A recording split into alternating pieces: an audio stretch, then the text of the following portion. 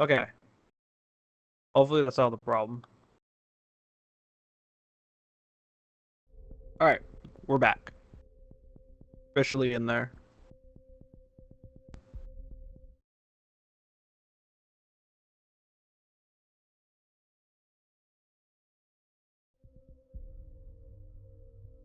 Alrighty. Any other issues? Are we good? Are we good to start?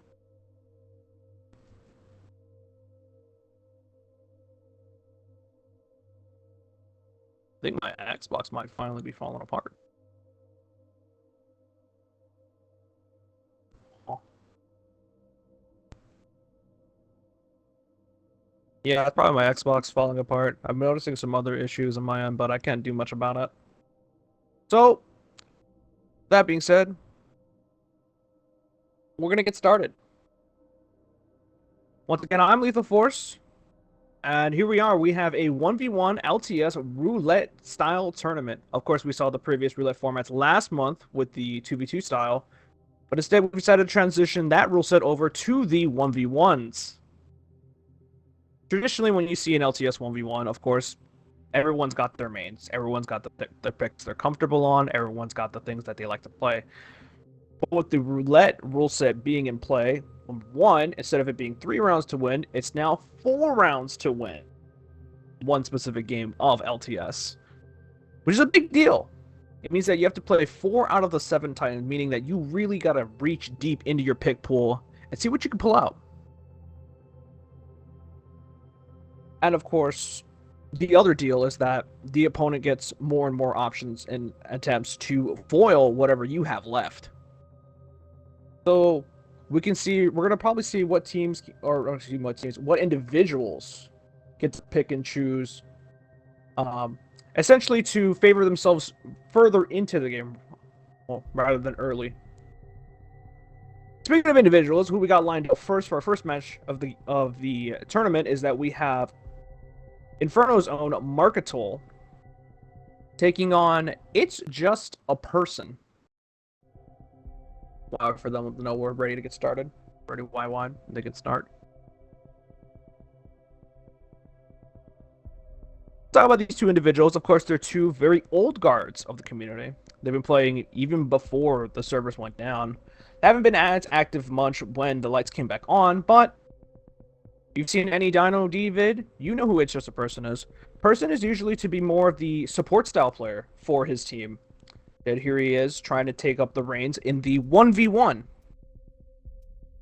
Person's admitted himself that 1v1s aren't his strong suit, but Person has a variety of Titan picks available. Person's been known to play the Ion, the Legion. He can play a Tone, and I believe he can also play the Monarch. He's not very proficient with the Ronin, but he can also play the North Star. On the opposite end, we have Marketol. Marketol, one of the oldest Mexican players, I believe, comes straight from Team Inferno. Inferno, they were obviously no slouches. And I believe he's been one of the longest running heads for that team. Marketol, I've seen him mainly play the Ion, and he's going to start immediately with the Ion. That's one of his best picks, I believe. He also has a Ronin. But actually, speaking of Ronin, Person's going to come out with the Ronin. I think Marketol might be taking Entangled because I believe he did a 0-point laser. There's a third laser shot. That's also going to do a lot of damage on the Person. Person's still sticking around a bit, less than a bar, but he's landed a decent amount of damage on a Marketol, but he's going to catch that reload. Person's in a bad spot here. Person already doomed by the looks of it. Marketol doing his best to mitigate more of this lead wall. Laser core online. It's not going to find a mark. Thankfully, Marketol hasn't gotten doomed yet. Flip core incoming. Does Person know how to melee box with this Titan? Is to be very careful because the tripwires in play. Arcwave is going to land. 1 melee hits, but Marketol is just going to punch right back. And he's going to steal the first round away from the tournament. Interestingly enough, also, by the way, that these two players have selected Drydock.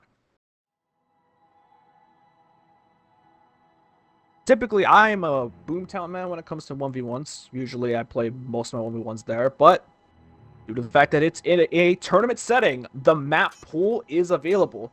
So not only are you forced to play more unconventional maps you might be uncomfortable on, but now you have to figure out and adapt new styles on the fly for basically your Titan picks. And speaking of other Titan picks, Marketol's gonna pick Scorch. Person is still trying to win with the Ronin. Marketol is rocking the tempered plating Scorch, so he's not gonna have a quick spot. So this level wear down is gonna take a bit of time. However, Marketol is not throwing his fire in that great area, so Person's been getting a lot of great damage. Also, Person gladly stepping away from the thermal kill, getting more shots in. He has the sword core. He does opt to activate. Marketol, what is your Bailey box like? Arclay's gonna get the do. One swing, one more swing left. Person playing very patient. He wants to make sure that he's gonna get the win. And Person will seal the deal. Actually, Marketol does have a crit spot. I was wrong on the tempered plating callout. Typically with Scorch and the Ronin mirror, you're gonna want to play a bit further back. When it comes to 1v running Ronin, with a majority of Titans, it's about two things. It's about map control, obviously. You don't want the Ronin to steal batteries from you. But the other thing is that you need to deny Ronin the fight for as long as possible and make him take as much damage on his way in. It's going to be a lot more difficult to do that because we are on dry dock. So pushing Ronin in mid especially, not a whole lot of ways to go. Speaking of going to mid, we've seen both these players opt to just go mid non-stop. Marketol turn in the corner, and Person is on the Legion. I was right. The throw rotation did kind of give it away, and Marketol now has to fight the Legion with the Ronin. However, he doesn't have a back to his name. He has to back out of mid. He's taking a lot of damage. He's not going to get the punish on the reload either because he himself is stuck in a reload. Person smartly holding not in mid, but outside of mid, so he himself is safe. Marketol's going to see if he can yoink this battery on the side. He's a little slow on it. And actually, no, the bat exchange will come into play. Person smartly taking mid for himself. The thing is, though, is that Marketol is the Ronin. He can play the long game with this Ronin and secure more bats for Person and get the sword core online. That is an option he has. However, Person's going to want to play aggressive. I believe Person likes to run the overkill on the Legion along with the double power shot. There's another power shot being used, so I don't believe that will be both of Person's main damage sources out. Earthquake incoming. Person smartly arcs the shield upwards so he doesn't lose his gun shield to protect himself from the level shots. Now here we are. Marketol has to make a decision. Does he want to try to all-in this Legion, who has this, honestly, a very staggering health advantage? But now Person got the Smart Core online. Again, Person does take the Overclaw on the Legion, so he will get Smart Core. Popped up there. Person did back out, so Marketol is going to secure another battery for himself. Like a Person have an angle on it. Marketol taking his time, making sure that the Legion doesn't have line of sight. But Person smartly showing his veterancy there, rotated back to mid, got the mid battery, I believe, as it spawned. So he's going to be enjoying life. Actually, no, I don't believe he did. Maybe he tried to look for some cheeky damage. Ooh, regardless, speaking of damage, Marketol's going to feel that one. He didn't block the power shot on reaction. Now here he goes, fighting Person. And Person hit another power shot. Smart Core out already from Person. Person's going to put the Ronin to bed, and that's going to be 2-1 for Person.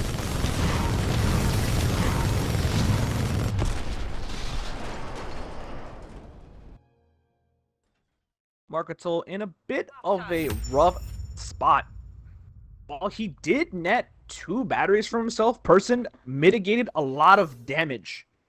By him mitigating damage, he was able to eventually just build Smart Core. And even though Marketol got the Sword Core and could have looked for the all-inning a Smart Coring Legion is a very difficult thing to do if you do not play correctly, especially with the health pool that Person had. But that's going to be 2 of Person's... Actually, that's not even going to be 2 of Person's main picks. Now I think about it. It's going to be 1 of Person's main picks down because he did use the Ronin early on. Marketol is trying to steal another round with this Ronin again, and he's going to opt to just go straight up mid. Going to see what he sees in a second. He's going to run into Person's Ion. Person very familiar with fighting the Ronin with Ion. Has a ton of practice against a bunch of different Ronins, including Dino D himself. Marketol opting to play a little patient. Again, the one thing that is different from most 1v1s that typically people run nowadays is that there is no Gentleman's Bat, meaning that the Ronin has to play without their shield.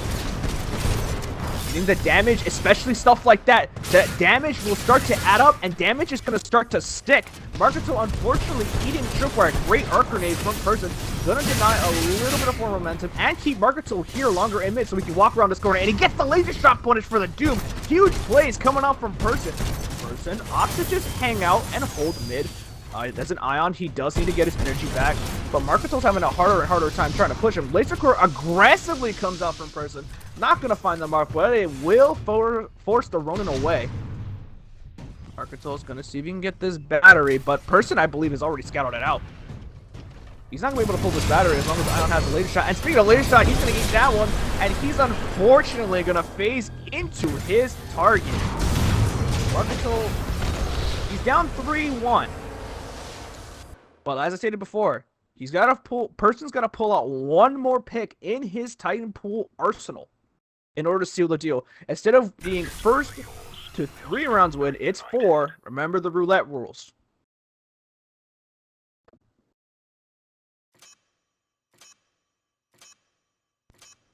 So we're going to see, does Marketo opt to change it up, or is he going to keep up with this Ronin? Because at this point, if I'm Person, and if Marketo's going to be stubborn, he could just lock in the Monarch, and Marketo actually will change it up himself. He locked in the tone.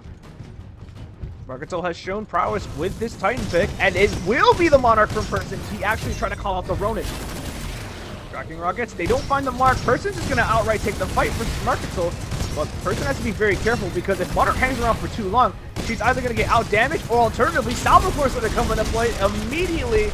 Person tried to be aggressive onto the overcore turn, and it didn't pay off that time. Another round for Marketo onto the board.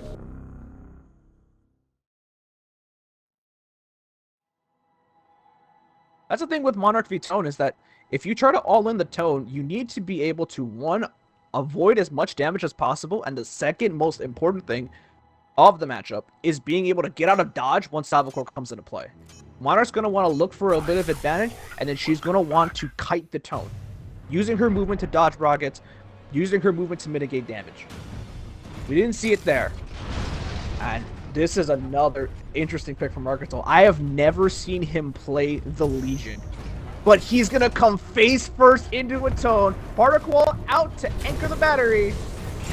Now he gets to fight a potentially overcore Tone. Person trying to strafe power shots. Unfortunately, not going to be able to find the mark. Person's taking a lot of damage. He might have honestly just gotten doomed just from that Legion mag alone. Tracking rockets out. Person will get the Salvacore. Marketo has to be very careful about how he chooses to push forward. Instead, opts not to. This is a good decision by Marketo, because had he all in, he might have gotten hit by the Salvacore. Tracking rockets come out. Marketo smartly disengages with the side sprint instead of using his gun shield. Marketo's trying to find one long-range power shot to his name. If he does get it, he will get the Doom. Instead, now the call seems to be to exchange batteries. Both players agree, so both side bets are now out of play. The mid bat, however, will be coming up relatively soon. Marketo does get the smart core online, but unfortunately for Legion, Salvacore is just a better core in general. Pop the gun shield kind of early.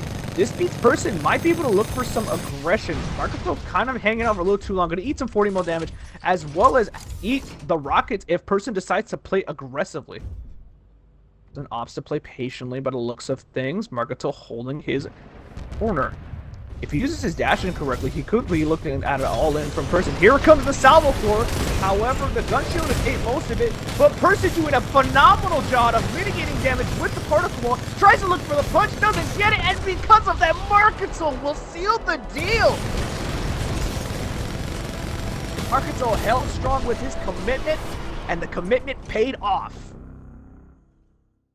3-3 is now the score, and we're only in game 1. Now, this is a bit of a dicey situation, because I believe Marketo has pretty much exhausted all of the comfort picks that he could have to beat a Monarch. More than likely, Marketo's going to lock in the Ronin, and he's going to run face-to-face against Person's Monarch. So unless he plays the matchup correctly, that's his only way to win. Unless Person decides to lock in something else entirely. But I'd imagine the matchup is more than likely going to be the Ronin and the Monarch. We're going to see in just a second. There it is. It is, in fact, the Ronin and the Monarch. Marketo, what is the plan? Alright, Person got it a little close, so he's about to get all in by this Ronin. However, unfortunately, the Arc Wave doesn't find the mark. Now Marketo is already almost half his health. Shotgun shot. Doesn't find the mark either. Marketo opting to disengage. He's going to go towards this battery. No, he's trying to fake off Person to see if Person will be greedy for the pull. The problem is, as I've said time and time before, Monarch gets shields, which means Ronin's damage gets to be mitigated. And on top of that, Monarch Siphon might as well just do a whole bar of damage. Look at the amount of kills Marketo has. He doesn't have any anymore. And now he's face-to-face taking all of his tick damage. Person rounding the corner because he understands how much advantage he has. Marketo just getting chewed to shreds by the XO16. Person is almost full health, by the way. Marketo uses the face back off. Person smartly chases after him. He doesn't activate the sword core either, so he's running out of more health. One melee. Never mind. Not another one for you, Chief. Person sealing the deal with a punch. A 4-3 victory for him on Drydock.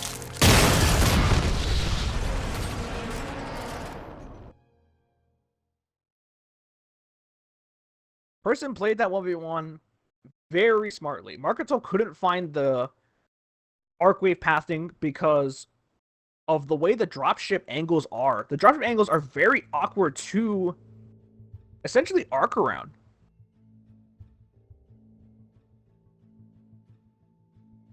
And because Marketo couldn't find the lead wall damage, he couldn't find the arc wave damage, the Monarch was essentially able to just snowball out of control. Lost half his ult relatively early on. Opts for a bad trade, but even then, he got hit by both siphons because he didn't mitigate any of the siphons. Everything just fell apart.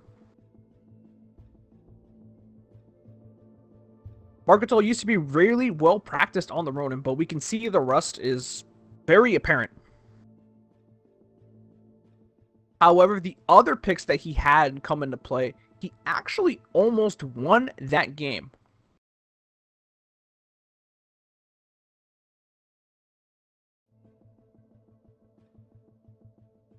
So we're going to see where Marketo opts to bring us into this next game for our first set of the tournament.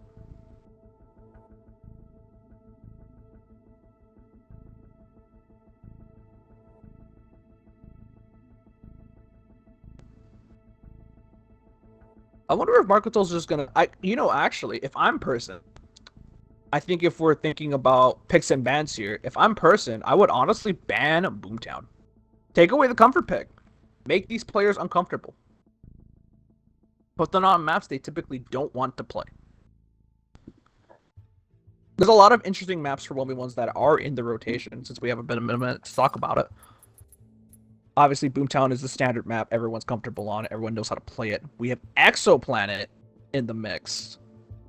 I think Exoplanet is very interesting for 1v1s because it forces more close quarters engagement because of the map, the battery placement being in the middle of the map.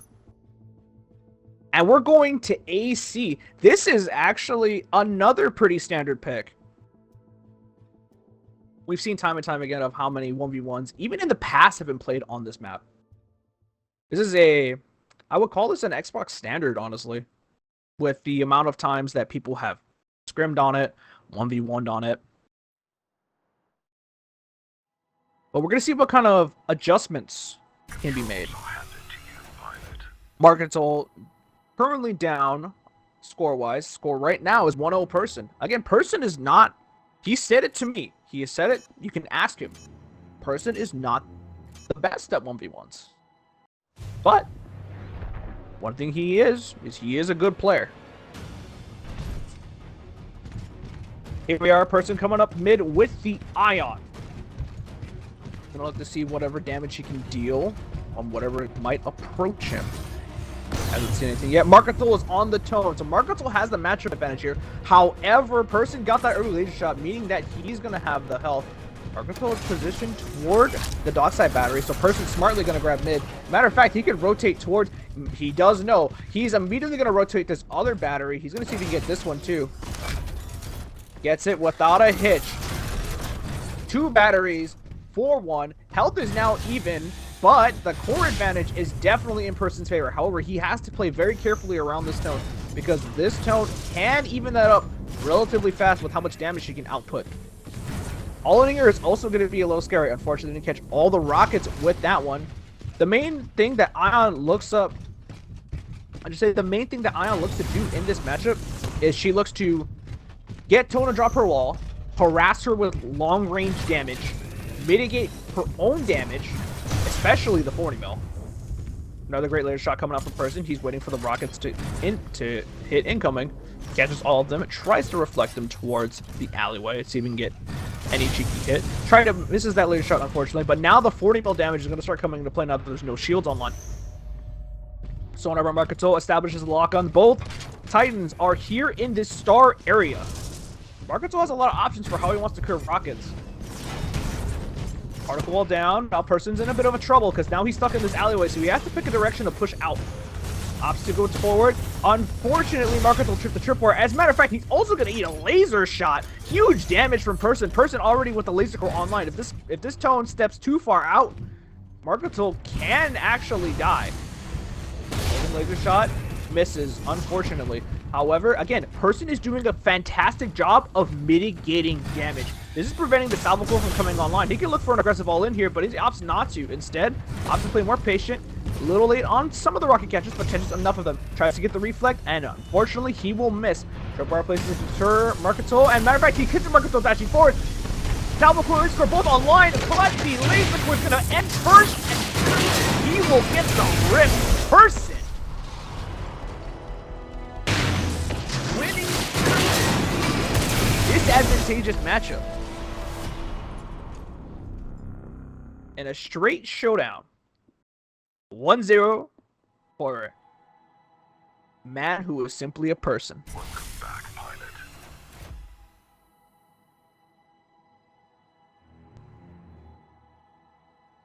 Now that's going to eliminate Person's Ion from the table. Earlier, we saw how Person opened the Ronin. And now he's still going to have the Ronin available. Instead, he's going to opt to select the Tone. I'm interested to see what will Person's final pick be here. Person spotter up Marketo, gets some early 40 mil damage. Person already establishing the fact that he has health advantage. Opts to dash aggressively into mid. He wants to self-anchor this battery, try to find the splash shots, but couldn't find it. Marketo now in mid, eats some tracking rockets. Person actually going to have to wall up to save himself some damage. Another full salvo from Marketo, but a full salvo right back at Person. Marketo looking for the aggressive all-in, understanding Person's wall isn't coming out yet. Person didn't drop his wall yet either. He blocked that one, but salvo core's come out. Who's going to win? Person's going to win by eject. What a big frame play coming out from Beta's Minus. He takes the eject to delay his Titan death just a little bit more than Marketo. Marketo falls over first, and that's going to be 2-0. Person winning the Tone Mirror. The Ronin soul transferred to pilot. That is one of the strats you can do in a core war or a core trade situation. You can eject and delay your death. It still counts as your Titan being on the field until it explodes. And here we are, Person already selecting the Ronin. We're going to see what kind of moves he's got for himself on this one.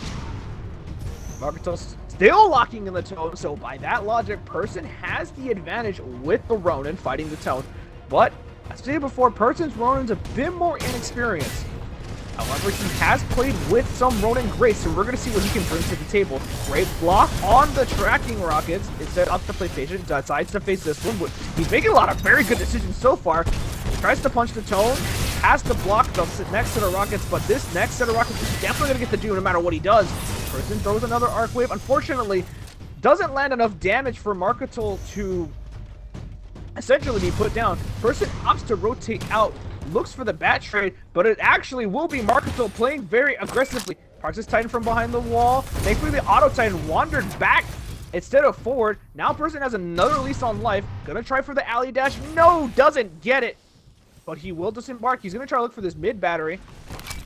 Did he actually get it? Does he get away from the 40 mils? No, he will not. Marketo will snuff his lights off from around the corner.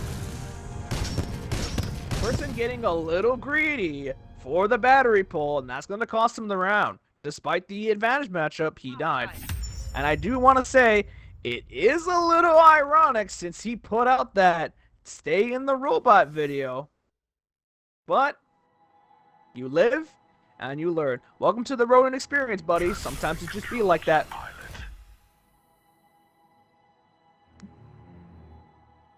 So here we are. Marketul now has eliminated Tone from his pick pool. So that means the Ronin Tone matchup will no longer occur. If Person wants to select the Ronin again, he's going to be met with a lot more fiercer opposition. And instead, no, Person will select the Legion.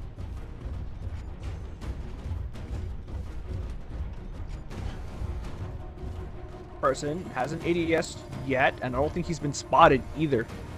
Taking a comfortable mid position, opposite sprint forward, so we can get some map control going on. And it's going to be Ronin, or not Ronin, it's going to be Ion Legion is the matchup. This is a tale as old as time. Who wins in the matchup? Typically, the Legion will. The only reason why is because Ion's best bet at winning the matchup is either A, outpoking Legion and just denying his damage for as long as possible, or reflecting it. Unfortunately, Marketul didn't reflect that one, Chief. You're already down a huge amount with that power shot. Gonna back up and destroy the tripwires, and he's gonna take this center stage here. Gonna get some free damage. And I'm actually wondering, is Marketul still running the Entangled Energy Kit? That will guarantee a bit more Vortex uptime, so he has more opportunities to catch power shots and bait them. But he didn't catch that one either! That's a huge win for Person! Person landing blow after blow. Both Titans are now stuck in this star area. The stare down begins. Person might look for a dash power shot here. Actually, no. The thing with Person is that Person's not a very greedy player.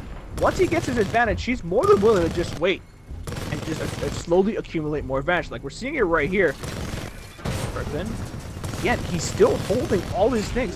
Here comes Marketul with the laser core. Double power shot comes out. Sparkle comes out. You're not gonna be able to take all of that damage. Person is gonna put the Ion to bed. In another 3-1 situation.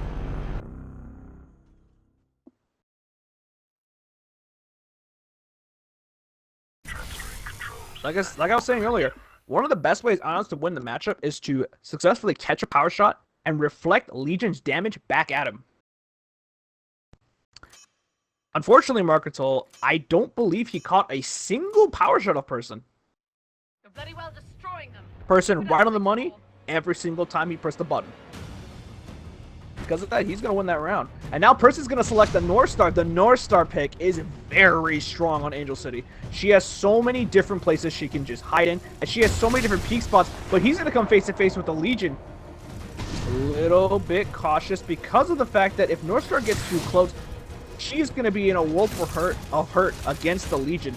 He's pinned himself on the radar with that cluster plus tether placement. Be very careful. The long-range power shot incoming from mid. Marketul got a few bullets in, but he didn't get that much. Person sees the fact that the bat trade is happening. Clusters mid, smartly enough. This is the thing with playing North Star. North Star allows you to have more battery control just by the fact that she has mobility and cluster missile. Cluster missiling and denying the mid battery was a great play from Person. But I don't know about sticking around here is, thankfully dodged the close range power shot. Person needs to use this mid building to his advantage. There's a ton of different peak spots through the little windows in the mid area. Is Person going to look for the dash peak? He tried to find it. Unfortunately, isn't able to seal the deal with it.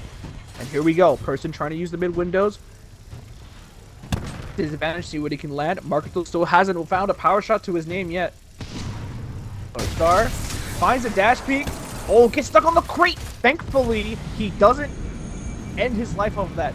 However, uses hover. Marketul's gonna know exactly where he is, and he's gonna take a free almost bar of damage. Matter of fact, Marketul's gonna get out and get the battery. The tree! The tree blocked the battery punish. How unfortunate. Person, you have to be very careful about rounding this corner because Marketul could actually know exactly where you are. Titans are very loud.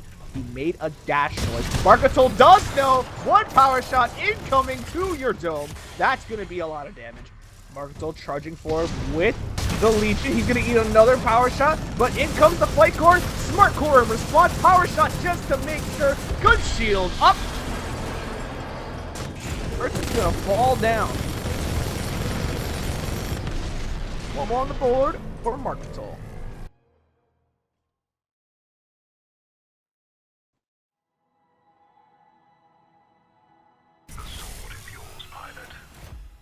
Unfortunately, one of the #1 enemies of the North Star, on this map especially, are the trees and the poles. Any little thing that can block your plasma railgun projectile, that means the other Titan doesn't get to take damage.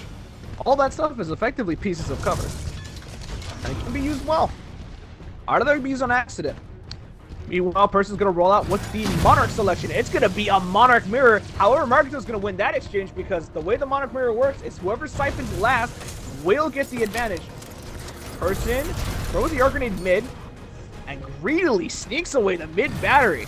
The thing is, however, is that it is a Monarch Mirror. Again, Monarch, very good about taking away shields. Person has time to sneak this battery as well, and he will get it. Gets back in his Titan safely. He secured himself a 2-bat advantage. Marketol not taking the Siphon, surprisingly, instead opting for just raw gunfire. I believe the next Siphon will sap away most of his shields. Actually, Marketol might be holding his Siphon. No, instead he opts to just shoot. It's a misplay by Marketol. He does get that Siphon. He holds and he gets the next Siphon, but he downed so many cooldowns. Matter of fact, he doesn't even have an XO16 available. Marketol definitely getting duped in this exchange. Person full health is going to charge around the corner. He's going to put Marketol down. It's going to be a 4-2 victory for Person. Person winning the first match of the tournament for himself, and he will go further in the winner's bracket.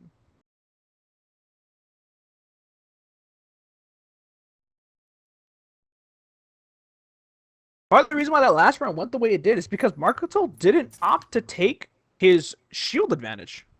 Again, the Monarch that siphons last will walk away with more shields than the other Monarch. Instead of taking his shields away when he got the battery, Marketol instead not to use his siphon, instead decided to use his gun, which, unfortunately, if Monarch has shields, you're not doing health damage. On top of that, of course, Person also got the 2-to-1 bat advantage, and things just snowballed his way from there. Person's not going to complain. He's going to happily walk away with those results. We're going to find out where our next match is as soon as I pull up a bracket.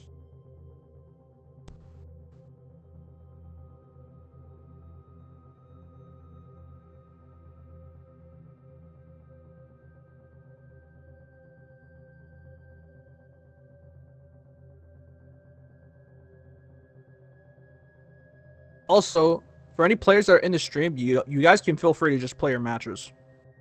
I don't know if that needs to be said or not, but in case that does, feel free to play your matches, especially since it's round 1. We're gonna find out where players are in a moment. I'm gonna try to get our next match set up. I'm kind of hoping everyone just played, but I'm not sure. So at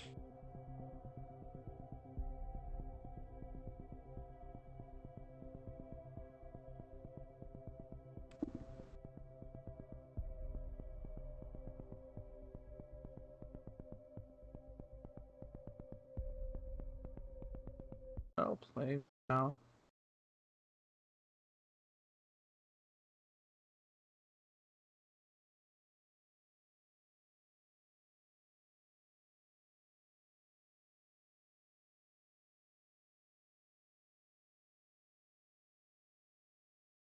Go find him on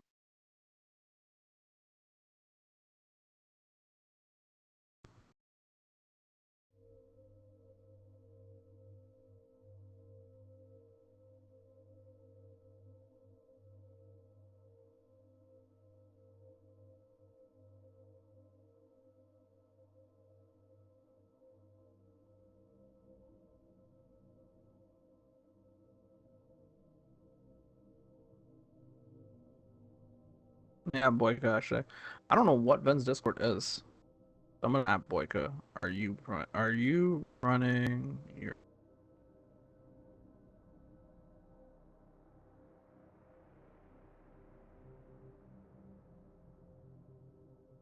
typing one-handed sword?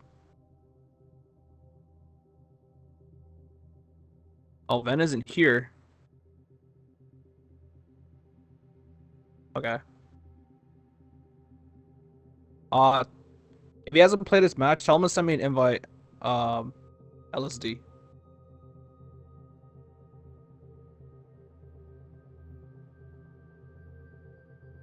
Yeah. He's next. Just get him in and tell him to send me an invite, and we can do that. Also, for those of you that are on the other side of winners and you're waiting on me, Boyka and Fortens, just play your match. We're gonna try to run this tournament a bit more timely. I don't think we need to stream everything, only because like I would like to like not be here for 6 hours, and I don't think everybody wants to be here for 6 hours. You'll invite me? Okay, cool. Thank you.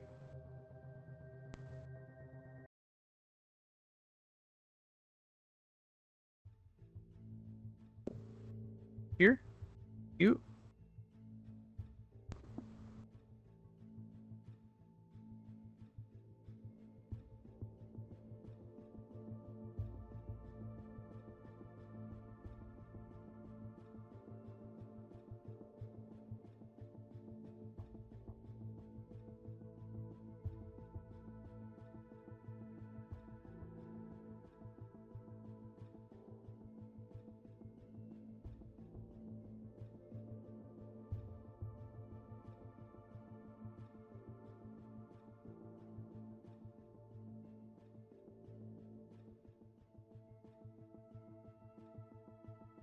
So it's gonna be.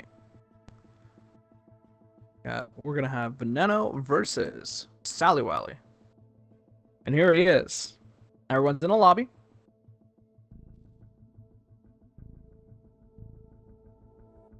So this is the other side of winners.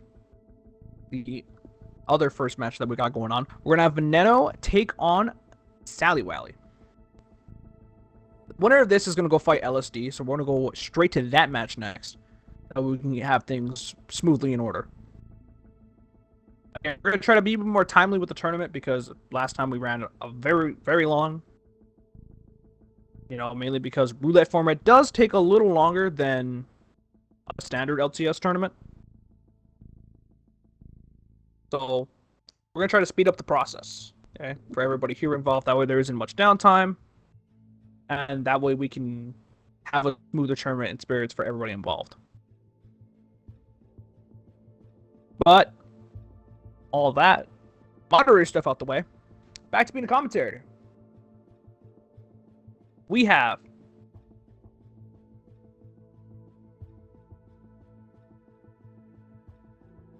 Veneno versus Sally Wally. Veneno, I believe, is from PS4. But he's also been on Xbox. He's been on Xbox for a while now. Honestly, he has been. Yes, Marcus, I already told them about it. Don't have to worry about it. I already added people. So, if you can get in touch with Fortunes and tell him to start his match, let him know. Anyway, back to commentary. So, we have Veneno versus Sally Wally. Veneno, of course, a long-time console player. Part of the, I believe, the Unholy Squad. The Unholy Squad is a very interesting team because they have shown that they can play not just their own main picks, but each other's roles as well. Veneno has shown he can play the North Star, he can play the Tone, he can play the Legion, he can play the Ronin, he can play the Ion. Veneno essentially has the whole roster available to him. On the other side, we have Sally. The main thing we've seen from Sally time and time again when he does play is that he usually runs the Ion. So I'm very interested to see what he can bring to the table for the Roulette style tournament. Here we are, we're going to grab Veneno. Veneno taking the Turbo Engine Ion. The thing with the Turbo Engine Ion, the thing with Veneno actually is that Veneno values the mobility and rotation ability that Turbo Engine provides with these Atlas type Titans. And it's going to play into his North Star strength really well because he's going to have the ability to dash peek, similar to like this, where he gets one dash, he has another laser shot charge, he looks for another dash peek. Punishing this style of play is very difficult. Also, he's going to disembark and get back in. This is an Ion Strike Classic. If you don't know, when you disembark for your Titan and get back in, it reloads your weapon on top of giving Ion a full energy bar back. He tried to get the toe shot. I think he got a little bit of damage, but it's going to be a straight up engage from the two Ions. Both the Ions are just going to look to fight. Veneno out of a lot of ammo, so Sally Wally, I think, overall is going to win the trade. Going to delete Veneno's shield. Stuck in a bit of an awkward spot because the tripwires are there. Matter of fact, Sally Wally is caging him in, forcing him forward. Sally Wally going to take the fight. Great punch, friend. But better block from Sally. Unfortunately, eats the tripwires. Fen is still slightly losing. Sally Wally taking another punch. Tripwires in play. Sally Wally using the last of his red shield to get out of dodge. Both ions are going to effectively reset here. Ben using the laser shot on that tripwire, meaning he's going to be down a lot of energy if Sally Wally decides to play aggressive. Sally Wally, he doesn't block the laser shot. He anticipated the dash peek, but doesn't get the block. He's going to look to be aggressive here. Tries to find a laser shot of his own. Can't find it. He's painted himself on the radar, however, with that melee. And that Sally knows exactly where Ben is going to go. No. Understanding where his opponent's position via the sound. He knows that Sally Wally is in mid. He tries to find a cheeky shot, but it will be Sally Wally that comes on top of that engagement. Titan stationed up in mid. Obviously, they don't want to exchange batteries. They want to just fight and end it here and now. Sally Wally gets a nice trade, utilizing his health advantage really well. But Veneno unfortunately stumps on tripwires that earn his own. He's going to have a laser core available as well, however, due to that damage. But Sally Wally, again, more than willing to take these trades because these trades are overall going to favor him. Sally Wally, I believe, still not doomed. Veneno, half a doom bar. Playing aggressive. Dash peek from Veneno. Barely survives. Gets the doom onto Sally. Uses some of his energy to vortex because the ion laser shot is coming. Sally Wally will put Veneno down. 1-0 for the ion main himself. That's unfortunate. Veneno, unfortunately, tripping tripwires that weren't his own. And because of that, Sally understood. Sally was just down to just play the trading game. That way he doesn't have to mind game around a vortex shield. He doesn't have to do anything fancy. He's just like, okay, if you're going to dash and peek out at me, I will just exchange lasers with you. Despite the fact that how strong Veneno's dash peeks are, Titans are still very large targets. You can still hit them. Otherwise, going to capitalize the situation. Veneno's still going to rock the ion. We saw this a lot in the previous 2v2 Roulette style tournament where both teams had to select the same Titan. Veneno opting to select the ion. He's going to get the punish on Sally Wally for sure with that one. He got the tone lock, so he has to be careful here. Does get the rockets, does reflect them back. Does also get the laser shot. Try to find another one, but unfortunately, Sally Wally come over the particle block. Good block from him. Now has to be very careful of the tracking rockets that are in play. Throws a punch back. Sally Wally being very patient with the tracking rockets. Tries to punch again. Sally Wally is missing health, but unfortunately the lock-on tie him down, so he's not going to get that tracking rocket damage. Tracking rockets actually are incoming. He still had locks, surprisingly. Now going to take whatever damage he can get. Tried to find a laser shot there. Smartly melee cancels. Sally Wally didn't count on it, so he didn't punish. Great catch from Ben. Reflect, tried to reflect in the mid. Great laser shot from him as well. Ben can play aggressive and look for the laser core because Sally Wally is nowhere near close to the core, and he will double dash laser core. Sally Wally will be taking out the game.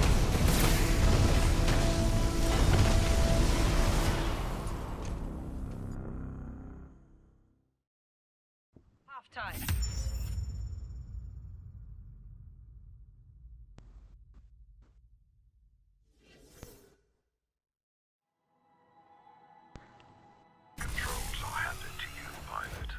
That round's going to go to Veneno.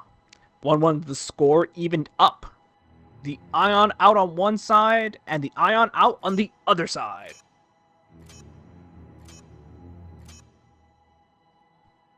Now we're going to see what Sally Wiley's picks are going to match up against Veneno's picks. Put a stick over here. Veneno opting to select the Ronin. On the other side, is Sally Wiley going to still select the Tone? He will. So he's going to run face first in this matchup, but I'm not sure if he got that sonar off. He did. He knows the Ronin is in play. Going to opt to get a battery of his own. If I'm Sally, I'm trying to back up, and I'm trying to hang out in an area where Ronin can't arc me and be as annoying as possible. This is going to be a very hard fight for the Tone. But instead, he actually opts to just run away. But tracking rockets are going to hit him, actually, because of the fact that tracking rockets track through your phase dash. Sally Wiley actually out going for the alternative strat, which is build distance from the Ronin. Another unblocked salvo. More tracking rockets raining down on a Veneno. Veneno losing a decent amount of health, but he's not out of the fight yet. Sally Wiley still needs one more good tracking rocket punish to put Veneno in a very bad spot. Because Veneno hasn't landed that much damage.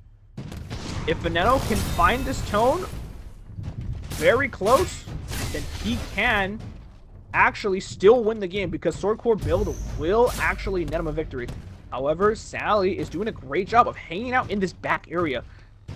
This back area provides the fact that he has line of sight on the battery where Veneno is currently placed at.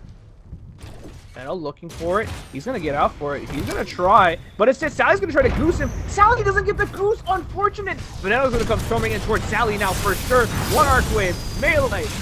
Sword Core activated. Second arc wave. Melee. Not much the Tone can do here. Sally Wiley opts for the punches. Veneno opts to stall his melees. He understands Sally Wiley wants to live. And Veneno's going to take that win. Veneno got very greedy for that battery. Sally Wiley understood what the right play was, but he couldn't find the shot. So Veneno will live, fight another day. That's going to be Veneno's Ronin eliminated.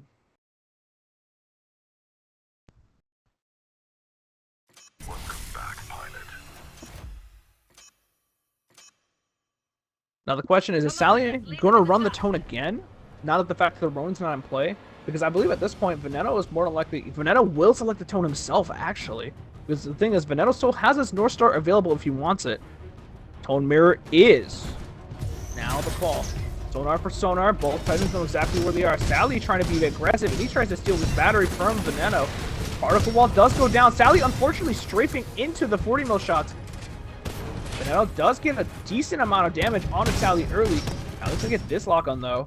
But the tracking occurs, Veneno's going to actually use most likely his ability to dash forward. Exactly, he will. He'll dash forward, avoid the rockets, and try to see what kind of damage he can land. Unfortunately, all the tracking rockets went towards the wall. Veneno, he still stuck around in mid. I like this play from Veneno. Instead, he's going to be the one that's going to get shot. Sally Wiley actually gets caught pulling the battery, gets a small punish on Veneno's end. Veneno has to be very careful because tracking rockets can actually goose him. But they miss. They thankfully don't come in time and miss the mark. If Sally Wiley would have gotten that tracking rocket timing, he absolutely could have goosed Veneno with the tracking rockets. Getting back into a Titan, even with Basenbark against tracking rockets, is such a scary endeavor. With Veneno, we've seen how the greed has worked out for him so far. The tracking rocket barrage. Veneno's just going to all in now because he understands he has core advantage. Matter of fact, now he also has wall advantage. He's going to definitely play aggressive around this corner. He's going to take another splash shot. Going to take another set of rockets towards Sally. Matter of fact, Sally wants to eat more shots. He's going to eat another rocket set towards Sally. Salvo core is now online for Veneno, but he's playing a little cautious because he isn't sure how much core Sally Wiley himself is at. Because Sally Wiley can still make the comeback. Great 40 mil shots coming out from Ven. Another tracking rocket barrage finds the mark. Sally Wiley is doomed in mid. He's running out of health and options. No, actually opts to stay in this mid area. Actually, not this mid area. He opts to go for the battery, but instead he saw that Sally Wiley has the lock on. Sally Wiley is getting up for this battery, however, gets the splash shot, seals the deal. Unfortunately, whoever is the host, which I believe is Veneno, didn't set it to 4 rounds to win. Somebody didn't read the rules.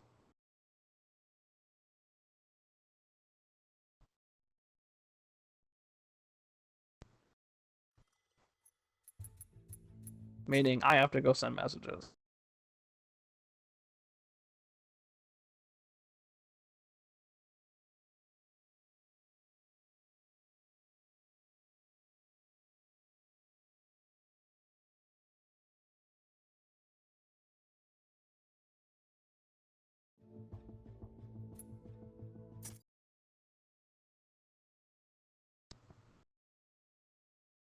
Okay.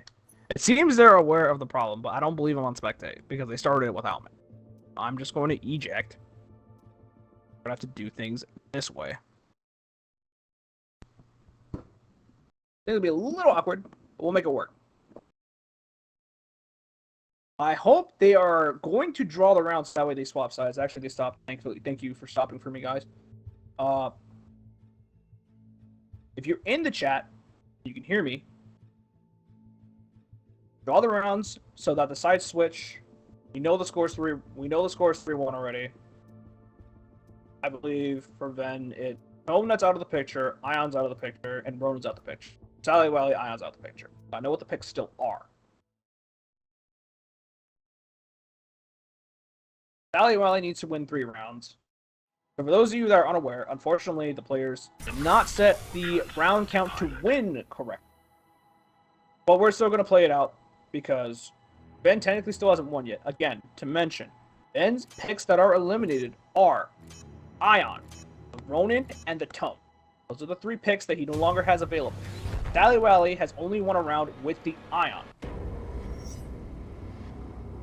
And so right now, we're resetting the game to a situation where the sides are swapped. That way, the correct sides will be played for the final round of this game 1. For those of you wondering what the round count technically is at home, currently Ben sits at a comfortable 3-1 for himself. We have seen a few 3-1s today. Person sat at a 3-1, and that score ended up being 3-3 in his first game. He sat at a 3-1 again in Angel City, but he shut that one out, I believe, 4-2. So we're going to see if Ben can essentially make this next game be a 4-1 for him.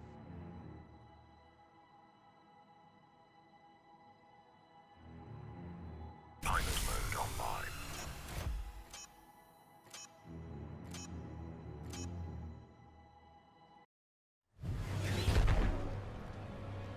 And now we have the correct side, so here we go. Veneno locking in the Monarch for himself. I think the Monarch is a great pick because the Monarch, he actually does know the Tone v Monarch matchup. Sally is still selecting the Tone. No, Sally has selected the Legion. He's going to get spotted out by Ven. He already knows what the matchup is. Now Veneno has free mid control. And opts to look for... No, he instead decides to smartly grab his home battery. But actually will get punished by Sally. Huge damage coming up from Sally. Ben will punish the return, but he misses the Siphon huge. Now he has to interact with the Legion because he's down a lot of health. Matter of fact, he's going to be down his entire shield bar. However, can't get a Siphon to make it up. He has no power shot, so he can look to attempt to look for a Siphon right about here. Oh no, unfortunately, he missed. I think he might have hit the tree. And because of that, he's going to be missing a lot of essentially evening up potential because now he has to engage Legion. Well, he's fully aware of the situation. He missed another Siphon. Unfortunate. He finally got that one. He got some shields, but it already immediately taken away by Sally. Sally with a gigantic lead. Then, how are you going to come back into this one? Got more by the Legion. Then already down to almost just a bar. Legion, I believe, sitting at comfortably full health. Almost full health. It's so scary. The further you go into this round, the further the life deficit becomes. Ben trying his best to make up any and all advantage that he can. Now sitting by the wall, but he's going to get power shot again. He's definitely been seen by Sally. Sally knows exactly what he's rotating. Actually, no, he doesn't. Sally hasn't peeked in the mid. Ben will try to look for his battery, but not this time, says Sally Wally. And Sally Wally will hit the long-range power shot perfectly timed on the battery.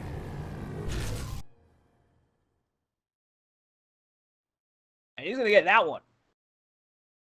Meaning the round count is now Moves, pilot. It is good to have you back. a 3-1 for Ven.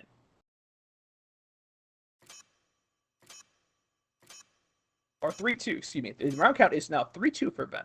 They aren't winning by much. Ion and Legion eliminated from Sally Wally's pick pool. Veneno going to see what he opts to pick again. Is he going to go for the Monarch? He does. I wonder if he's counting on the fact that Sally Wally will likely and eventually pick Ronin. Instead, now Sally Wally is going to run straight into the excuse me. Veneno's going to run into the town. Now Veneno knows exactly how to play this matchup. Driving around the wall and trying to get some cheeky damage with the XO16. And again, unfortunately, he didn't mitigate that much damage. He actually lost most of his shield. But that set of rockets are inbound. Looks for a aggressive Siphon, but uses his movement correctly to block off a lot of Tone's damage. Battery exchange comes into play, but overall this does technically favor Tone, because Tone is going to get closer to building that Salvo Core. And if Monarch is in the general vicinity, Monarch is going to go down.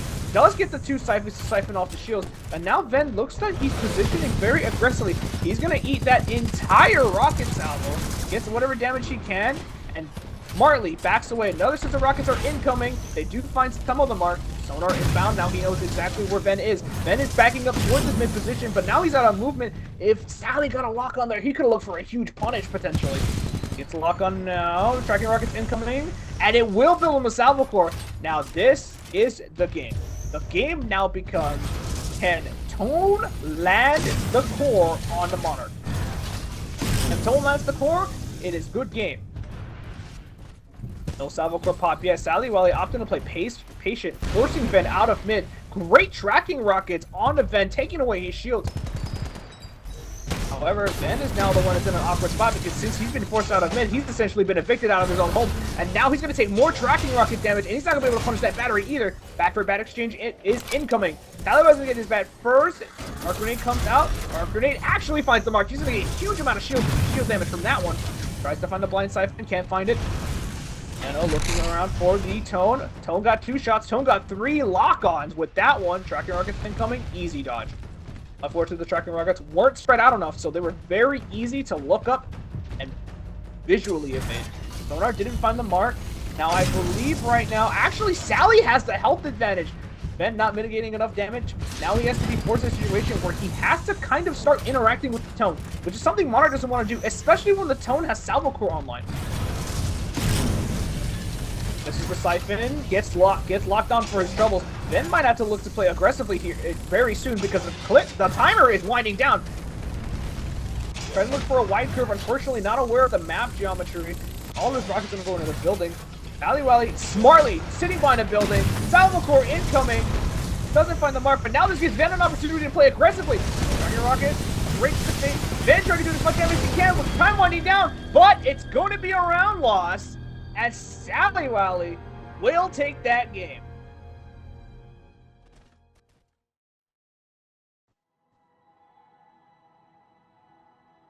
This isn't for yours. We are stronger united.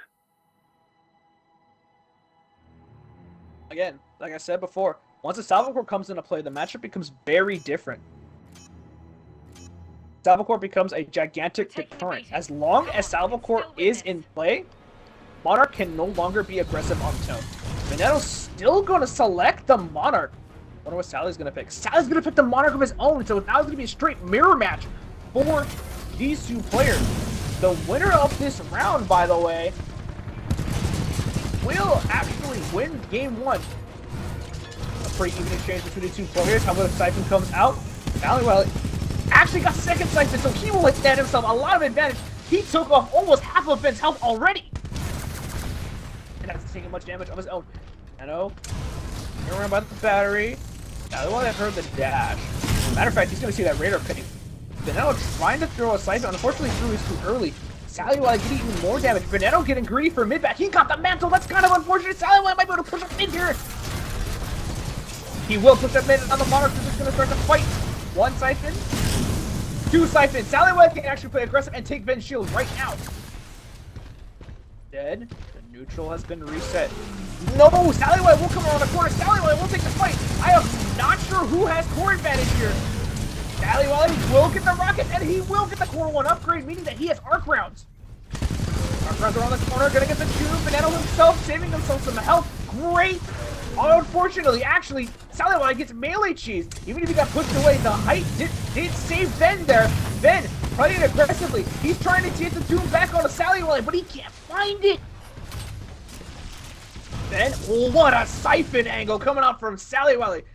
Veneto now stripped bare. He only has that little bit of Doom bar left. He will die in literally 3 exotic. 1 siphon goes down. Oh my goodness, there's 2 rounds. And tries to get up for the battery. Sally is going to pull up and say, "Thank you, my good sir. I will happily take game 1. Sally with the clean 3-round comeback.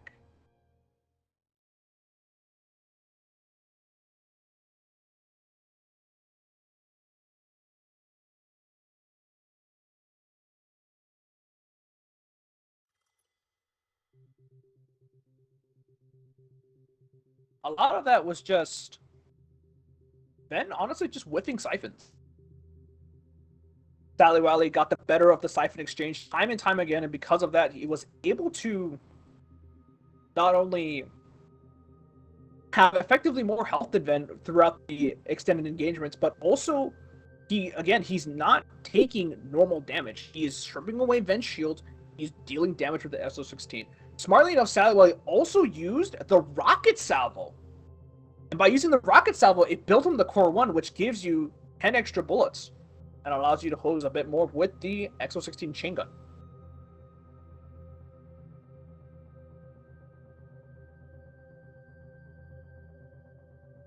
Sally Wally will win game 1. Hopefully, Veneno does adjust the round count so that we can go to the 4-round victory that we're supposed to go. And technically, the round count for that first game was 4-3 Sally Wally. A very close, a very intense set that we just had.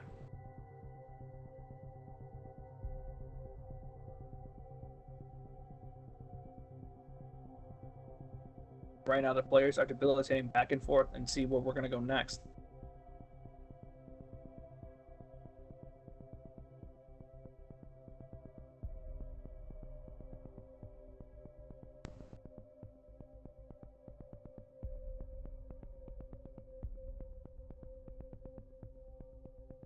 Player debilitating going on right now.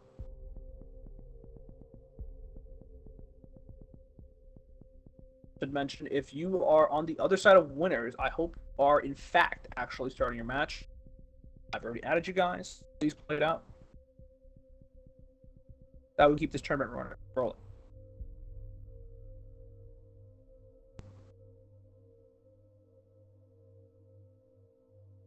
Also, if Boyka finishes his round 1, you guys can just play. That way it'll be faster. Because then I can just go straight to Veneno / Sally Wally versus LSD, who's at my side.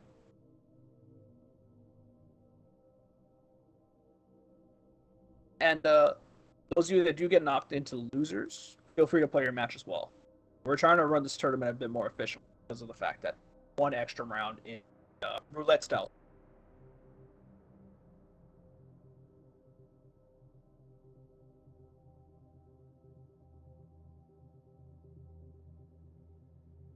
Yeah, guys, if you are currently winning on a match or you're not, if you're trying to run a match, do run that immediately. I will be going to another match after this, then we'll go into winners final, and then after that we'll catch up with you. But we're going back to commentary, and we are going to catch up with this set. Sally Wally sitting 1-0 over Veneno, and Veneno opting to take Sally Wally to complex. I think this is going to play into Veneno's style a bit more, because Veneno has been shown to be more of an aggressive player. We've seen some of the risks he likes to take. We've seen some of the offense he likes to play. Sally Wally, I honestly think he was just mainly getting the more methodical play coming out in the 1v1 set on Colony. And he has a bit less of that here because the Titans are forced in such close engagements. And Nano gonna lock in the Monarch round 1, and Sally Wally's gonna have the Legion ready for him. Now I wonder what the pull strategies are gonna be. And Nano more than likely gonna recognize that Sally Wally took a while to pull, meaning that he's more than likely on a slower Titan. Sally dashing around the corner. He more than likely Veneno has hurt him. Veneno more than likely hiding around a corner, trying to see if he can find this siphon. Sally Wally has to be very careful. Hasn't been seen yet. Not sure if Veneno has melee, so if by that, there's one siphon that's going to take a lot of health. But Veneno's actually hung out really close to this Legion. Sally Wally is going to morally dash around this corner and get some damage in. He does get some return damage, but now the Monarch, I believe, technically has a little bit of health advantage over him. Sally Wally's smartly going a long range, but he's going to dash. Can see if he can find his power shot. Does he get it? No, he doesn't! Veneno barely escapes by the skin of his teeth. Sally now stuck in a little bit of an awkward spot because he has to find damage on this Monarch, and this Monarch is just going to play hide and seek with the Legion. There's another Siphon, meaning that Veneno is again at full shield. He tried to find that one, more than likely. Is Veneno going to be greedy here? He will be. Matter of fact, he's going to play offense here. Gets himself a solid over a bar of damage onto the Legion. However, now Veneno's kind of close. But smartly disengages from behind the wall. Splash power shot. Gonna find the mark. Great stuff to Sally while eliminating that shield. Now we can start doing actual damage to the Monarch. Veneno is actually close enough to start punishing this battery, I believe. No, instead he decides to pull himself. Sally was going to get back in. Sally was going to turn the corner. Sally was going to get a free power shot. Free double power shot, as a matter of fact. But Veneno will continue the health lead. Alright, bullets rain some damage, but it's not enough to close the gap. He needs to find his next power shot. He did it off to dash. Unfortunate. That means that Veneno has definitely still continued to health advantage, right? But Veneno's actually kind of close. Oh no, and Sally, well, he's pushing aggressively. He's still looking for a fight. Smart Core activated, meaning that power shot is actually going to do extra damage. That other one couldn't find the mark. Right now, I believe Veneno is the one that needs to make the play here. He's spotted. He's been seen. Here comes one power shot. The problem, however, is that Sally hasn't reloaded. Veneno does get doomed. Veneno does push aggressively. Does he recognize the Legion's reloading? No, he doesn't, so he doesn't lay in more damage. He's pushing her on the core. He's pushing him as far as he can. But now the Legion's reloaded. The Monarch has to win this fight outright, and she just can't. The Predator Cannon is a much bigger gun than your XO-16. Goodbye. 1-0. Sally Wild.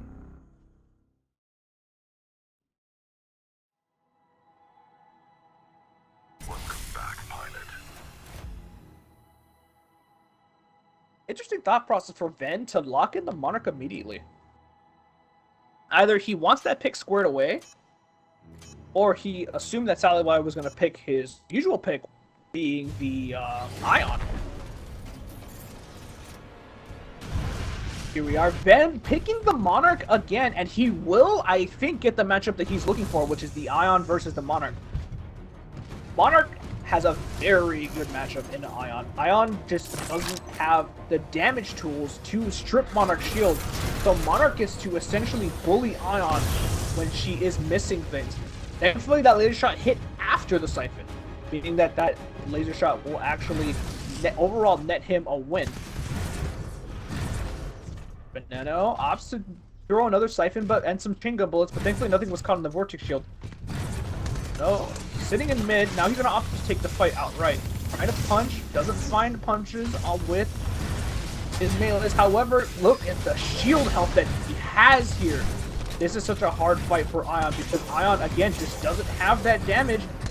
And because of that, she had to expend her entire primary ammo. Sally, however, similar to Person, doing a fantastic job mitigating damage and will find the reload over time. He's getting punched though. He's slowly but surely missing a lot of health. Catches one bullet. Veneno on the other side doing a fantastic job of not beating Vortex. Laser Core might come out relatively soon. Oh, it's dead. Sally opts to play patient. Punch after punch, XO-16 rounds are thinning, but the chain gun upgrade comes in just in time, and he barely actually does find the kill with a rocket salvo. Sally barely survived. Couldn't take any more. Veneno will even up the score on the complex game, 1-1. We saw it there, though. As I've seen it before, it's so hard for Ion to do damage to Monarch. We saw how a lot of the damage was mitigated just by having shields up. Even though Sally was able to strip it away with the splitter rifle, he eventually runs out of ammo, but even with that, he can't afford to laser shot because if he does a laser shot, the Monarch will just lay into him with the XO-16. It's a net positive trade. Because again, Monarch loses shield, Ion loses health. Eventually, bullets come online, and Not a lot Ion can do. Moving on to the next matchup, however, we got the Ion Mirror match.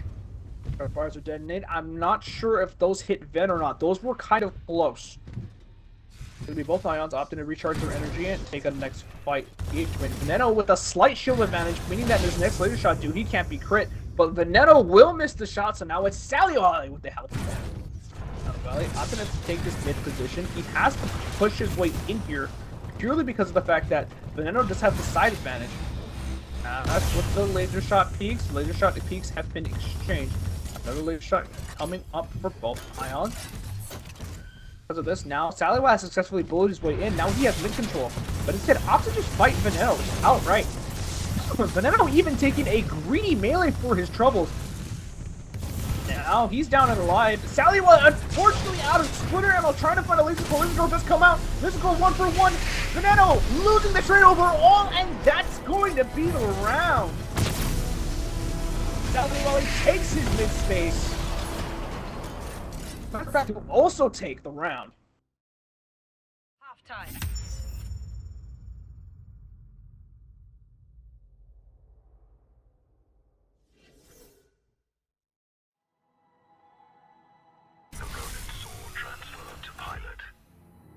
Sally Wiley sitting comfortably with this 2-1 lead, but Veneno is still right behind him. Veneno still has a ton of picks available to him. And since it's 4 rounds, I believe the sides still haven't swapped yet, meaning that Veneno still has one. Actually, no, sides have swapped because of the 3rd round. Meaning that Sally Wiley now gets access to the mid hold. And now he will select the Ronin for himself. I have never seen Sally Wiley ever play this fight. So we're going to see what kind of skills he brings to the table here. The good news with holding this mid area is that by holding it, Ronin doesn't have to push in. Ronin doesn't have to rotate anywhere. Ronin can just sit right exactly where Sally is sitting and just wait. And it's a Ronin mirror. Both Titans are on the corner. Both Titans know exactly where they are. The stare down without even looking at each other. Sally tries to find the melee. Finds an unblocked arc wave. I believe both Ronins are out their shields, but Sally hasn't taken a reload yet. His reload yet. And because he took the reload late, Veneno will get a nice punish. Now he has shield advantage over Sally. Melee. Arc wave punish for the melee. Great shots coming out from Sally Wiley. Takes the fade. Opts to punish Veneno pretty hard. Has a Sword Claw online. Actually gets Sword Claw over Ven. Doesn't count on Ven meleeing, however. Because of that, Sally Wiley is going to lose the trade overall. Arc comes out. Great dodge from Veneno. He actually does get arced. But Sally Wiley opts to just reset because he has the mid control. But however, Veneno going to find a clutch arc wave. Gets the doom onto Sally. Sally was coming up overall in the trade, but despite the fact he was coming up over the trade, Veneno does it. Essentially do a decisive move. Now Sally is doomed. Sally Wiley peeking the mid battery. Veneno fully aware of what's going on. I wonder if Sally Wiley is gonna go aggro on Ven's battery. He does. He's trying to bait Ven into going for his battery so he can get a kill. Ven got a shotgun shots, I believe, so he could look for a cheeky either charge rifle, if not, whatever anti-tank weapon he has. As a matter of fact, he could try to look for... No, actually, the battery's still in play. There's a charge rifle, actually. There it is. He tries to find a dupe with it. Gets arced. Decides to smartly get back in. But now Ven's going to go for the battery. Pilot duel comes out. He tries to find the kill. Can't find it. Does find the dupe with the charge rifle. He needs to get back into his Ronin immediately, but he won't be able to. Veneno takes out the pilot of Sally. Sally stuck around for a little too long. And that did him in.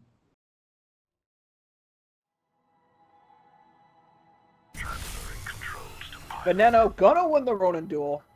Even up the score.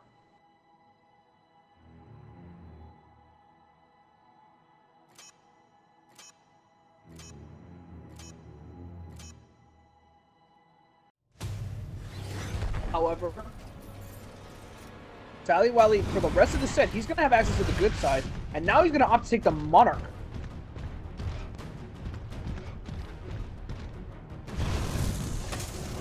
However, I am very interested on what Titan Veneno opts to select here. As he went with Ronin, there's not going to be a Ronin in play, and he's going to run straight into the Ions. This is Sally Wiley's Titan. That means that he's very familiar with this matchup. Matter of fact, Sally Wiley is going to go start taking space. Get some TP damage with the rocket salvo. Can't avoid the tripwire. Actually does, surprisingly. I am not sure how those tripwires tripped, but they didn't trip. And while he lives, punch. Veneno. Again, Veneno's a very aggressive player. You can count on Veneno for wanting to throw these kinds of melees, especially if you punch him first. There's another one. As I stated before, Veneno is going to punch. There's another one getting punished. Veneno eating a lot of damage off of these melee trades. And so 16 upgraded. Thank you, my good sir. I would like to play aggressive into your Vortex Shield now. Veneno out of options. Opts to pop the laser core, but it's definitely not enough. Sally Wiley will take the kill with the rocket salvo.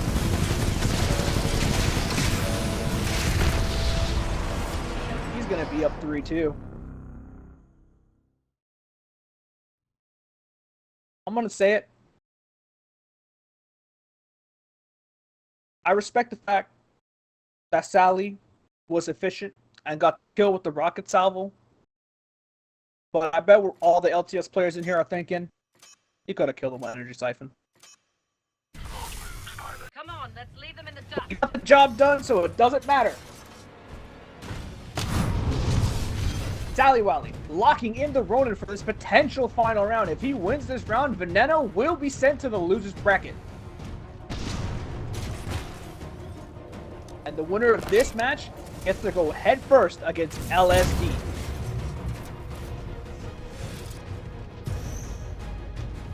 Ben has locked in a Tone. The matchup is Tone versus Ronin. Sally Wiley going to hold his position. And I honestly am not sure if Ben is going to look to engage or not. Actually, it's going to be Sally Wiley who wants to smoke. Arcwave unfortunately glitched out by the particle wall. Now Veneno stuck in a bit of an awkward spot as he has to fight Sally Wiley's Ronin. Sally Wiley pushing in aggressively. He's going to get a lot of free shotgun damage here. He did so much with that. But Sally Wiley opts to back off instead of finishing off the Tone. He could have got Sword Core, and now instead the round is going to be drawn. It's going to be drawn out. I don't believe. I'm not really sure who has the health advantage in this situation. Well, looks for a cheeky arc wave. He understands the battery is coming back up. However, Veneno has him sonared. He is relatively close by. If he goes for this, it could be a little risky. It actually is, and it might cost him. It's going to definitely cost him some of that life bar. Thankfully, somehow doesn't get two. Veneno has Salvo Core.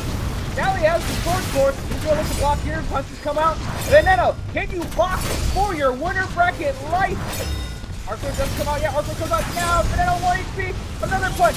Another punch. Shotgun shots. Rain down. He doesn't find the kill. Both Titans are doomed at this moment. Sally Wiley playing aggressively around the corner.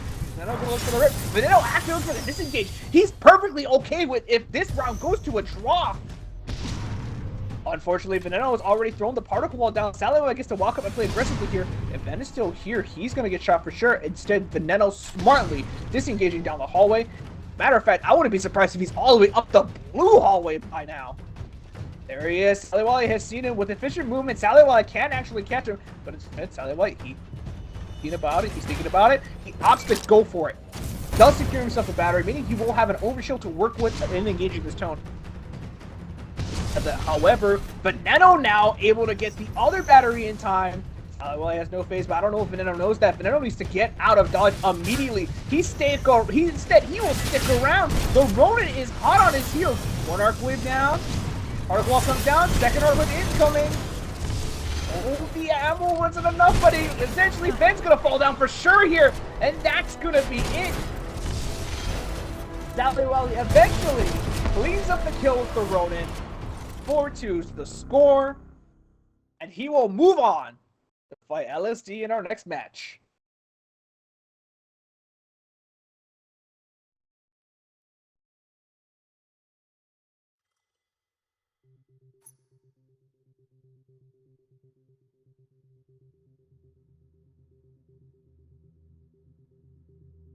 I'm a little surprised that Veneno opted to walk up towards blue. I suppose the thought process was that if you exchange bats long enough, eventually Ron's gonna get Sword Core. But I'm kind of surprised the strat initially wasn't just to find a way to take a draw. in this specific matchup. Essentially, just take a reroll and figure things out from there. Perhaps he tried to call one of Sally's other picks instead of calling the Ronin again. And that is the beauty of the roulette mind game. Sometimes you get stuck in a very awkward situation, in a very awkward matchup. And because of that, it can be your downfall. Despite all the scrambles that happened,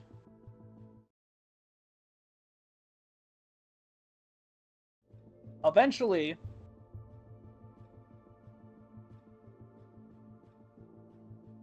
things go downward.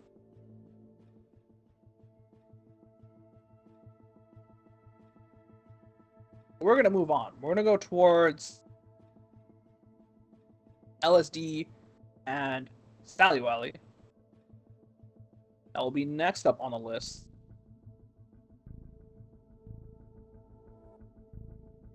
Even then, further in the round, Veneno could have still looked for the draw. Then looks for the battery. He's still too close to the Ronin. Doesn't find a way out for himself. Because of that, I was going to walk away with the Rin. Alice. Server. Tell.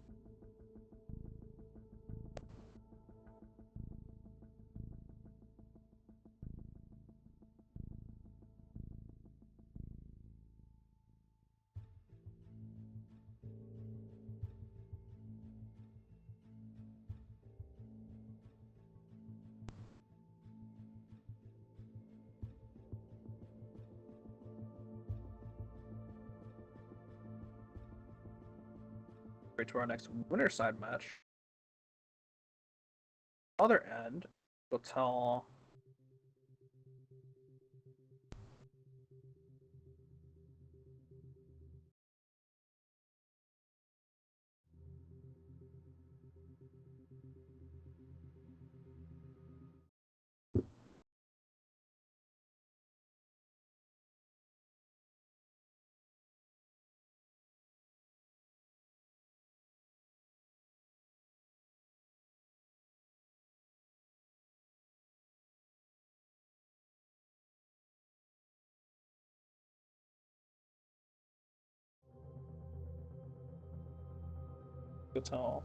Soul to run his losers match.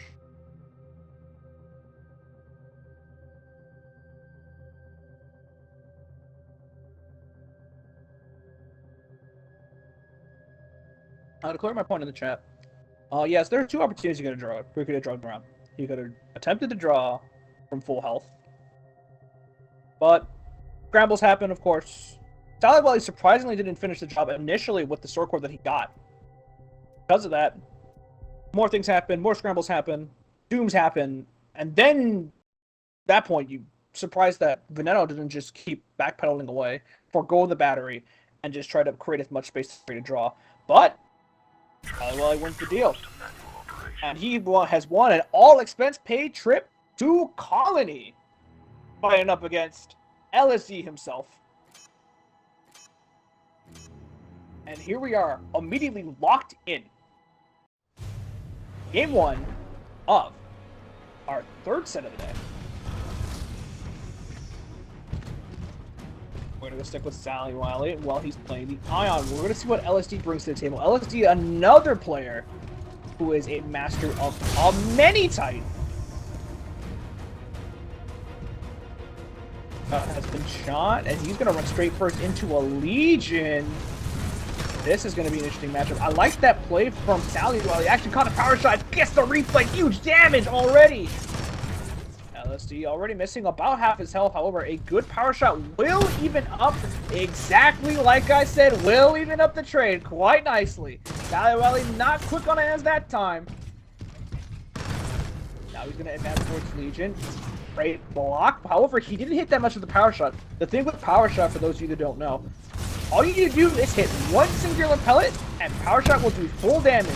I like the angle that LSD is throwing his power shots at. However, he's slowly but surely losing this health trade. But again, it's Legion. All he needs is one correct guess, and Sally Wally will be in for a world of pain. However, LSD has to be careful how many bullets he's feeding into this vortex. I like the strategy from Sally Wally there. He took his reflex and tried to get behind cover as soon as possible. That way LSD has little opportunities to make up this health deficit. Because of it, well, LSD took another gamble, unfortunately lost. But again, LSD's power shot angles have been phenomenal. Barely giving Sally any bullets to work with. And matter of fact, LSD will look for a cloak pull, so now he's going to have a ton of health to work with. Well, I can't look for the battery of his own. The Legion is too close. Well, I tried to find the back end shot, fortunately. Wouldn't hit for the shield. Power shot coming out from LSD. Barely didn't find the mark. Again, LSD's power shot spacing has been phenomenal. Now, Sally has a laser core. Sally could look to play aggressive here if he wants to gamble on one more power shot. I think he's going to try to win out the mag for as long as he can. Vortex tries to bid an option. Doesn't get what he wants from there. Technically speaking, Sally Wally still has health advantage. Even though LSD has the overshield, what matters is your Titan's actual health bar. 30 seconds. Full Titan's been revealed. LSD knows exactly where Sally is. Sally is sprinting, actually. LSD tried to find the power shot. If he had dashed and committed, he might have actually been able to hit Sally, but then he would have been stuck against the laser core. Full dash for the battery. Sally Wally now extremely healthy and an overshield to work with. He's flickering Vortex over and over. He's just doing his best to be annoying and exhaust as many of LSD's resources as possible. LSD has to take a gamble, and there it is. And because of that, he knows that he doesn't have anything left, and he will take the laser core, and he will take the first round of Colony.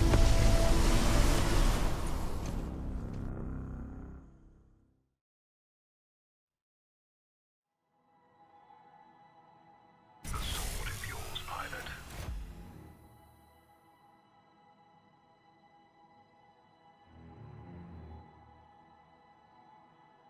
Honestly, very well played of both players. Again, LSD doing his best to not feed Vortex with the cluster shot that is power shot. And meanwhile, on the other end, we've seen it also against Veneno. When Sally gets an advantage, he really knows how to hold on and leverage his advantages. However, speaking of advantages, unfortunately Sally's not going to have a health advantage on this one, but he will get this battery, despite the fact he had to eat 2 laser shots for it. LSD circling around. LSD will claim the battery for him on his end. So essentially the core meter will be even. A big factor in this matchup is going to be, does the Tone get the salvo core? Sally Wally having to take the straight up fight versus LSD. Punches come through, which is a very good overall trade for the Tone. But however, what's not good is going to be, oh, nice flicker with the Vortex by LSD. He's gonna flicker again. He's gonna block another set of rockets, and the laser is gonna come out. Sally Wally trying to shoot as best he can. Can Sally survive? He will. What another great catch from LSD. Gonna finally put the Tone down. Nowhere to go. Sally Wally falls over. And that's going to be that round. LSD evening it out immediately. Both of the Ions already out of the game early.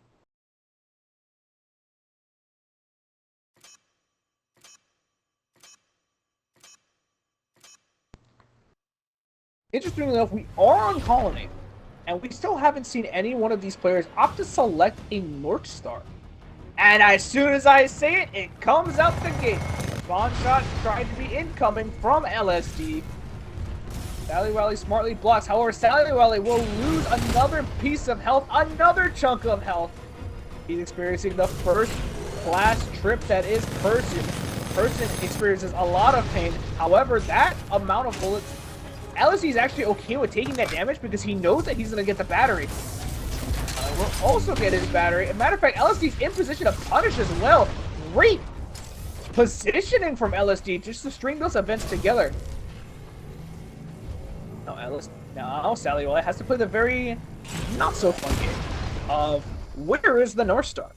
Knows where he is right now, but North Star has so many different angles that she can shoot you from, especially in this mid area, and catching her as Legion just feels nigh impossible. Sally Wally is going to have to get very lucky with these power shot peaks, because he's the one at the movement deficit. Valley understands where the North Star is, and great block from him, actually making up a good amount of damage. LSD sprinting towards the Legion because he has Flight Core coming up. He's trying to end the game now. Sally Wally is thankfully doing his best to mitigate damage, but Sally Wally actually doesn't get doomed. LSD is going to move this corner and try to look for the Doom. Cluster Missile actually to block on the path does find the Doom. LSD thought about pressing forward there, but he held it too early, and matter of fact, a crit power shot at Sally Wally's going to steal the round. Unbelievable play coming up from Sally Wally. He mitigated the Flight Core. He mitigated getting shot. He got doomed by the Cluster Missile. LSD won it all, and he wanted it all too fast. Bit off more than he could chew. He swallowed a power shot for it. Took out his entire Doom bar in one fell swoop. Gotta respect the Legion. The only way that Sally got back into that game is if LSD decided to interact with him. Let's show them 6-4. Not there. Tried to end the round. Go his way. Sally Wally now on the Tone. Tone on the other side from LSD. Both Titans have seen each other. More than likely, the sonars are going to be popped. Actually, no. It's going to be just straight shooting from LSD, understanding exactly where Sally Wally is. Dragon Rockets are in play. Doesn't find the lock-ons on Sally Wally's side. However, the Tone has slapped the wall. Both dolls have been dropped now. Now it's a matter of tracking rocket timing and curve angle, and it's going to be a good one from LSD. He's going to get a ton of damage already. Sally Wally, oh, he was in position to actually goose, but he didn't go for it. Looking at that situation a little late. Well, he's going to get out for this battery, but LSD has a great line of sight on it. However, Sally Wally's Tone unfortunately gets stuck. Actually, Sally Wally's Tone getting stuck there actually was a good thing for him because he didn't get goosed. The Auto Titan itself literally enacting Protocol 3 before our very eyes. But now Sally Wally, he's in a world of pain. LSD has so much health and an overshield over Sally. Matter of fact, Sally Wally can't even push aggressively because the Salvo Core has just come online. LSD often to play back and play his health advantage. LSD is full health plus shields. Sally Wally is going to need a miracle if he wants to win this 1v1. He could potentially look for shots under the shield here. He can't actually. The shield is just too well placed. Dragon Rockets incoming. Sally Wally does dodge, but LSD already at an angle where he can start punishing him. Set of Rockets thrown. The other set of Rockets right back. Gets the Doom. LSD going to secure even more advantage. Great particle wall setup. Salvo Core incoming. Sally Wally knows it's over. It takes the eject. The round count is now even.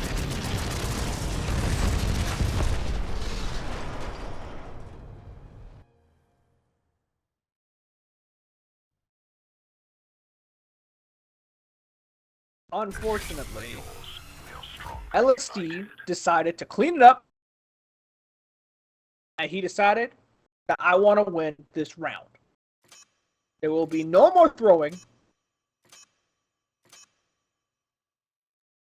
We're going to go further into Colony game. Sally Wally slips Tone again. We're going to see what the pick is on the other side. LSD does have the North Star if he still wants to pick it. Comes out. It's gonna be the Monarch versus the Tone. I like the position where LSD's holding because he gets these free little chip shots into mid. While he throws the particle wall and just opts to exchange the battery. Meanwhile, his Tone seems to have other ideas, but thankfully it's not the actually no. It will cost him. Well, half of his shield bar already gone. Tries to find the portable shots, can't find it. Unfortunate. LSD pushing aggressively, see if he can get some of them over those shields offline. He actually ate a decent amount of rocket damage, however, but Sally Wally, one of the things that I've noticed about Sally Wally's play is that one of the things that's costing him is the fact that he doesn't reload his weapon often enough when his opponent is far enough away from him. LSD's going to opt to disengage. Matter of fact, though, LSD is going to be the one to look to be aggressive, but he has to finish him with this mag. Otherwise, Salvo Core's going to come online. Salvo Core comes online right now. Salvo Core's going to be fired to LSD, but he's going to smartly disengage. Sonar the wall. No, he didn't. Then now it's going to be LSD coming in with a punch. He's going to get it. The melee box not in time for Sally. LSD with the smooth. He's going to rip the Tone away.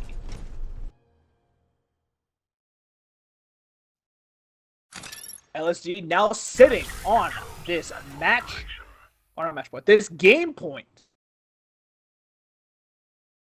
One more round for him, and he gets to go to game 2. But I believe we saw a somewhat similar situation with Neto earlier, where Sally Wally was the one that was down, and Sally Wally won the 3 rounds straight. He needs to win 2 here if he wants to secure himself game 1 advantage. Sally Wally selecting the Monarch. Sally Wally, what do you see? Sally Wally is right. Sally Wally sees LSG's Ronin.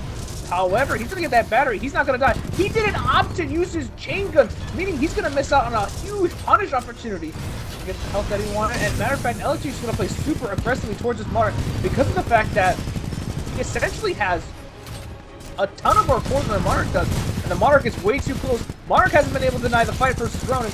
Unless you understand that he can just take all the damage because he's gonna get sword core. There's not really much that Sally Wally can do or say about it. Circle comes out. 1, 2, 3 swings, 4 swings. Sally Wally, unfortunately, has nowhere to go. Out of options, out of time. LSD will win Colony with 4-2 on the board.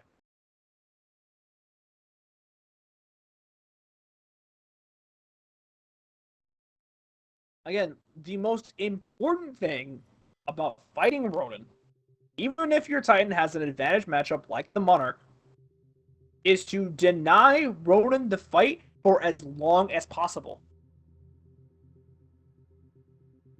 If you don't build that space, you are going to die. That's part of the reason why LSG just ran at Sally. He knows the matchup. He knows the matchup is just run at Monarch. You need to just go in. You need to make things happen. Especially with the fact that he had the core advantage. He had shield still. One of the misplays that Sally had was that Sally opted to punish with the rocket salvo instead of getting free chain gun damage. He wouldn't have gotten much, but it would have at least helped him out a little bit more. Maybe force LSD to play a bit more cautiously around him. But not the case. LSG's going to run in. He's going to snatch away game 1. Now it's Sally Wally. Map pick up. Let's see where Sally Wally takes us. Go look at the bracket, see what match has been played.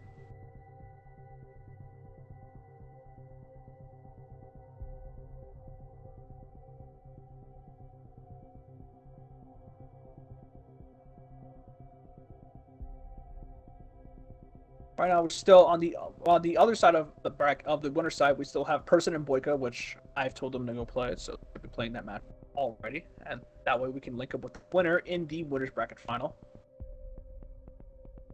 On the loser side, we have a team kill. We have the Inferno team kill, which is going to be Marketol versus 410s. Unfortunately, they have to fight each other. Marketol losing a Person, as we saw, and 410s losing a Boyka round 1. The winner of that is going to have to fight Veneto. He sits in the path of the loser bracket. And we have now gotten our next map loaded up. Another Angel City round.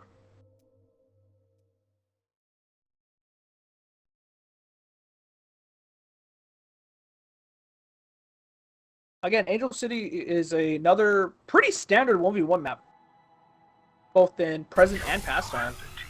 Both these players are very familiar about how to 1v1 on basically every map, because I believe that within the recent scrims especially, that people have been running the 1v1 setting along with the map pool that we have. So these players are very well prepared for pretty much anything that can be thrown at them.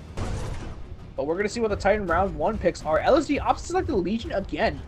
He did this on Colony and it didn't work out well, but we're going to see what kind of value he can get this time. Ooh, he got a ton already round start with the long range power shot. Sally Wally tried to flicker his vortex, but he couldn't find it. He will take the battery exchange. He's actually going to go straight for field. He's going to try to get 2. Sally Wally has an angle. He could potentially look to boost his battery, but he looks like he does not. Let's see, we'll secure 2. And even though Sally Wally did a little bit of that damage, it wasn't that much to deter LSD's full health plus shield. LSD couldn't find the alley jump, but he will face first the Ion. Tries to splash his toes, doesn't find the damage. With the kick choice, I believe LSD may be taking... Actually, yeah, with the way that he's moving, I believe LSD is taking SWPC. Gets a power shot, reflected back at him again. LSD's aggression being punished. Laser Claw comes out, double dashes in tow. Trying to spurf as best he can. Couldn't find a close range power shot. I believe Sally was too far away. LSD in a very scary situation. He's running out of health. Sally Wally is incoming. Sally Wally's at about the power shot. You only have one of those and you're gonna die!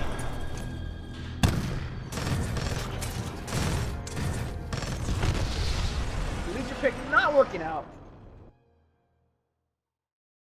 Sally Wally gonna put himself immediately with the momentum in this first round.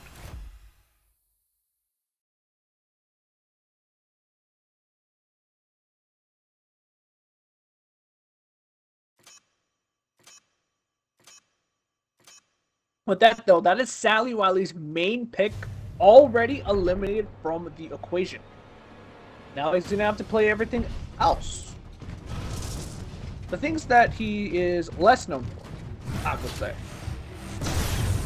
And speaking of things that I don't see him play ever, he's playing the North Star. Great follow-up with that second laser shot to throw off the North Star railgun timing. And LSD actually gonna pull Sally Wiley's battery. Because that he's forced to pull mid. LSD already tried to find the shot, but he couldn't get the damage in time. But he will find a laser shot. Well, I have to disengage from mid. Maybe LSD that sticks around. He doesn't want this North Star to run around and go crazy. He understands that North Star can still throw in the battery. Great charge shot from Sally Wiley. I'm not sure what kit Sally Wiley takes. If he takes the overcore, he can look to build flight core and end this Ion relatively quickly. But most of these players tend to favor the turbo engine. This essentially means that Sally Wiley is going to have the 3 dashes. And ooh, unfortunately, Sally Wiley eating a ton of damage. And at this point, Sally Wiley is just dead. Nowhere to go. No movement. Sally Wiley falling to the Ion. Once again, we're in another situation where both of the Ions are out of play. 1-1 is the round count. But again, LSD sits ahead with the first game advantage. Focus, plan, attack.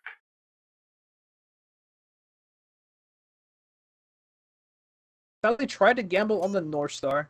Fortunately, it didn't pay off. I like the tactics adaptation from LSD. He recognized the North Star pick, and he said he started to play more aggressively with his Ion. He bullied out the battery, and interestingly enough, he will himself select North Star. He's the mid peak. North Star v Roman. This is going to be a very difficult matchup for Sally. Sally typically doesn't play the Ronin. However, LSD has no hover. Oh, Sally opted to play passively and not aggressively there. One of the main kit choices you should have in this matchup should be the Anomaly kit, because Anomaly is going to help you build space versus the North Star. Because essentially stuff like this happens where North Star is allowed to pick you while you're pulling your battery, and she gets to pull hers and get back in. However, I'm going to look for this other battery on the other side. He should be able to get it. LSD going to see if he can find a peak hole mid shot. Can't find it. Sally Wally does get 2 batteries to his name. However, he's down in health, I believe, still overall. And he's going to have to make up space against this North Star. This North Star, which also, by the way, is going to get Flight Core online very soon. That's going to be a huge deterrent for LSD. Doesn't find the Arc Wave. Also avoids. Avoids the tether, but however, the Flight Core comes in. Flight Core does a ton of damage. LSD is going to cluster his pathway, fight the Ronin even further, try to see if he can fight the dude. Great punch number 1. Tries to find another one, wood coming from Sally Wally. However, if you do it that way without phasing, you find yourself able to get ripped. LSD playing the matchup very well. Let's take another round on the board. Half time.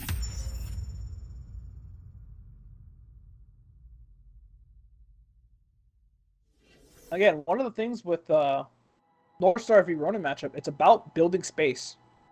Sally Wally actually had an opportunity to straight up start being aggressive against LSG. LSG had no hover, and he was very low on movement when he was in mid. Had Sally Wally been able to find a phase dash in and bait the next railgun shot, it could easily spell doom for LSD. But the lack of Ronin experience is showing here. And it seems that anytime I talk about one of Sally's Titans, LSD is already on the money, already picking that next thing that I am talking about. He will select the Ronin, and it's going to be Ronin Legion. No power shots on the Legion, however, and the Legion is in long range mode. He gets a little bit of cheeky damage if he wants it. Let's see. Unfortunately, not holding sword block. That close range power shot will nick him slightly. Just enough damage. However, Sally's now in an awkward spot because he has to reload too. Number 1 comes out. Number 2 boost drops. Great block from LSD. Problem is, Sally Wally has to reload, and now, while LSD opts to pull the battery in front of Sally, I love that decision. And now he's going to go towards Sally's battery and try to punish him really hard for it. Try to make up the health advantage. Great tactical awareness from LSD. But however, he need to block the power shots, mate. Oh, another one hit from Sally. However, the problem now is that you have to fight as a Mark-Touring Legion. And Mark-Touring Legion is more likely going to win this fight overall. Surprisingly, LSD survives. He doesn't get doomed himself. Could he play aggressively? No, he does not. He opts to play passively with the Legion. This is still a scary spot, however, because in this situation, Sally has to coin flip. Oh, never mind. The Ronin has no phase. LSD tried to look aggressively. He tried to find the shotgun shots. Instead, the great awareness to put up the gun shield. That Arcwave was also very close to doing him in. Sally Wally. He'll take it. LSD, unfortunately, didn't block enough power shots. I believe Sally Wally hit a grand total of like 3, if not 4 of them. The tactical plays from LSD have been phenomenal. Essentially bullying out mid-bat because Sally had no ammo and then going to punish his. But speaking of tactical advantage, now it's going to be Sally with the matchup advantage and with a tactical advantage.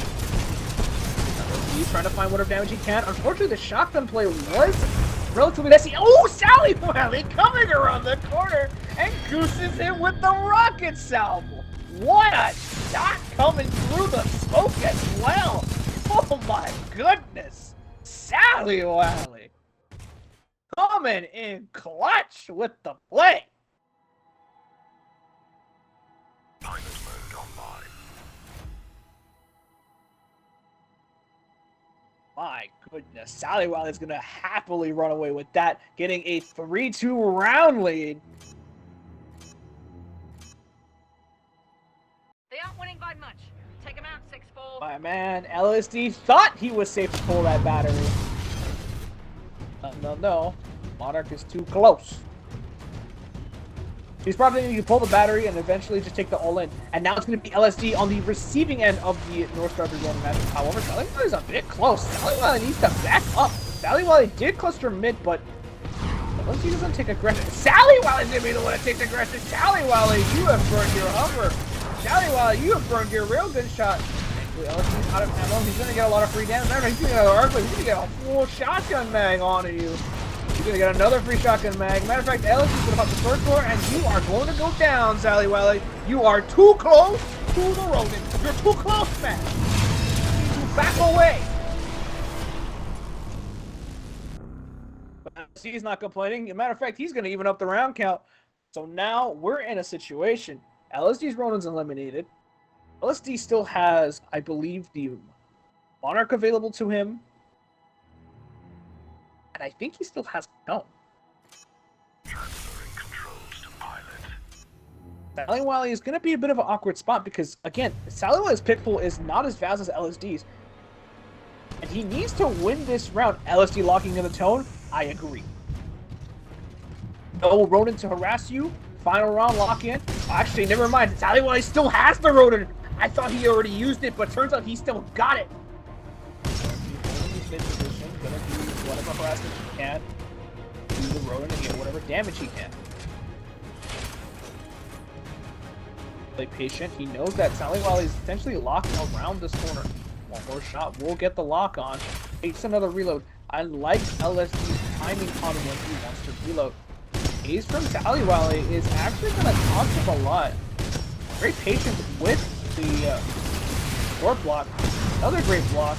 However, he has a durable Arcless kit, meaning that he's not going to be able... Wow, great pull from LSD. Actually, maybe not. That costed him a ton of health. I believe that Ronan has health advantage, but LSD can look to go get this other battery if he wants it. But I don't think he wants to bat trade with the Ronan at this point, because the Ronan will get Sword Core. To walk up.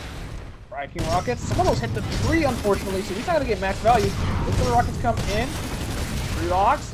Oh, the tree also blocks some of those again. Sally Wally should have ate a lot more damage than he did.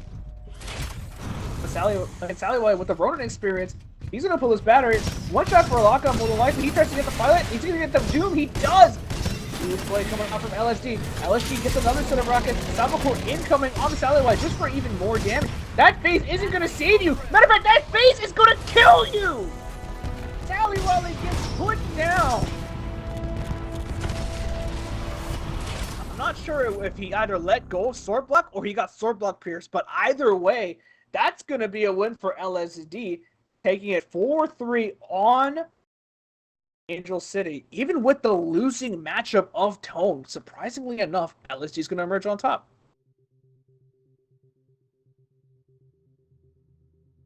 And it's another game where the Ronin inexperience coming out from Sally Wale isn't able to find the victory.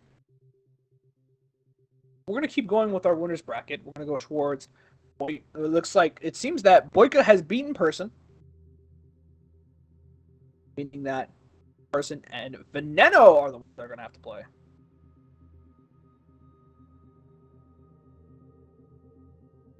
Boyka, I'm gonna play.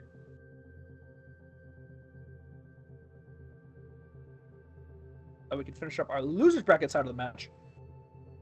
Our winners side, excuse me. Winners side bracket of this. Will be finished up.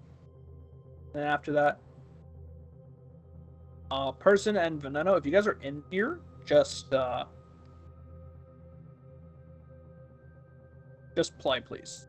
We're trying to get losers cleaned up towards semis, and then we can do semis into losers finals, into grand finals. I can have the tournament run a little bit more smooth. Send me an invite. We're going to get started with our winners finals.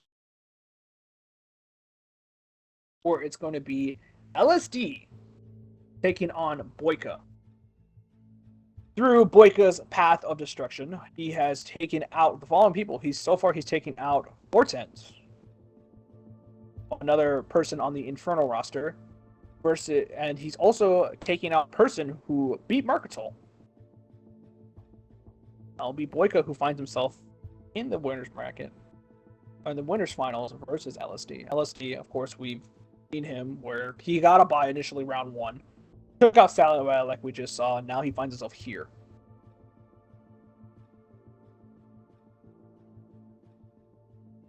Okay.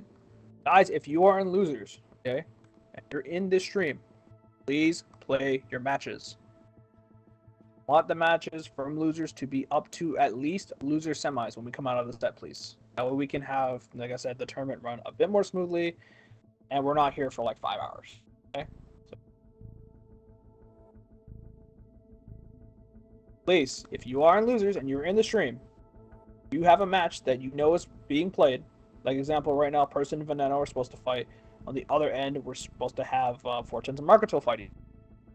Please run your losers games.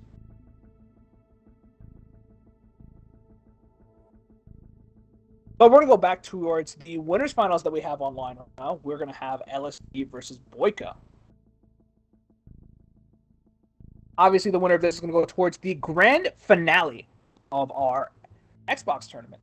And we're going straight to Boomtown. Good old-fashioned, good old classic. Surprisingly left unbanned. We haven't seen a Boomtown game all day. And now we're here.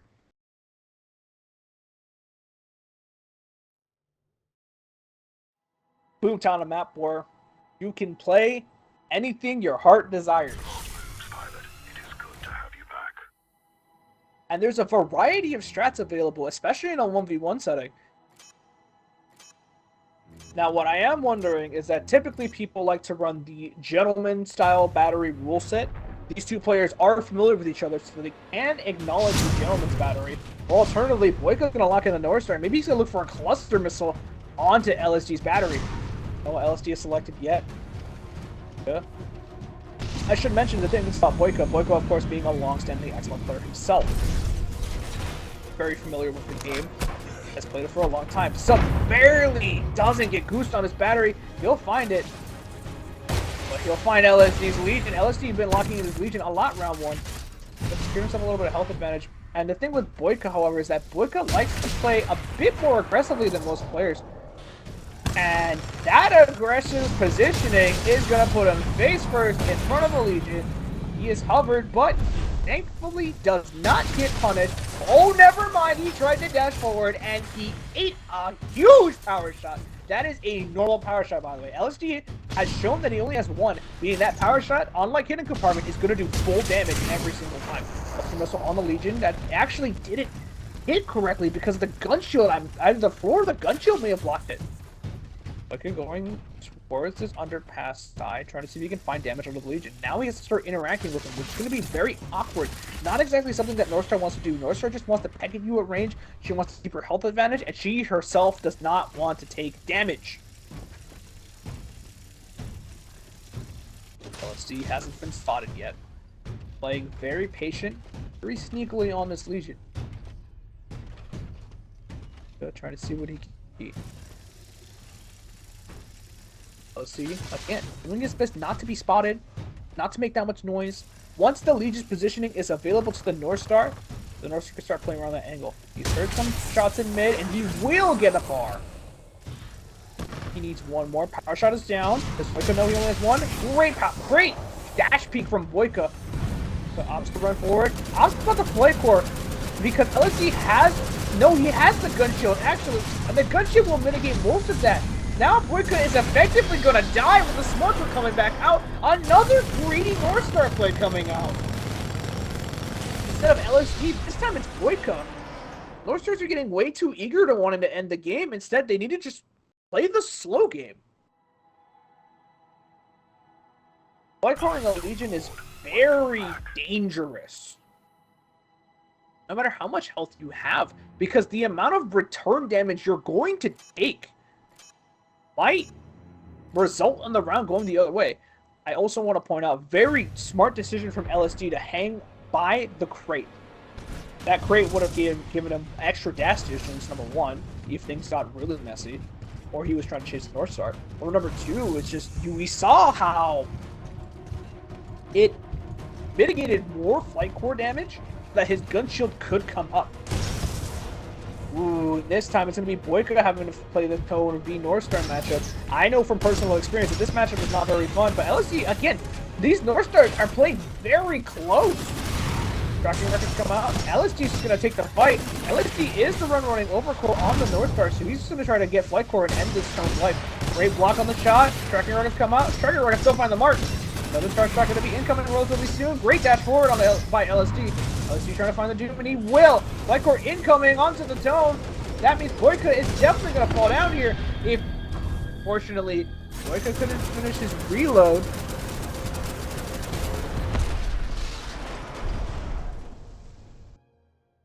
If Boyka could have finished the reload, looked for one shot,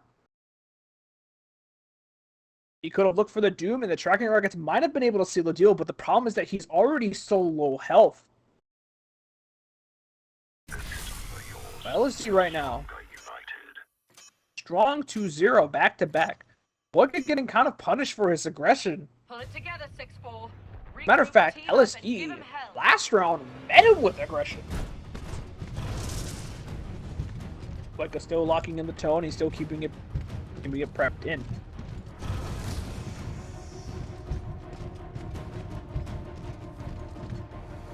Gonna opt to go towards his grandma's side, and he's gonna spot out the Ion. Particle wall is up. LSD gonna reply with the Vortex Shield. That'll go early twice. Vortex is doing a lot of 40 mil damage, but LSD is more than willing to just lay into it. Boyka's not gonna punish him for it. Playing the matchup here as tone is that you need to recognize the rhythm of how the Ion wants to play and play around what amount of energy they're willing to spend. Huge punish by Boyka, by the way, getting a lot of cracking rocket damage there. He has the turbo electric kit, so he's gonna be able to relocate towards this house area. He's going to dash forward, he's going to want to deny the battery and play aggressive so the Ion can't reset energy. Actually, no, he doesn't spend his dash. Now the Ion essentially has full energy, he's going to catch that for sure. LSD, I like the fact that LSD also held the rocket. That way he could guarantee that rocket reflex. Got another set of rockets, almost got that one as well. Laser's not going to trade, for sure with the 40 mil. Let's see what the one with popping the laser core. However, Boyka has the Salvo Core online. Can he just need to eject plus Salvo Core? No, he'll lose! LSD ejects slightly later than Boyka does. Use the vortex first. What a genius play to stall for time. Half time.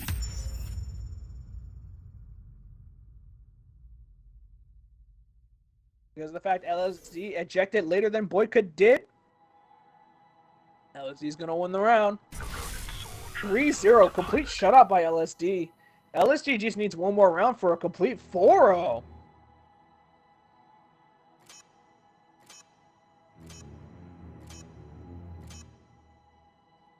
We're taking a beating. Come on, we can still I win believe this. LSD still has a lot of prime picks available to himself. Boyka gonna select the Ronin. I'd imagine LSD is gonna do the same in turn. No, maybe LSD selects Monarch, but that's a bit more risky given the fact that Boyka still has all his picks available. Boyka trying to sneak up on LSD's battery, but even with Crash Rock, he'll still be hurt. And he does select the Monarch. He is right on the matchup, but overall, Boyka won that trade. Boyka didn't even look for the all-in either. He opts to play passively. Very surprised. LSD now has the opportunity to build space, and he's going to start siphoning and start slowly but surely chipping this run away. Opting out a bit. Boyka opts to play aggressively now. Arcwave unfortunately misses the mark. Double Arcwave. He actually did not get that much damage with that push. Now he's stuck in an awkward spot where he has to start doing damage with the lead wall. Let's take a reload. So the Monarch. The Monarch is able to hold him down. Matter of fact, I think LSD is overall winning this engagement. Because Boyka, since no Gentleman's Battery is involved, Boyka is going to get juked, I think, before the Soul Core is able to come up. Never mind, he actually doesn't. Before incoming, LSD, more likely close enough to the arc round extension. Rockets, I like the rocket stall. Another rocket stall comes out, but LSD will find the rip! The 2 rocket salvos did him in. LSD with the 4-0 victory. Our first shutout in the tournament. But Boyka's not out of it yet. We got one more game to play. Friendly reminder that we are in Winners Finals. Winners Finals is still 2 out of 3. The only set that we play that's 3 out of 5 is Grand Finals. LSD needs one more game to advance to the grand finale. But Boyka, he might be down, but he's not out yet.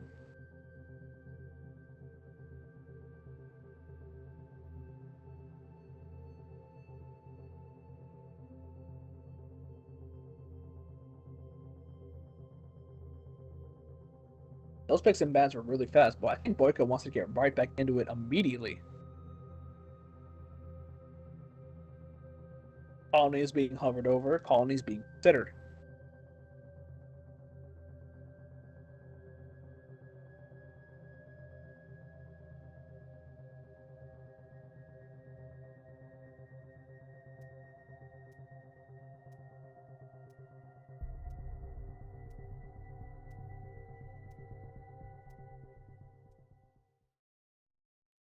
And Colony will be locked in.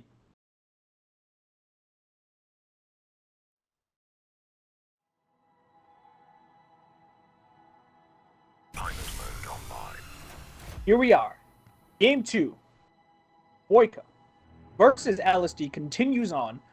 LSD with the 1-0 advantage so far. And if Boyka wants to stay in the set, he's going to have to even it up. We've seen LSD play this map. LSD is very comfortable on this map. Boyka more than likely is as well. We're gonna lock in the tone. We're gonna ride with him and see what he sees. Still available. Hasn't launched it yet. Most of the time when it comes to this style of game, yeah, LSD likes to hang out on that tower area. Can't find the 40 most shots. Matter of fact, LSD might come around the corner to look for a siphon. Great dash by both Titans to avoid damage. Any small increment of damage is huge in the 1v1 because it allows you to dictate pace of play. Tracking rockets incoming, truck rockets on the mark. And now as LSD has to choose, he's going to full on engage Boyka, and he will. Boyka takes the turbo and uses both of his dashes, but I think Boyka overall may have lost that trade. However, LSD did sit in a lot of E-smoke, and I'm not sure how much tracking rockets hit. Actually has no idea where LSD went. He thought LSD was right in front of him, but it turns LSD was further back. Overall, right now, it seems that Boyka does have the health advantage, meaning that he is allowed to dictate more of the pace of play. Lost up as well. Nice underhanded curve. He'll get all of those tracking rockets into the Monarch. Monarch is slowly but surely being pushed to this Doom Bar, which is definitely something she doesn't want to be at. Dash back out again. Wow, great move by LSD to try to mitigate as much as he can, but the Salvatore is incoming and the Monarch's gonna fall down! 1-0 for Boyka. Immediately set the pace.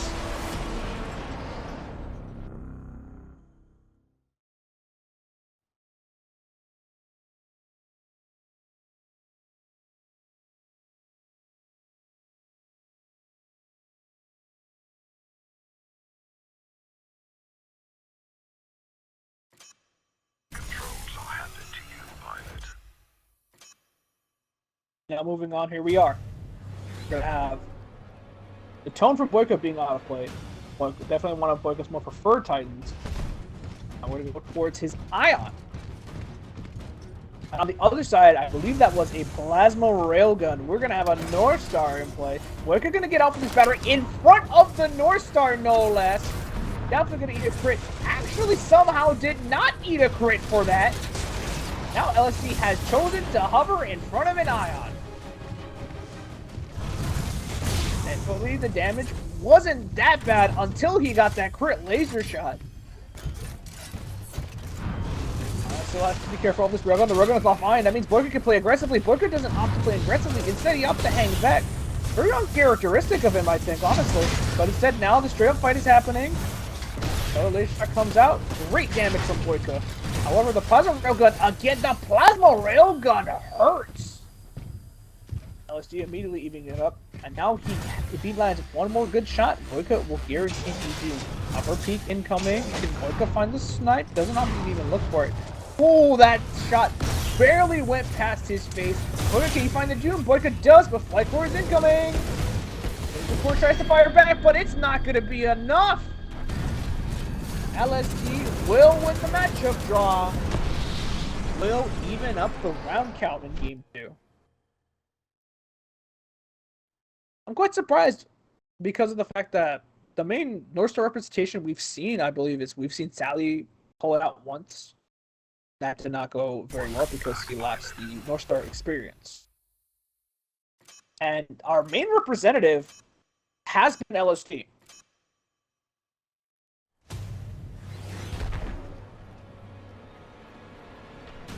LSD is going to use it to win that round. We're going to move on. Boyka's still selecting the Ion.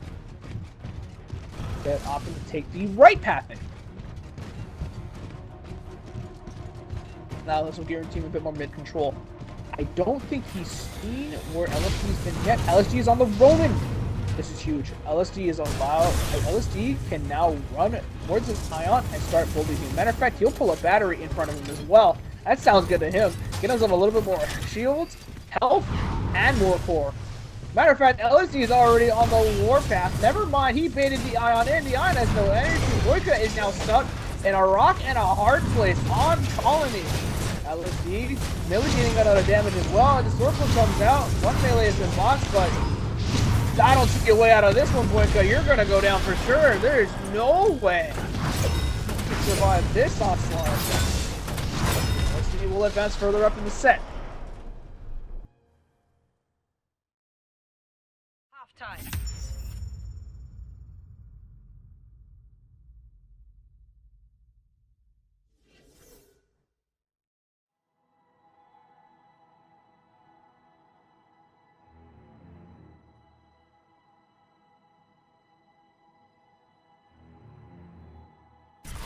However, that's going to be LSD's both his Ronin and his North Star out of play. So the Striders are completely out of play. Let's show them what the 6-4 can do. Boyka still trying to force the Ion to win a matchup. That way he can hopefully move on to his next pick.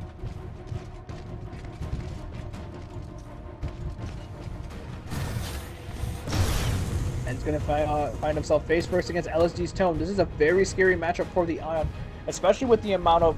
we saw it there. LSD has a lot of creative ways to splash you with the 40 mil and acquire lock-on.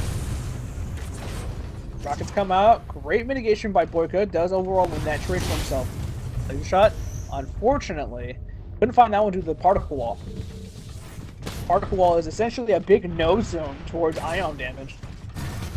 Dragon Rockets will find the mark. Boyka tried to dash forward to be aggressive. Unfortunately, misses the laser shot. I believe some of those may have been orbit rockets that came back and hit Boyka in the back. Unfortunate. He does find a tripwire for his troubles, but another set of rockets are going to come down relatively soon. No, instead, LSD's going to pull the battery in front of him because Boyka doesn't have enough things to punish him. Plus, Boyka didn't even look for the boost either. LSD getting away with a lot of very greedy plays, but they're working out so far. Got the rocket replay, but at this point, the Tone just has too much health. One punch, rocket, salvo core, more rockets, and that's going to be the Ion down. Things just snowballed so fast. LSD is just trying to run a train through Boyka.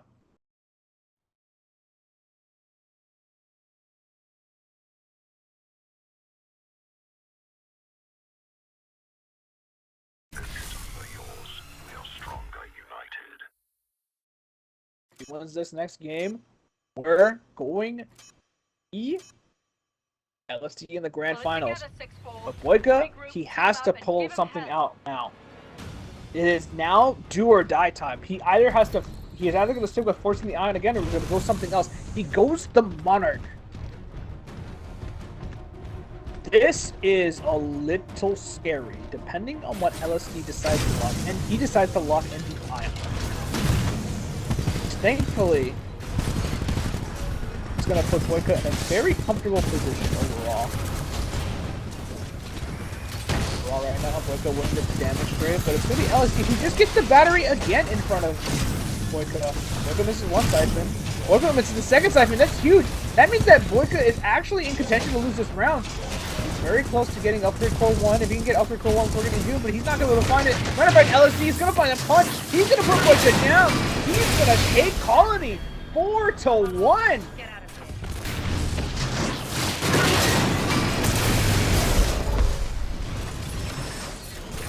Unfortunately, Boyka not punishing these battery pulls that are happening right in his face. There are some opportunities where LSD understands that the person he's fighting doesn't have enough damage and he thinks that the battery pull is overall worth it. But even then, Boyka could have won that round provided he hit the siphons, but didn't hit the siphons. And LSD just kind of ran through him for that winner's final set. Now we're going to move on. Bracket, let's see where we're at.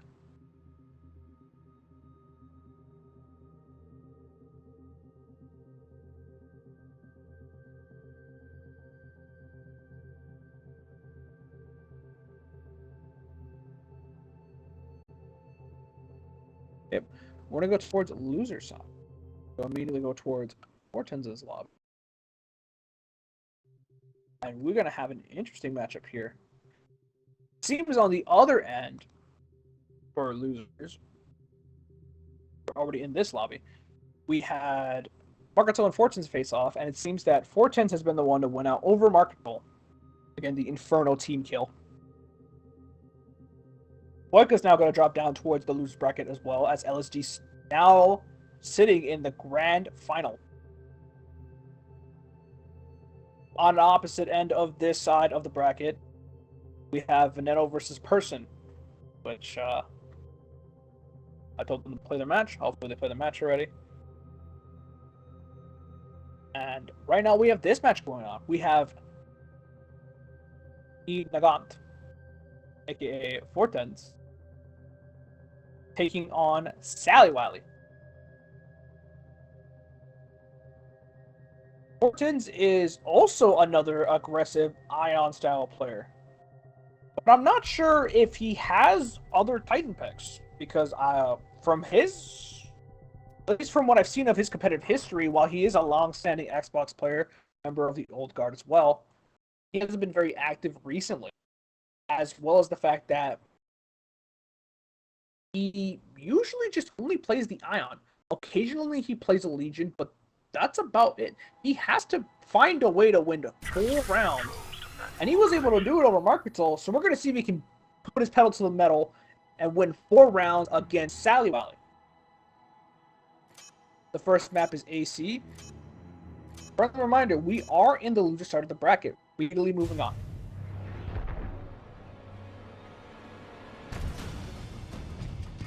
Sally Wiley out the gate, immediately selecting the Ion. We're going to see if Fortens opts to follow suit. Shot comes out. Fortens actually selects the tone, but Fortens unfortunately eats a ton of damage. He already ate 2 laser shots. As I've stated before, Fortens is a bit more of a greedy player. Fortens hits the lock-ons, rockets incoming, great catch from Sally, and overall gonna negate a lot of that tone damage. As well as the fact that Tone is as well gonna get the battery. Otherwise, after trying to find a laser shot, gets it. Might be too close, but I don't think close enough to punish him. It does find extra 40 mil damage, which is really good, which means that Tone is able to establish the lock-on. Kind of wondering if Fortens running the Overcore or the Turbo Engine kit. While he is down in life, if Salvacore comes online, it essentially means that Ion can still get deleted. But speaking of course coming online, Sally Wiley already has the Laser Core online from all the damage he's been doing. Fortens opting to back away from the Ion. I like how Sally Wiley is actively disrespecting Fortens, trying to test that tone knowledge to see if he has any. Fortens looking a little unfamiliar with the matchup, and because of that, he might also eat those tripwires. A lock on, but again, these tracking rockets haven't found the mark yet. Actually, knows another wide angle curve. Sally Wiley could just look at the Laser Core. Fortens pops the Salvo Core, but it's a very long-winded one. And because of that, Sally Wiley is going to all in with the Laser Core. So Fortens' face. It was a little close, however. Had that gone on for maybe another second, Fortens could have looked for the reverse rip play. Like I've said before, just because health is relatively one-sided, if Salvo Core lands, the fight immediately turns on its head. But that's not this timeline. Sally Wiley. First round victory. Now he himself was going to take the tone. Matter of fact, he's going to take the overcore tone. Again, lately we've seen nowadays that these players have typically favored the turbo engine style kind of tone. And now Sally Wiley, immediately understanding he has positional advantage, he's going to take mid. As a matter of fact, he's going to go towards the field battery and get himself a nice 2-for-1 deal. I think this is the reason why he selected the overcore, is because he understands that with the side that he has, he's going to be able to pull 2 batteries if a Titan can't stop him from pulling mid. Sally Wiley is sitting at a comfortable 60% core advantage over Fortens. But Fortens with the splash shots is going to get the tracking rockets. The thing is, however, that gigantic star sign that we just saw on the screen is a very annoying point to curve around. You're going to have to be throwing a bit more wider curves with tone, because if you throw a lot more vertical ones, they're going to go towards into the star building. Sally Wiley tried to crash tracking rockets. Unfortunately, that's not going to work out. Lock on back for him. Does find most of the mark as well, and he's going to play aggressively because again, he has the core advantage. He can afford to take this fight. Matter of fact, 2 things will give him the core. Salvo in the air, Fortens, you're going to have to throw a return Salvo core relatively soon, buddy. Otherwise, you're going to be at a huge deficit. Well, he's going to pull the mid battery. Fortens activates Salvo core. Incoming, it goes. Does he see Sally? Oh, he went back around the corner, I think. He hasn't seen him. Is Salvo core still in the air? It might still be in the air if Fortens heard it correctly. But it doesn't seem to be the case. Fortens is backing off. It more than likely the Salvo core unfortunately whiffed. Does find some rockets, but Fortens is doomed. But Sally has to take a reload. Oh, unfortunately, Fortress couldn't find the lock on Sal. Let's come back, and even though he has the particle wall, it's still over. Fortress is going to go down to the tone mirror. 2-0 for Sally Valley. Compared to the previous sets we've seen, we're seeing a lot more Titan unfamiliarity between these players. Again, both these players are Ion mains. We've seen Sally Wiley play time and time again in multiple different tournaments. Mains the Ion. That's his go-to But you're a pick. great team. They don't have a chance.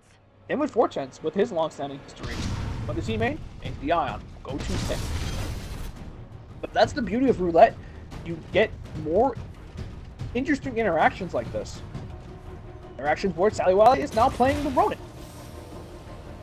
Now he is going to get the field battery. Fortunes opts to push around the corner with his own Ion and does a ton of damage, but the problem is he's going to be half energy for sure. Sally Wiley gets the melee. Sally Wiley all ending the Ion. Fortunes is more than willing to punch back, opts to phase, but Fortunes has no primary ammo now. It's not going to put him in an awkward spot because the fact that the Ronin's going to get sword for relatively soon. Especially if he doesn't mitigate damage correctly. Laser Core is available for Fortunes. He's going to opt to pop it. Sally Wiley has to be careful because Sally Wiley, if he just starts laser core wrong, he can't get doomed. Fortunes will get the punch. Fortunes will get the laser shot and the tripwire. Unfortunately, slashed by Sally Wiley. Fortunes is going to win the 1v1.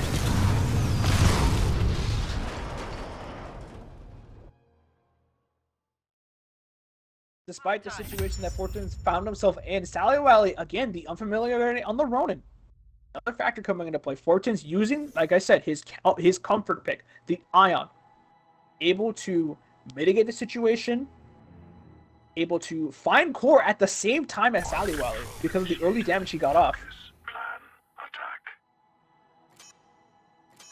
Due to that, Fortunes is going to steal that round.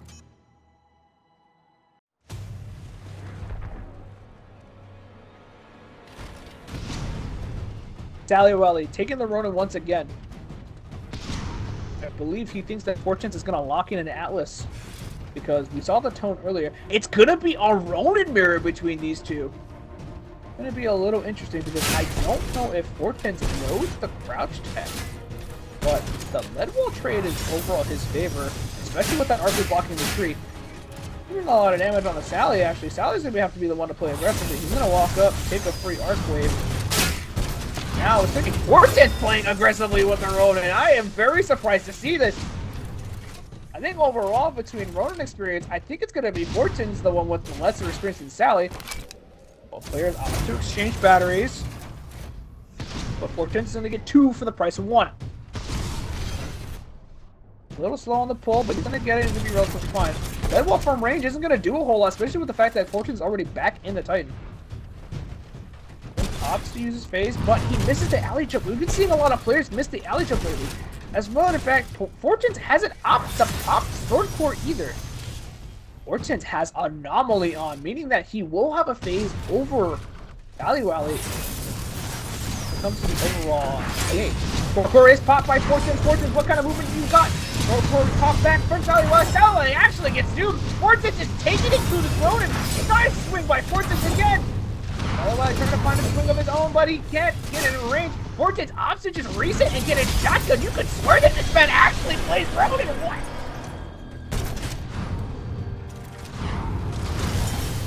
Sally Wiley didn't have enough health. Eats the arc wave. Fortunes winning the Ronin mirror of all things. The sword is yours, pilot. What an interesting turn of events that we get to see a Ronin mirror between two players who don't even play the Titan at all. Fortunes going to come out on top, even up the scoreboard. That's going to be the one eliminated, however. Sally Wiley opts to select the Monarch. I'm not sure what the thought process is behind this one. I'm not sure what pick he's going to be looking to eventually run into.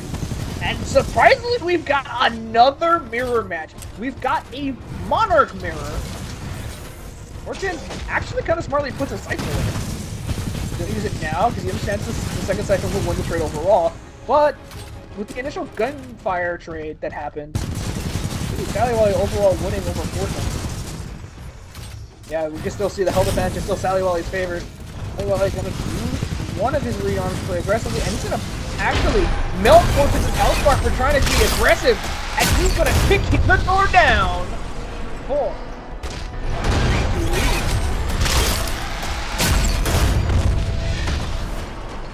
We've seen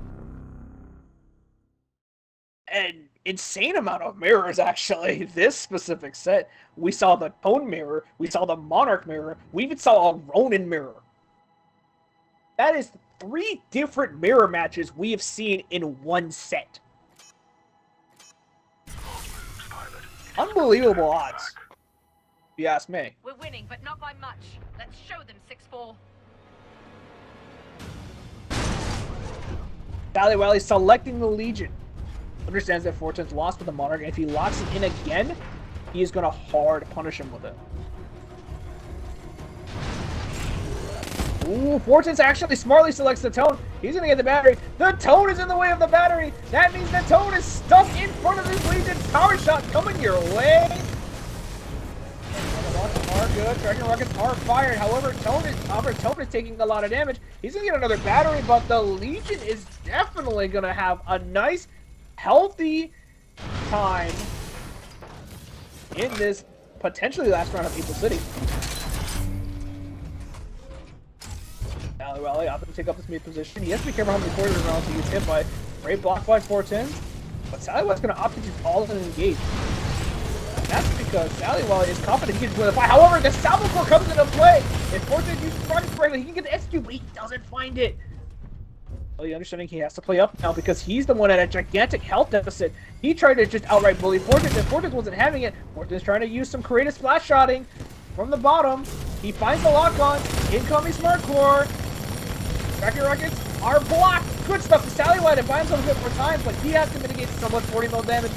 Oh, Fortune's just taking your reload.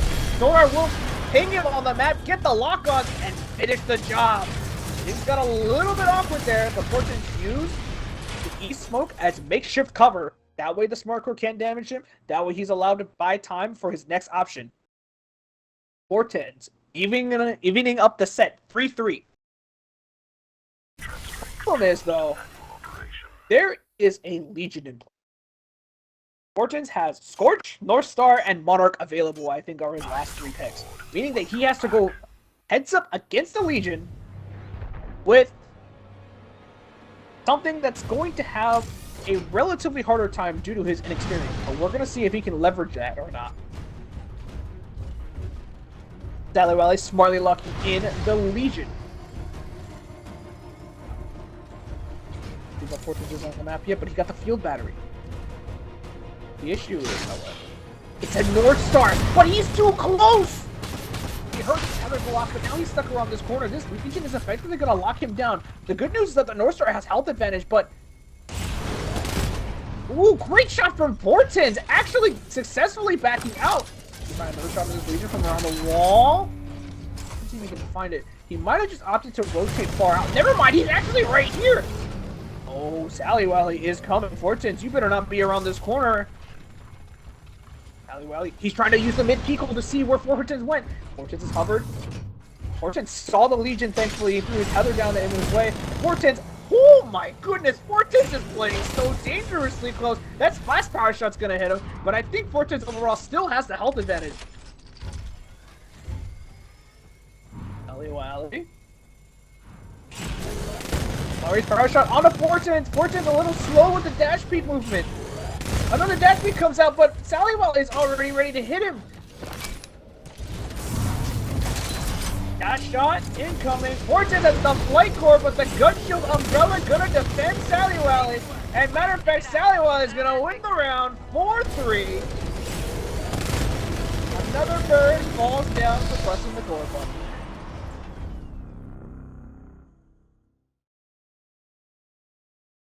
A very, very close Angel City match. Final round.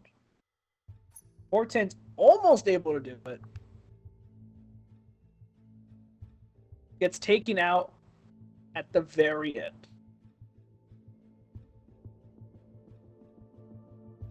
But now it's Fortins' map pick. He's allowed to choose where we get to go.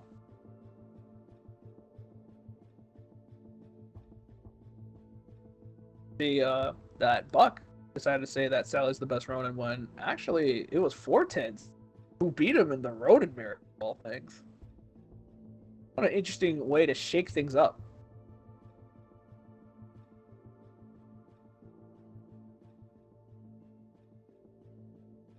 Fortunately, didn't win that game. For those of you that are wondering, no, Rise is not in rotation. Not allow, honestly, horrible maps to be in rotation. And instead, it's going to be Colony again. We've seen Colony so much. I think we've seen Colony every single set.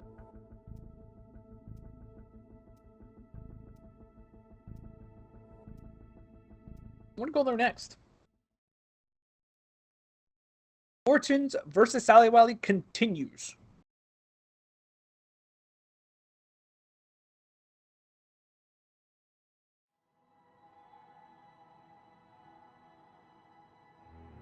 Game 2.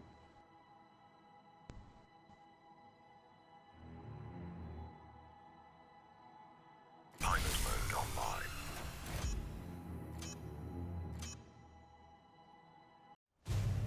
We're going to see what the Titan selection is coming up.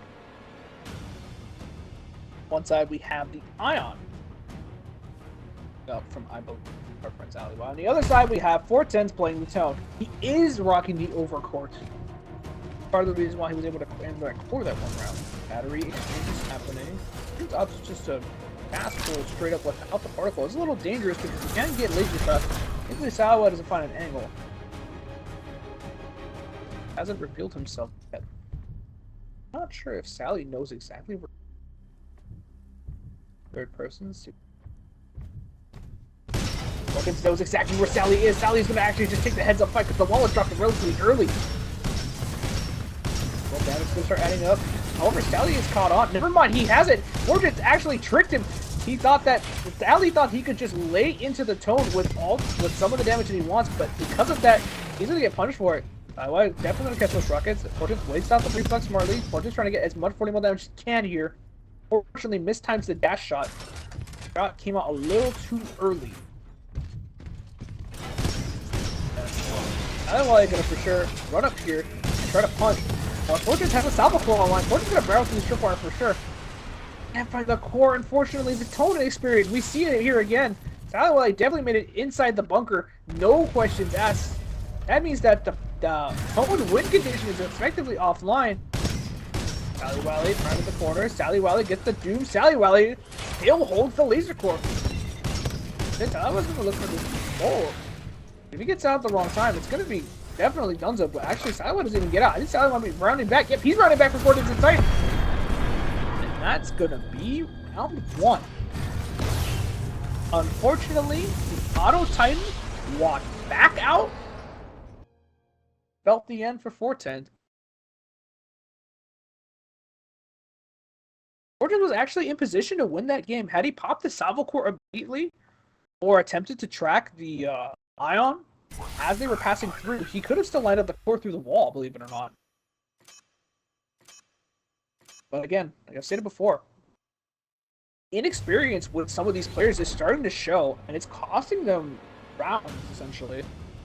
These little mistakes are starting to add up. Speaking of things that are going to add up, we're going to see if Sally can add another round to his name, because he's locked in the Ronin. Fortune's the Tone. Unfortunately, Fortune's going to get that goose. He got a lot of good damage, but the problem now is that he has to fight a Ronin that has shield. One arc wave, 2 arc waves. Now at this point, if Fortune can survive this assault, he can in fact bully the Ronin. Let go of the rockets too early. Now he has no option. 4 shotgun shots incoming. Double core incoming as well. Gets the Doom on Sally Wally, so 2 for 2 so far. Oh, unfortunately, Fortune hit the rockets onto that Earthwave. I was trying to see if the Arcwave can get the job done, but unfortunately he can't. Walking up actually, but now he's in danger of getting ripped. Arcing rockets incoming.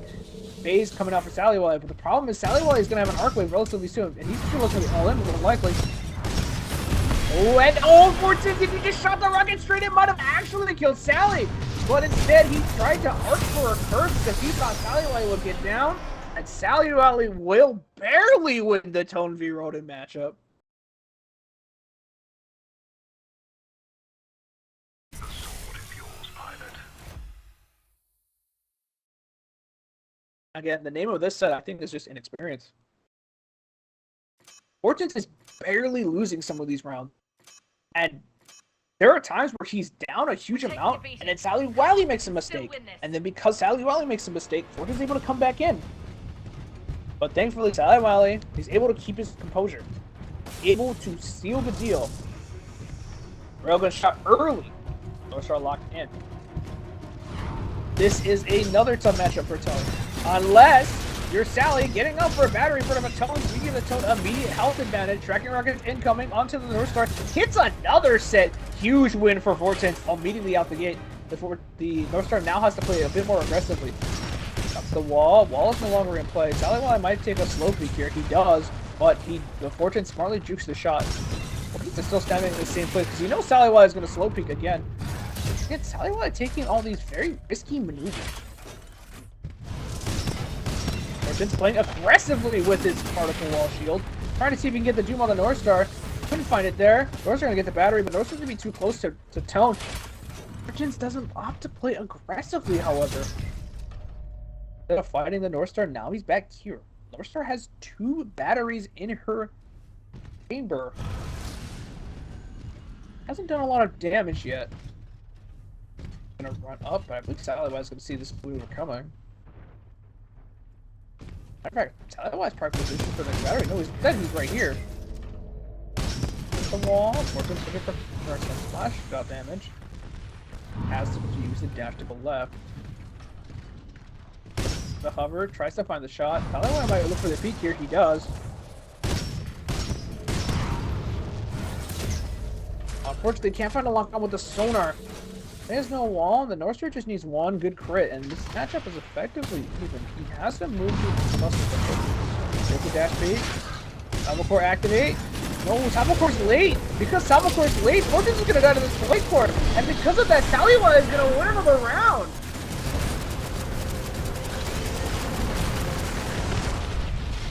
Unfortunate. Fortune's opts to use tracking rockets first instead of Salvo Core. Half time. Now, there's a chance, obviously, that the Salvo Core can whiff versus the Northstar, but at that point, you have to take the core ward. You have to all in and just commit.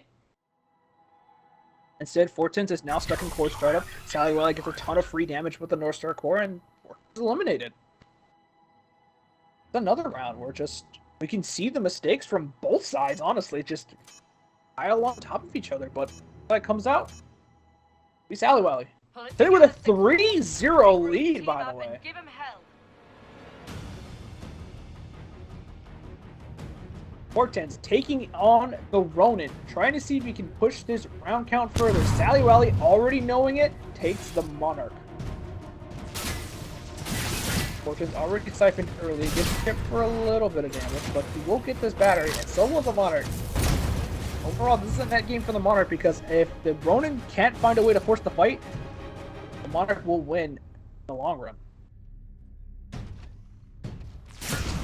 There's 1 siphon.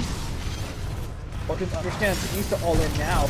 Great Arc Wave actually is going to find a good amount of damage. Matter of fact, he found a lot of great hits so far. He's going to push towards the Monarch for sure here. Going to get some more shotgun damage. Matter of fact, none of that actually... There was no return fire from the Monarch. Rather, the Monarch just finished reloading. Monarch dashed into the Arc Wave. Great stuff from Fortune. He needs to push forward here. Otherwise, the Monarch can start building space. Again, look at the space that Monarch has. Fortune's stuck on the double Arc Wave, by the way, meaning his phases are going to come up a lot less, which is going to be a lot harder for him to close the gap, unless our friend here, Sally, gets stuck on a tree. Incoming. Fortune, unfortunately, misses that Arc Wave, because of that, he can get doomed. He's trying to space melee as he can. Great phase.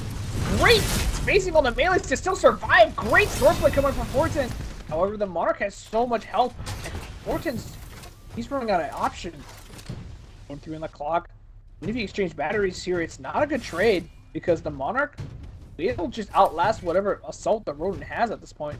He sees where Sally Wally is. Sally Wally just opts to go for it, and Fortunes is willing to as well. This is a horrible position to be in if you're Fortunes. Fortunes has to make a miracle of a comeback. He has no sword core. He just got siphoned. He got siphoned again. Sally Wally obviously not going to commit to the punch. There's no reason to. Sally Wally's going to hold his lead, as we see time and time again, even against other opponents. Sally Wally going to walk around the corner with his advantage. Get out of there now. Get the kill. 4-0 shutout. Sally Wally wins the set 2-0.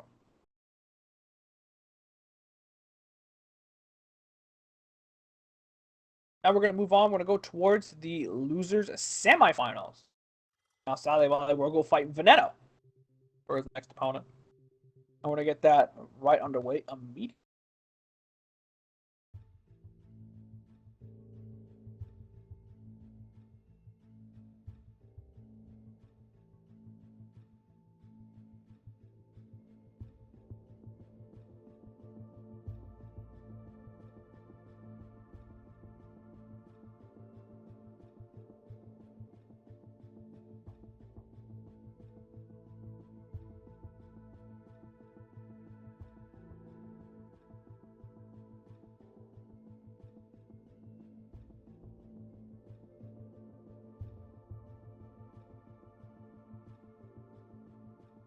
Alright.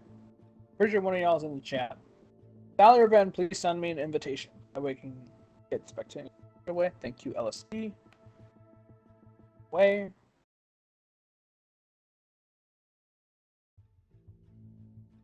And here we are. Immediately in the next lobby. Players deciding picks and bans. We're going to figure out where we want to go. Now Sally Wally is going to have to take on Veneno. Earlier back in our winner's side, Veneno and Sally actually did play was the first match of their side of the bracket. We were watching Person and Market Soul. Sally Wally and Veneno, they fought it out, and Sally Wally was the one to be victorious. And interestingly enough, we're going to crash site game 1.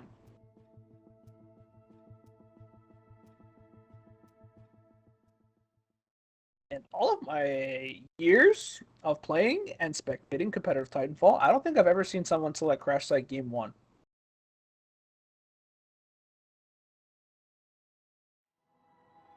I believe the top seed is Veneno, meaning that he had the map selection first. I'm not 100% sure what his strategy is here, but Attack. pretty sure both these players know the ability to get on top of the pillbox and essentially play around that area. He gives the Titans a little bit of height, allows a little bit of battery control on one side.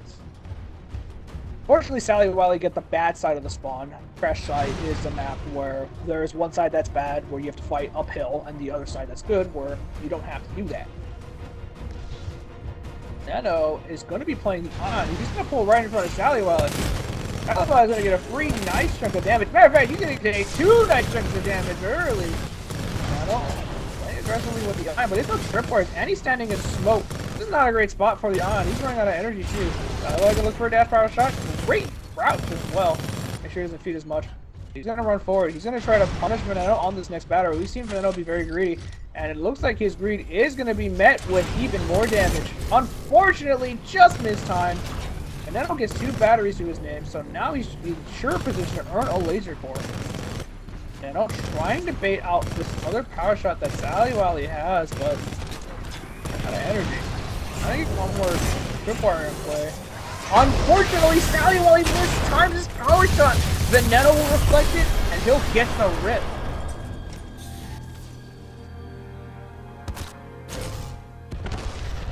That's twice Veneno essentially got away barely with the greedy battery pulls that we've seen him do time and time again. But it worked out.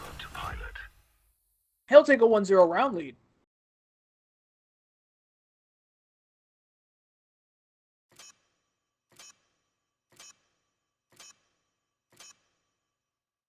Now, the good news for Sally is that when the sides change, he will have the good side for now.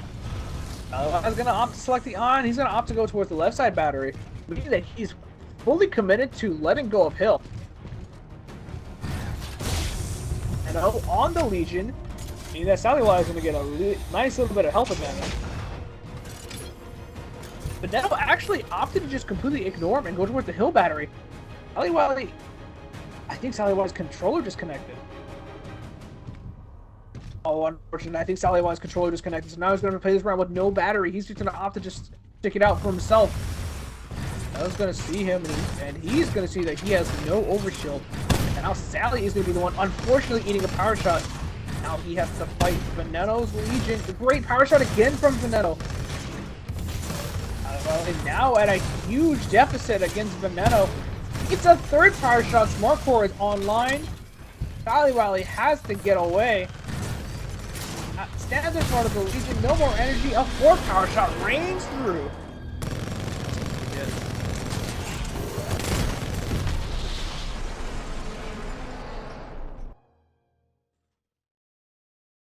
Oh, I think the thing might have been that Sally actually shouldn't disembark. He might have Legion bugged himself when he dumped power shots into Veneno earlier. Oh no.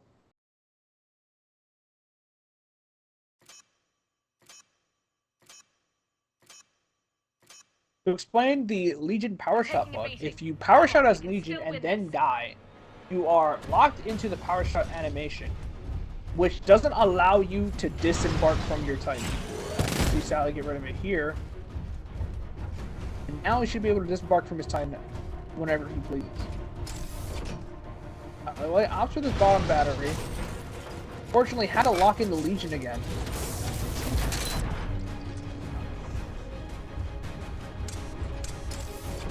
Now he's going to have to take an uphill fight against whatever Veneno is. Veneno is the Ronin. Gets takes some time to get into the right gun stance. There's a power shot already early. Veneno taking a very greedy melee versus Sally. Again, Veneno plays very greedily with his options. Sally doesn't have a means to defend himself, so the gun shield's off cooldown, but actually comes out just in time. Thankfully, Ven didn't punish him, and Ven is the one instead gonna get punished. Sally is doing a ton of damage on a Veneno. That's he's in play. Smart goes right back. And now this Ronin is gonna eventually fall down. Veneno somehow survives, and Veneno is gonna get taken out.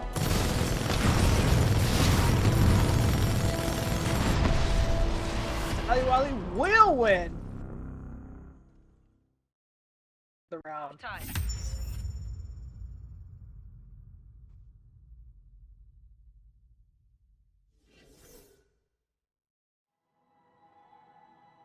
That's going to be 1-2. To explain to the audience, yes, it is legal to restart the match to get rid of power shot bug if it is called early. If it's called early in the round, within, I believe it's 30 seconds, then you are allowed to restart. You're allowed to restart the round and do it over. Unfortunately, well, we saw what happened. But it is something that if you do catch, you can in fact restart the round. There is a rule for that in place. However, speaking of rules, we are now fighting the Ronin again against the Ion. Sally is Ion no less. As a matter of fact, Sally is very good at this matchup. But he has to fight another uphill battle, like in the matchup actually this time. Richer fire placement, he's gonna force Veneno's block. Veneno, again, doing a lot. Veneno doing so many aggressive options in a row. Veneno just gonna essentially just bully Sally. He's gonna force his way through with enough melees and enough damage to land. Now he's gonna get ripped. This is 3-1 for Veneno.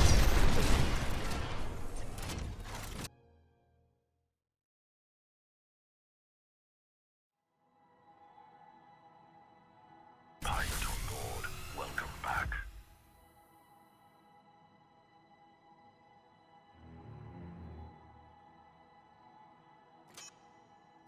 Veneno threw, again, Veneno is, we've seen it. Veneno throws a lot of very aggressive Pull it options. together, 6-4. Sally, Regroup, team up, and unfortunately, give couldn't him land. Well, he was good at mitigating damage for the most part. He wasn't punishing enough of Veneno's options. Because of that, Veneno's going to walk away with another win. Sally, however, had the good side. So he is in a position to make this comeback. And run into the Monarch Siphon, misses, which is huge. Blocks the second one. Great stuff from Sally Wally. He has to contend with Veneno's Monarch, but now he's pushing him slowly but surely back towards this little cave area. Veneno gonna opt to pull the battery. Matter of fact, this time Veneno's just gonna completely miss the battery. Uh-oh, huge misplay coming out from Veneno. He thought he had an opportunity to do something, and he definitely did because there was no damage output coming out from Sally, but now the health bars are relatively even. The Wizard's going to come online relatively soon, and depending on his XOCC now, he might not be able to actually make a difference. He missed another siphon.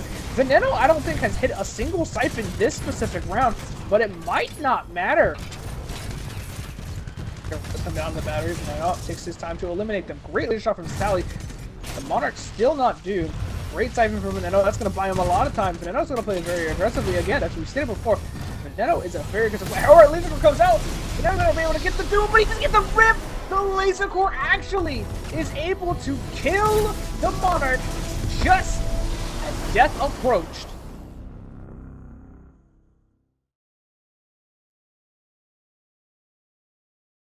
And Sally Wally is going to put himself on the board 2-3.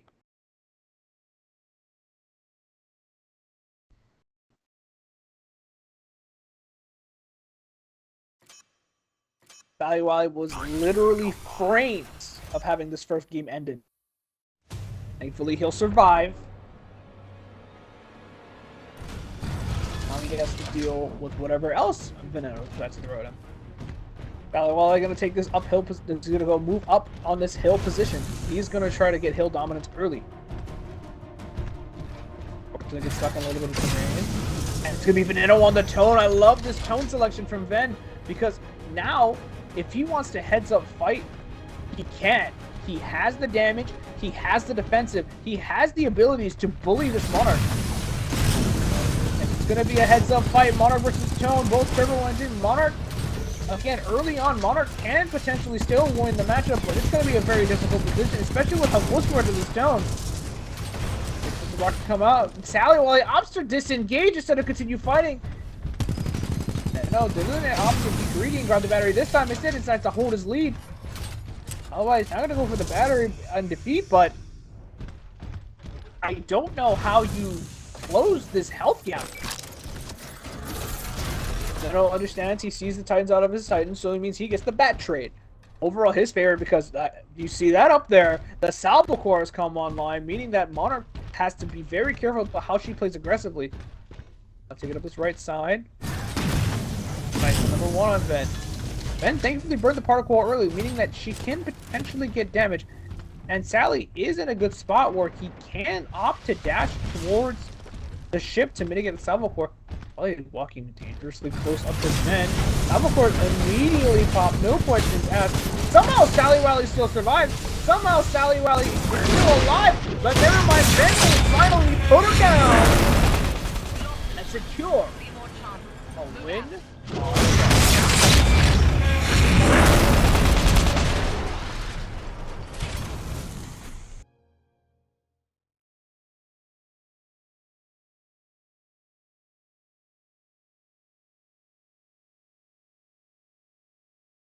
That's going to be game one for Veneno. But remember, this is a run back. Sally Wally did beat Ven early on in the winner's side of the bracket. So he's proving that he can overcome.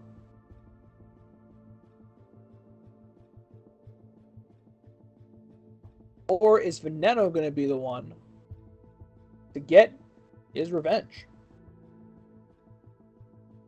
We're going to find out where we're going to go for our next map. But I think overall, in this specific setting, I think Veneno has advantage over Sally Wally. Mainly because, as I stated before, the team that Ven plays for, he knows how to play not just his role, but everyone else. And Sally Wally is going to take Ven to Complex.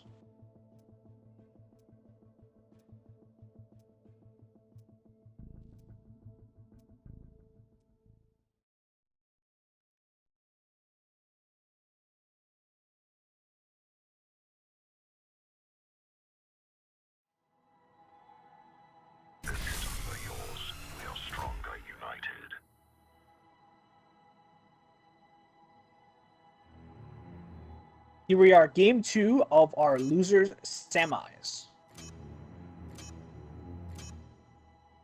Winner of this gets to go fight Boyka in the winners finals. What else is going to happen here? Either Sally Wiley evens up the day, or Veneno walks away. Sally Wiley going to be the one to lock in the Legion, as Veneno is going to lock in the Monarchs. Veneno's going to find himself in an awkward situation relatively fast. Veneno's going to be the one to go really aggressively on Sally Wiley's battery, and he might actually get the kill. Sally Wiley survives. Actually, Sally Wiley gets the turn on the Ven. Oh my god, I cannot believe we just saw a round decided by a pilot 1v1. Somehow, Ven did not get the kill on the arc grenaded pilot. Tried to go for something cheeky, and because of that, Sally Wiley turns around and gets the win. Transferring controls to manual operation. Now, even though it was a pilot kill, that does eliminate Legion from the roulette pool.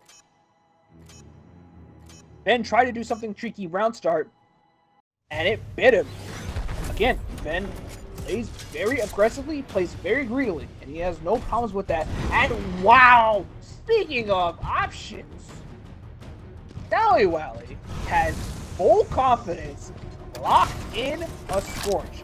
Veneno, thinking about who wants to do it again, decides against it. Decides to just play the matchup this time and play his cards.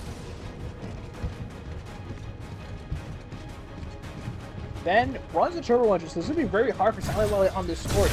He's going to find Ven, he's going to get some cheeky damage.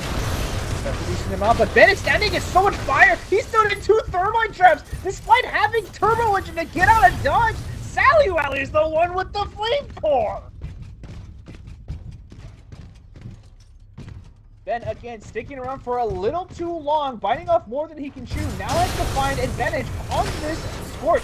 Understands it's over, takes the eject. Sally Wiley, I think, might be the first person to win a roulette round with Scorch against an Ion. With turbo engine, no less.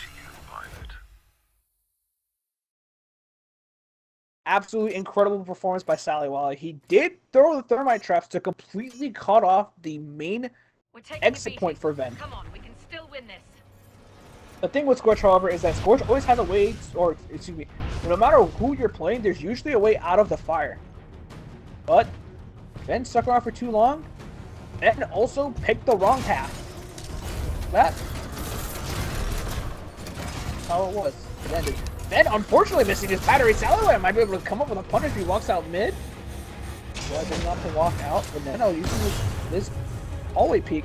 And I believe Ven actually laser shot, I think, Ion's hand. Either the Vortex Shield wasn't in play yet, or he laser shot the Ion hand.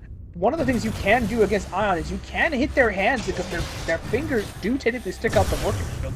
Laser shot for laser shot trade, but how we saw earlier, I believe against, it was one of his winners matches, Sally Wiley typically does better when he has the advantage. However, in this situation, he does not. So laser shot trades like this aren't going to favor him. Oh, unfortunately, Sally Wiley melee canceled last second instead of committing to laser shot. Now he's 2 laser shots down from Ven. Ven tried to go for the flick laser, and he missed. Sally Wiley tried to do the same in return on his head, but couldn't find it. Sally Wiley had an opportunity to punish Ven there, but couldn't find that one either. These little opportunities are slipping away from Sally Wiley again and again. Does find the trade that time. The thing that's good, however, for Sally Wiley is that Sally Wiley does have the positioning to pull this battery, and he will look for it. Gets a nice little laser shot punish. And he will get a little splitter damage. But again, I believe with that, he successfully melted away Sally Wiley's shields. Oh, he hasn't actually. As a matter of fact, he's going to miss a laser shot that will melt away Sally Wiley's shields. Sally Wiley didn't catch him. Sally Wiley is out of his Titan just to actually refresh energy. Good stuff for Sally Wiley. However, the trip wars aren't going to go off. Then, miraculously, wavers around everything. And the laser comes out, but he doesn't have the health anymore. Ven is going to be the one that's going to win the Ion Mirror. And put Sally Wiley down in rounds. 2-1 is the score for Ven. Half time. Or Sally, excuse me. 2-1. 2-1's a score for Sally. Ben putting himself up on the board. But now we're in halftime. This means for the rest of this game, Sally Wally is going to have the side disadvantage.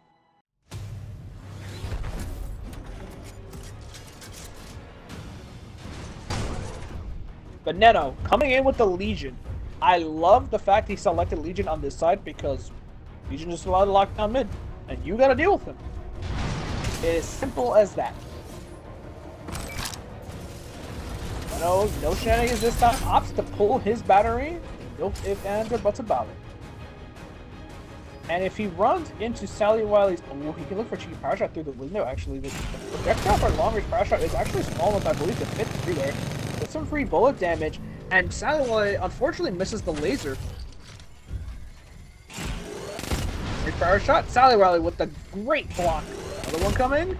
Another great block. The Legion has no power shots now. The both themselves are to be respected. They drop the E-smoke. Sally Wiley actually opts to barrel through. Sally Wiley didn't catch that power shot, however. That's going to be a huge dent in his life bar. He's got another one loaded for Bear, and I believe he caught Sally Wiley with that one too. Sally Wiley tried to look for damage, but couldn't find it. And using the Raptors to see exactly where Sally Wiley is going to be. Nice timing on another power shot. Sally Wiley hasn't been great on the catches this time. And now Ven is the one with the smart core. Sally Wiley has to get out of mid. Great laser shot to return some damage, but he's so far down in life. And if he tries to walk up this hallway, Sally Wiley is effectively dead.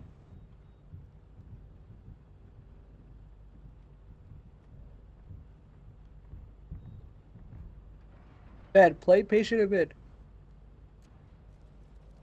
Sally Wiley actually just steals the battery right in front of Ven. Ven wasn't looking for it.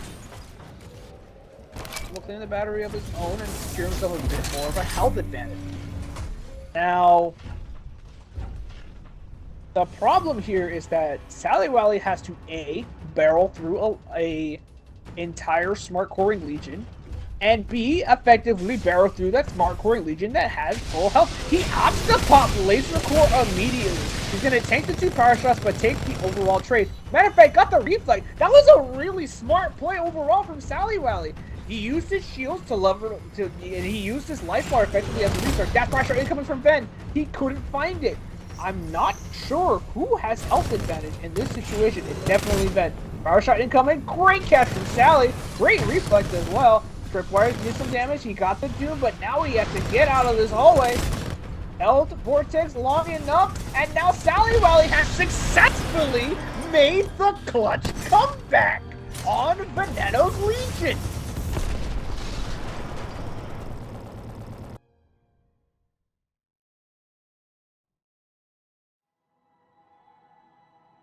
Phenomenal ion play coming out of Sally Wiley. He used his overshield life bar as a resource so that even if Ven laid into him, the damage return from laser core would essentially come close to equaling up the life bars if Ven decided to take that fight. As I stated before, Ven is aggressive. He's going to do aggressive options. Sally Wiley, you met him with aggression. He got the last power shot catch. Perish. Speaking of cheeky stuff and aggressive options, Sally Wiley tried to throw an arc grenade in the mid. And both Titans have recognized what each other are, the Monarch and the Ronin respectively, but the Ronin essentially doesn't have to move out of here. Monarch has to find a way in. And Ven learning that he can shoot, in fact, through that little peak spot. As he awaits Sally Wiley to move in. Ven still holding mid. Waiting for his opponent to show up. Because he has the good side. He doesn't have to move. Monarch incoming. Unfortunately misses the siphon. One archer goes in the wall, the second archer also doesn't find the mark. Then opting to completely move out of mid. Unfortunately, couldn't find any of his damage. Wally could have actually looked to play aggressively. 4 shots come out, but thankfully mitigated by the siphon.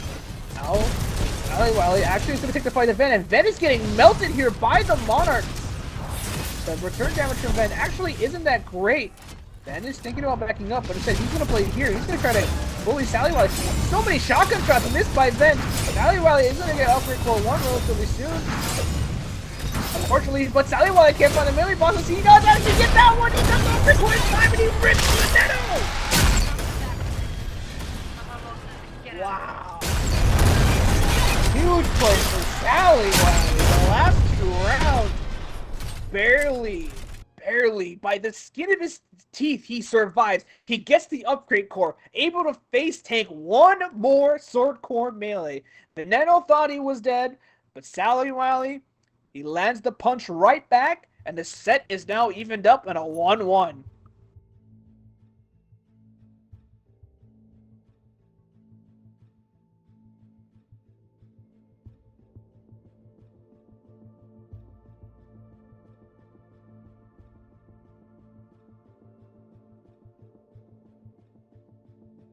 Again, the current situation right now is that either Veneno gets his revenge, or Sally Wally is now on the verge of potentially double eliminating Ven from the tournament.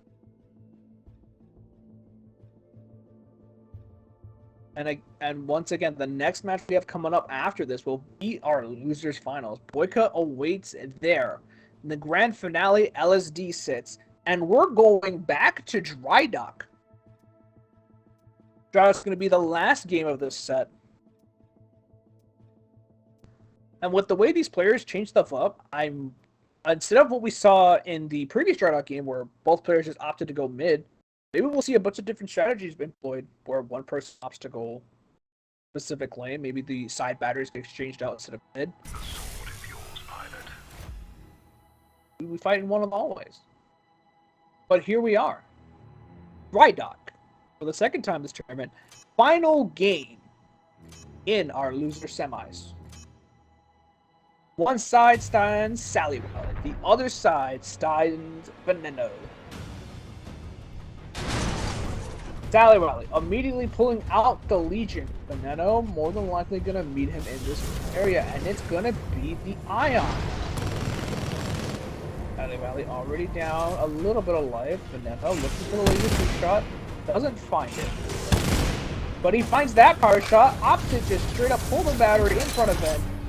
Eats some damage for it, but does get the overshield. Gonna play aggressively. Veneno not gonna be able to escape that one. That one's definitely gonna even up the life total. Veneno, you stuck around. This is gonna be a little sketchy. And the fact that Ben has no energy, he needs to start using energy to expend for some defense there, but the thing is, Sally Wally hasn't reloaded, which is a bit of an awkward spot here because he has to spend his bullets in a very economized way. Great dash power shot from Sally. Opts to take the reload with the gun shield up. Doesn't let Veneno punish him at all. The shot is good. Markor is available. Problem, however, is that Ben is doomed. One crit power shot will end him if Sally Wally can find it. Ben's gonna look to do some cheeky damage here and there. Maybe he can get the Legion, but no, he actually doesn't block that power shot. Sally Wally has to be careful too because he can't do what a sneaky dash power shot by Sally Wally. Able to catch Ben crouching behind the truck and seals the deal 1-0. Welcome back, pilot.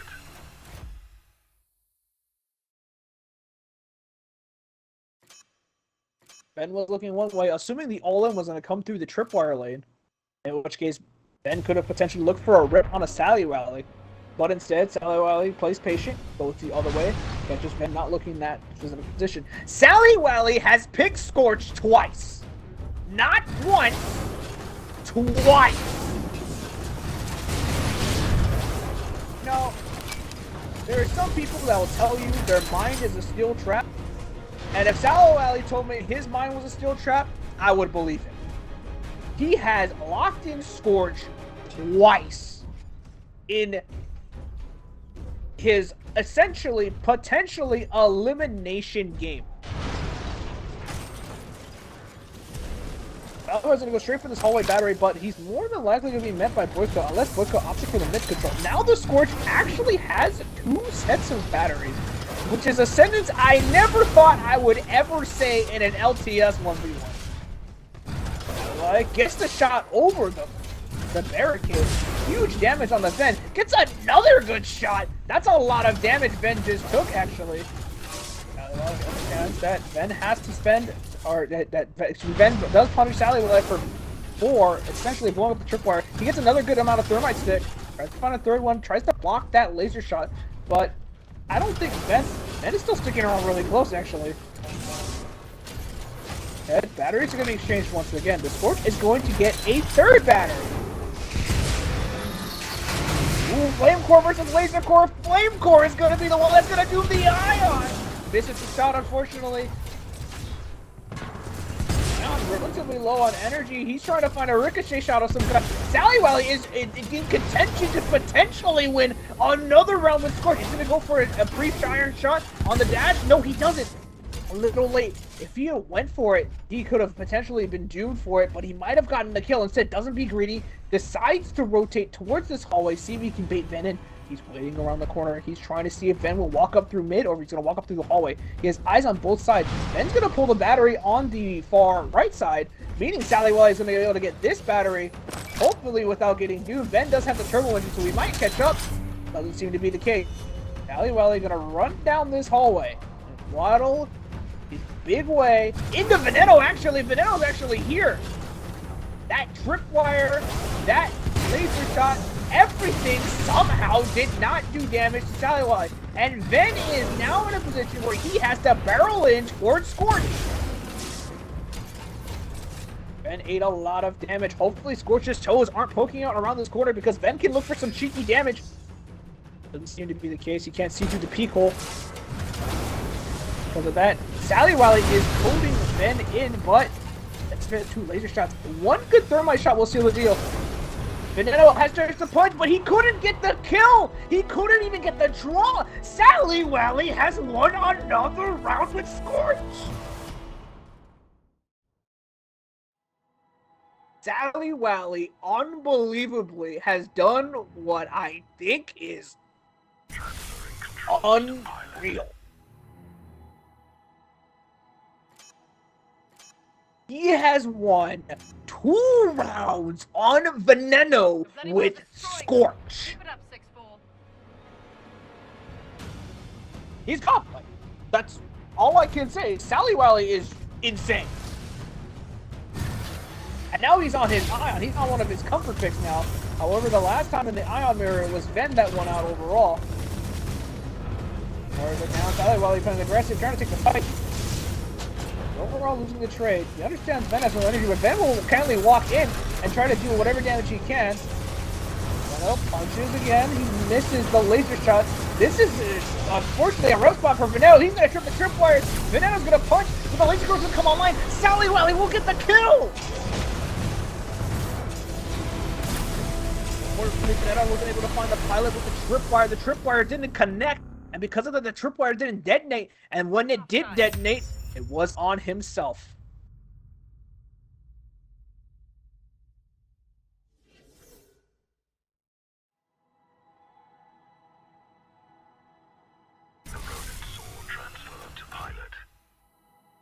Veneno also didn't mitigate any damage from the splitter rifle. It said he chose to throw damage back at Sally Wally. We're doing great, team. They don't have a chance. 3-0, actually, I just realized is the score. Sally Wally is potential for a 4-round shutout on Drydock.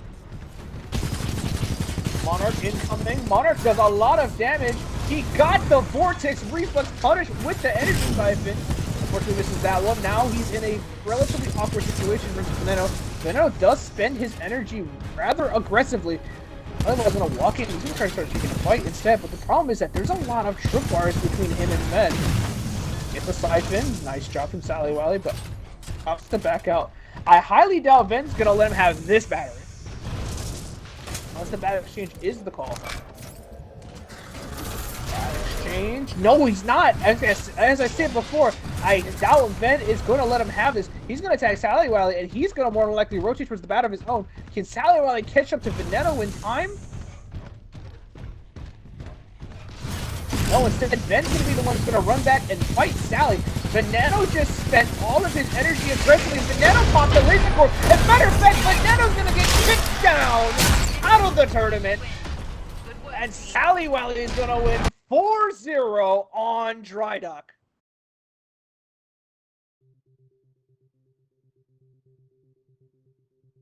With that, Sally Wally has double eliminated Veneno from the tournament, and he will advance to go fight Boyka in the losers finals.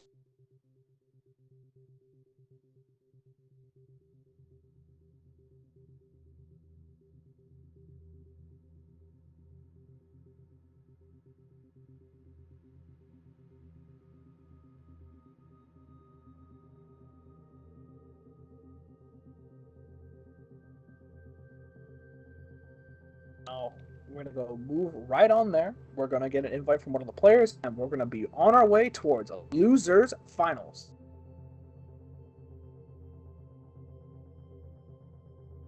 I've received the invite from Boyka, and I will...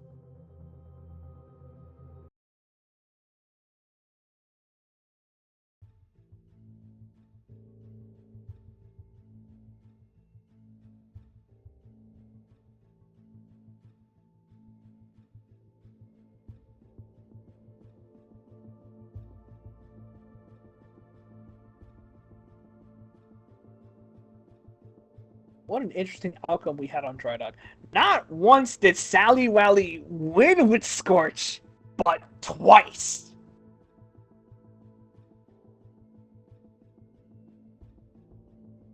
Unreal. Not only did he do it on Complex, it's like, yeah, you can see Scorch on Complex. He picked Scorch on Dry Dock! And he made it happen there. He survived. He didn't get doomed. There was no draws.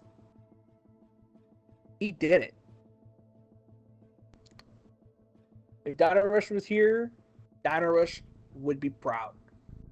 I can hear him somewhere if he does watch this VOD.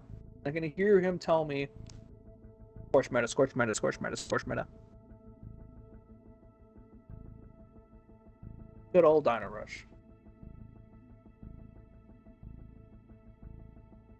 But now Sally Wally is going to go up against Boyka. Now, these two players have played each other a ton. So, that being said, what is going to be the first matchup of... And my other question, is Sally Wally going to pick Scorch again? Because honestly, it would be very exciting. I would think he would be a madman, but I would also be very excited to see Scorch.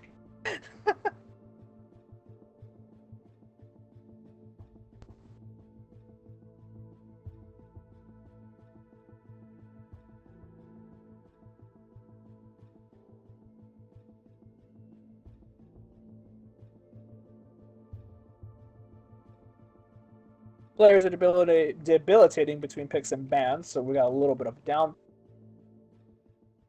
There's something you want to go do real quick, like first up, take a drink, get something to hydrate, maybe microwave something to eat real quick. We still got some time. We right now are sitting in the losers finals match of the tournament. Further reminder that losers finals is a 2 out of 3. Only grand finals will be 3 out of 5.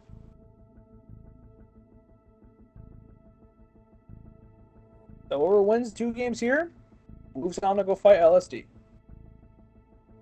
Now, one of 2 things can happen. Either LSD and Sally Wally engage in their run back, or alternatively, it's going to be Boyka versus LSD and they get their run back. No matter what happens, someone's getting a run back. But they're going to have to win 2 whole sets if they want to take the tournament. But it all starts here. Losers finals, game 1, going to Complex, Sally Wally, Boyka. Time to see what happens.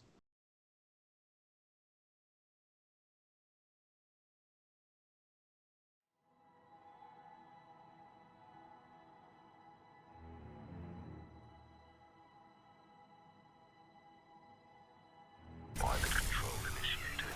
Focus. Plan. Attack. Here we are, as the Titans are falling into Complex. We're going to see what the matchup selection is. Boyka is going to take the Monarch early. This is, I assume it's to beat out a potential early Ion, because Ion typically, obviously, struggles against the Monarch pick, if played correctly. But the thing that I wonder is that the thing that I think about picking Monarch first round is that it's a little inherently risky because depending on the matchup you get, like a Legion, there are a lot of ways to shut Monarch down. Oh my goodness, Boyka is a very wild man. He is very lucky. Neither of those power shots hit him, as he went for Dash Siphon after Dash Siphon. Looks like we get this one. Actually doesn't get it, surprisingly. And he's going to eat a power shot and some actual damage. And Boyka is going to run toward the Legion, and he is going to face his fears head on. Boyka, but now he's just outright fighting the Legion. He understands that he has ammo advantage over Sally. Now he took, and now Sally actually took a ton of damage. Great punish on by Boyka's end, actually. Boyka plays relatively aggressively overall as a player and plays at high risk as well. His Titan's getting mowed down. He got the battery, but at what cost when you come back and the Legion is already smart forwarding you? Sally Rally will happily take that first round. And he's going to run with it to the bank. Boyka tried for a very greedy battery pull and got hard punished.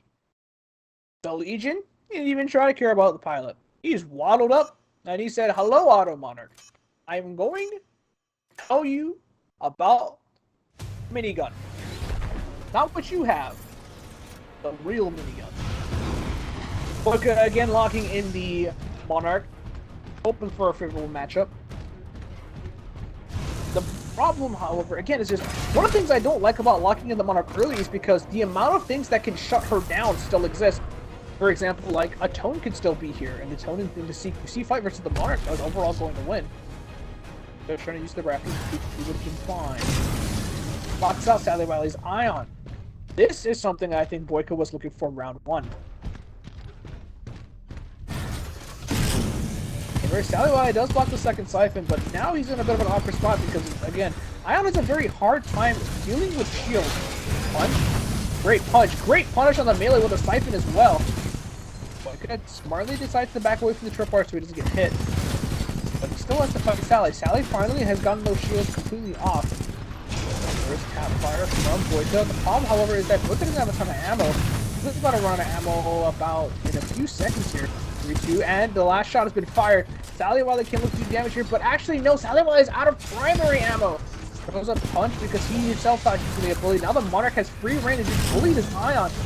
Trying to find the reflect, and Boyka's going to get out for this battery, mainly because he just has the amount of health to just tank it, no problem with that.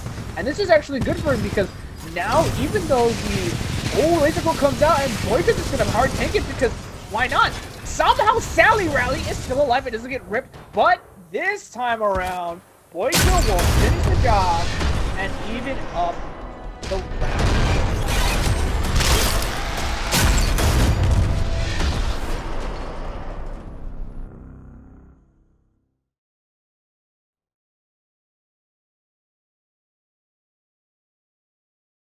Smart moves, pilot. It is good to have you back.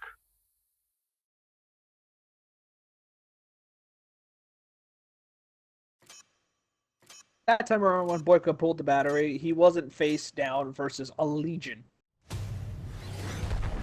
The other thing too is when he pulled the battery, it was an Ion with very limited resources. If anything, that trade essentially played into Boyka's favor.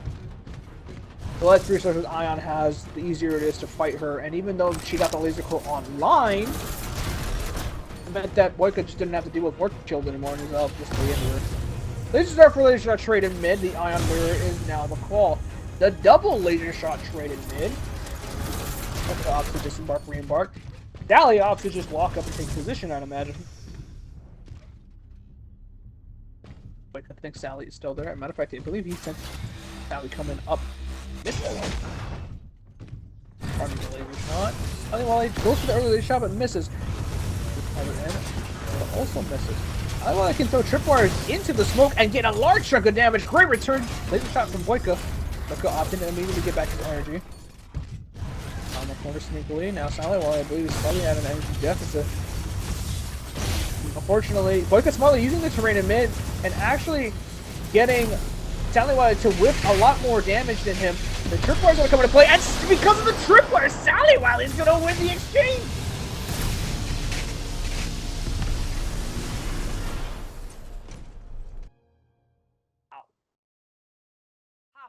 Sally Wiley saw Boyka's trick, he looked at him and he said, I can do that too, except when I'm doing it, the tripwires aren't by my feet. The tripwires go off, get the doom, and because of that, Sally Wiley survives long enough for his laser core to do in Boyka.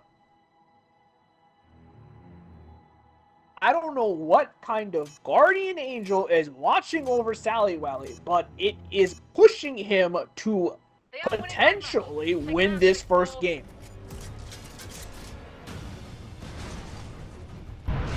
And we saw it there, folks. Sally Wiley has locked in Scorch for a third time. He didn't do it once. He didn't do it twice. He did it a third time. Is Boyka going to know that there is a Scorch around that corner? Boyka's waiting. I think he might know.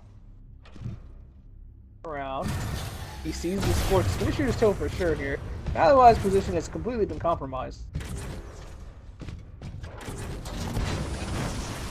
Because of that, Salawaz is going to have a lot harder of a time compared to his previous round encounters with Veneno.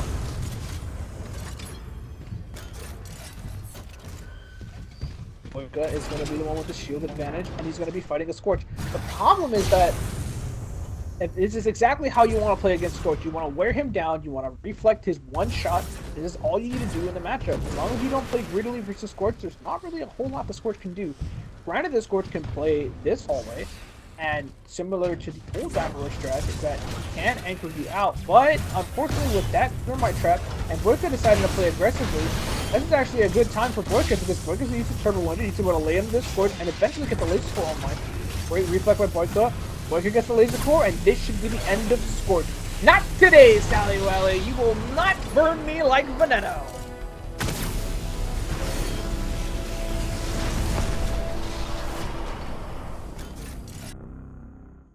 Sally Wally tried for a third time, but this time, third time isn't the charm. Boyka's going to even up the round count now. But I'm kind of curious if he locks it in.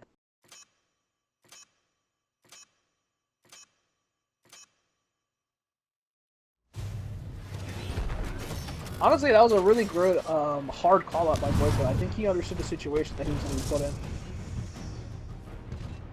And he made the hard read.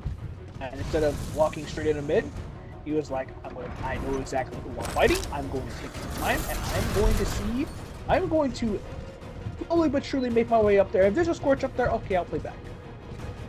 Once he got enough advantage, he played forward, and he got the kill. Boyka, unfortunately, missing that sonar. He has no idea now what is around that corner. We, the audience, obviously saw what's around that corner, but the question is he going to fall for it this time? Sally Wally has been spotted. Sally Wally has been locked on. One arc wave. 2 arc waves have been thrown, and 4 shotgun shots later. Sally Wally decides to get out of dodge, and Boyka's gonna be the one to play aggressive and making sure that Sally Wally can't reload. Boyka is a lot of experience on the tone, so he actually knows how to fight this matchup for sure. But with all the different Romans that he has to play against, Sorcore is now in play, but Boyka smartly decides to back away. Any one shot of the 20 mil will do this Ronin Titan, and as a matter of fact, that rocket salvo will do it as well. Boyka's gonna run up here. He has the salvo core available, opts to activate immediately, but Sally Wally is the one who uncharacteristically he got out greedily for the battery.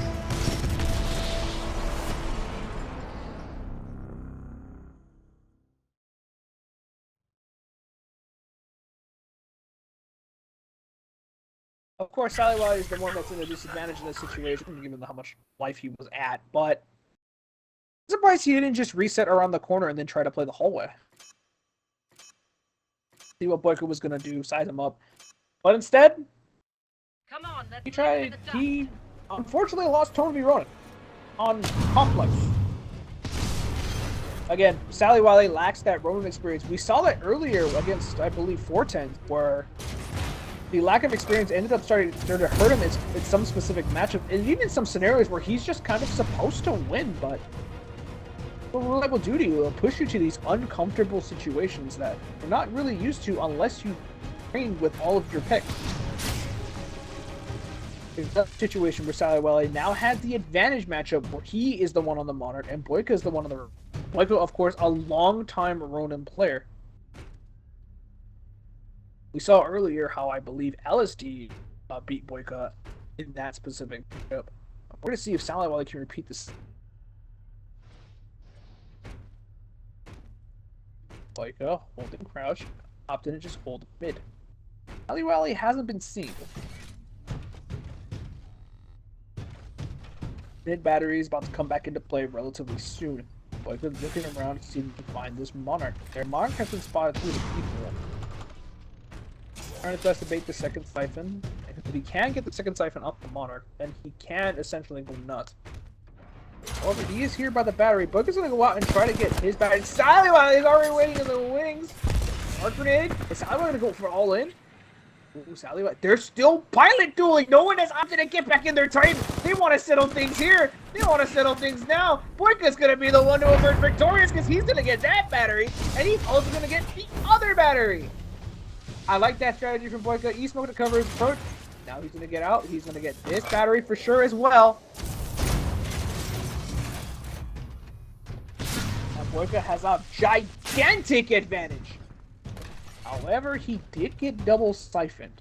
If Sally Wally can land one chain gun bullet and successfully run away for the next minute, technically Sally Wally can win via, or he can get too close to the Ronin and potentially die.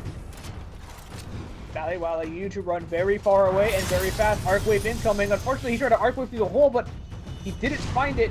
Sally Wally needs to turn around and land one shot, but he didn't land the shot yet. The Ronin is closing in on Boyka. Oh no, Boyka's having connection issues now. Now he can't get to Sally Wally. He's doing his best to catch this Monarch. Monarch fleeing for dear life. The next phase boost will put him in contact for sure. Arc wave number one. Sally Wally with the juke shoes actually gets away from both arc waves. I don't know what kind of eyes he has behind his head, but Sally Wally is somehow still evading. Another arc wave comes down. Boyka misses. Siphon lands. Damage inflicted. Monarch has full health and health advantage. I don't know how or why this round has ended this way, but it has.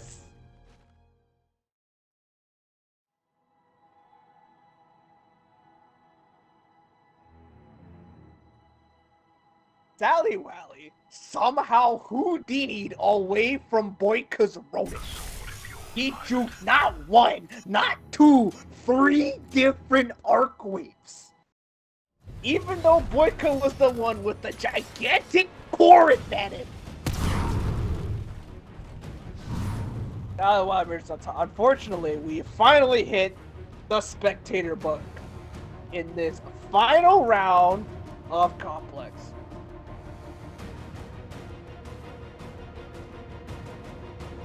do our best to hear and see what's going on. We're going to tell you what I think is going on. The thing is, however, is that it's probably still Monarch versus Rodent. Actually, no, Monarch's eliminated for the picture because Sally Wiley won it last round. So it's probably... I'm not sure what Sally Wiley is going to pick here. Unless he still has Legion. In which you have to play Legion into Ronin. Which is going to be a little awkward considering the fact that Boyka is a very experienced Ronin. No, he selected the North Star! Oh, but Sally Wiley isn't that experienced on the North Star pick, I don't think. Double Arc Whip has come through. Shotgun shots are landing. I think Sally Wiley might have been too close. Phase that shot. The Ronin is in for sure, judging by all the damage that's being inflicted upon Sally Wiley's North Star. Plasma Railgun. Sword Core activated. Sally Wiley needs to defend for his life here, but he's not going to be able to, and I think Boyka is the one that's going to end that round for sure.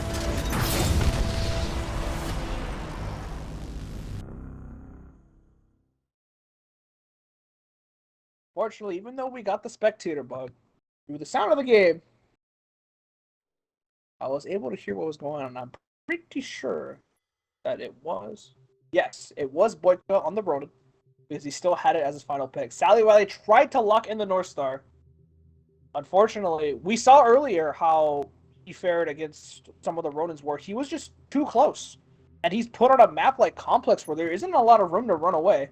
So because of that, Boyka is going to win that first game, take a 1-0 lead over Sally Wiley.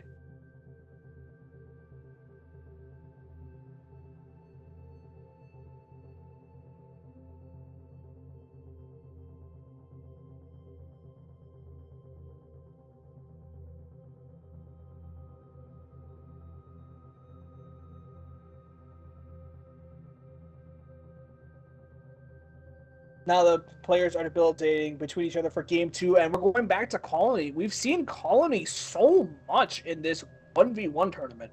It's definitely a comfort match between most of the players in this bracket. We're going to see it again. I wouldn't be surprised if we see it in Grand Finals as well. I think this might be the most picked map in all of our sets, I believe, overall. But here we are. We have Sally Wiley on one side, Boyka on the other. Boyka is currently up 1-0 despite the close finish on Complex. Again, losers finals is 2 out of 3. Whoever wins this game moves on for the run back against LSD. Sally Wiley immediately selecting the Legion pick. I wonder what he thought spotted out there. He did spot up the North Star. He was right. This is going to be a very difficult matchup for the Legion because there's a lot of, similar to Angel City, there's a lot of peak ways that the North Star can play. And a lot of different ways she can play both passively and aggressively. Before, Boyka is a bit more on the brasher side of the spectrum. Like, he's going to commit to those extra options he doesn't need to. We're going to see if that ends up costing him or not. Similar to how we've seen other North Stars fall prey to the Legion. Boyka hovered, unfortunately, and Sally Wiley had to punish. Sally Wiley is more than okay with trading this battery because Boyka's already down a ton of health. So this will get a little bit of damage back in return, but I believe Sally Wiley still has health advantage overall. You've got to be very careful.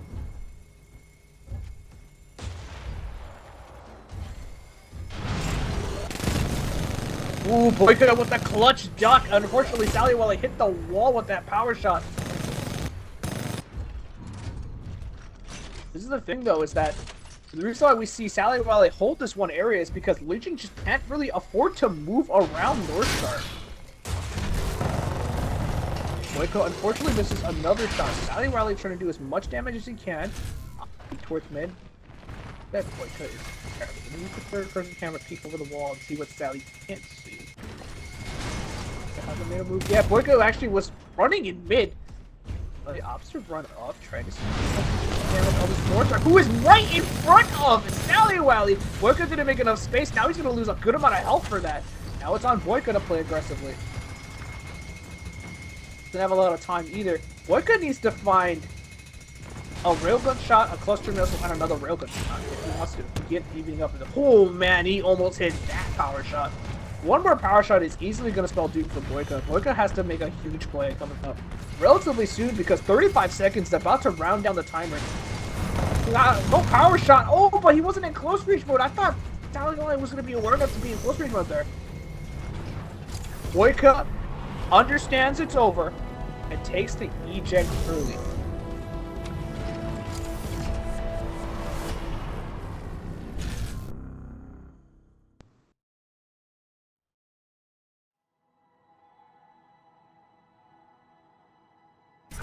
Now, if I'm not mistaken, I don't think Boyka... I think Boyka hit a grand total of, what, one railgun shot on the Legion?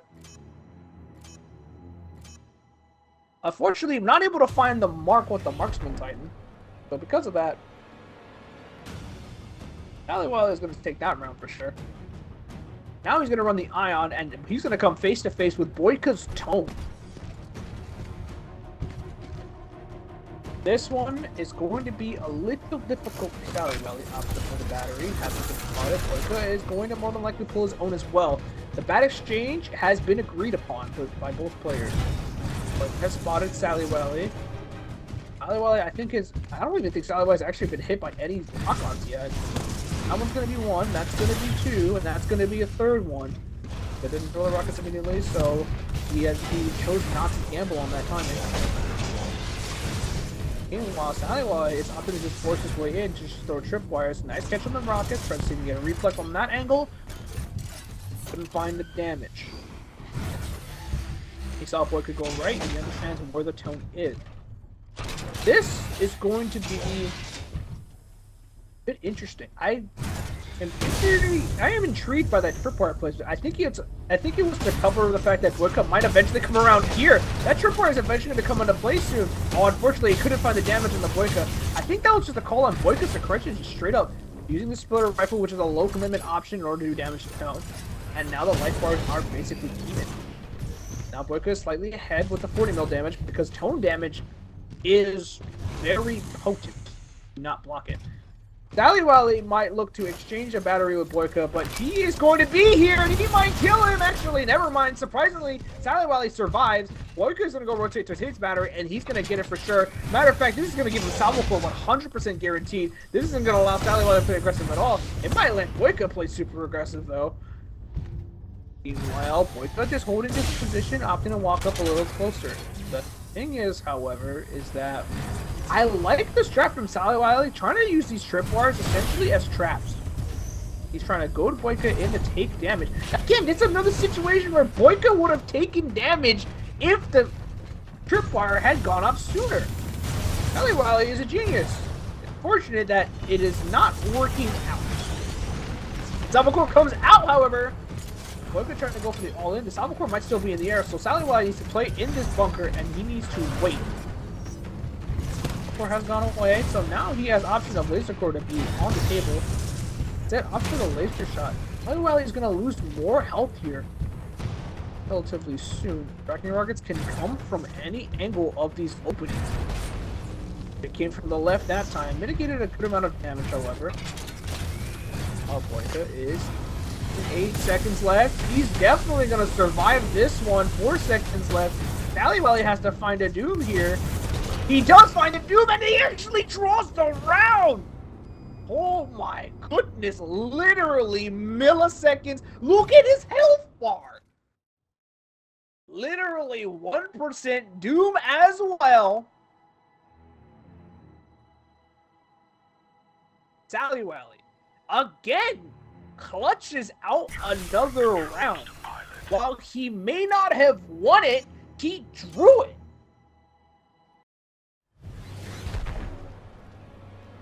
And in the losing position that he was, that might as well be a win for him.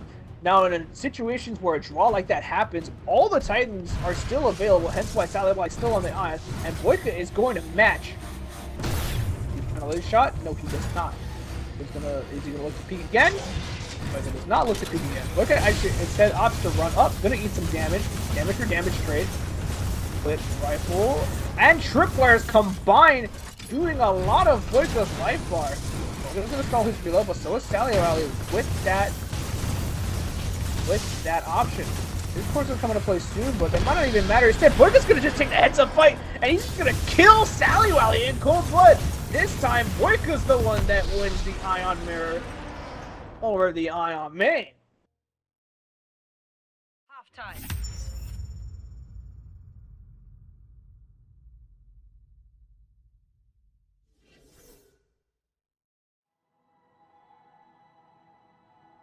Pilot mode online.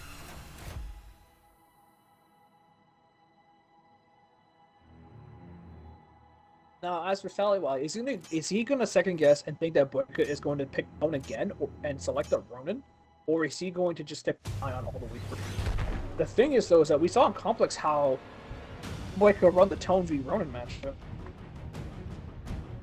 Going to be the Monarch out from Boyka. On the other side, we still have Ion SallyWally. There's one thing I want to see from SallyWally here is I want to see SallyWally, yes, exactly. I want to see him just run it down. Don't take any bad trades with the Monarch. Just opt to just fight her and just go for it. SallyWally is a very skilled Ion. We're going to see it firsthand here as he's accumulating life advantage over life advantage. Opts to just fully splitter his face and does a ton of damage. Great block on the Siphon. Another good punch into a tripwire, no doubt. Tried to find the rip, couldn't find it. Tried to find it again. Great punches coming out from Boyka, but a punch is not going to save you from the laser beam of death. That is the laser core.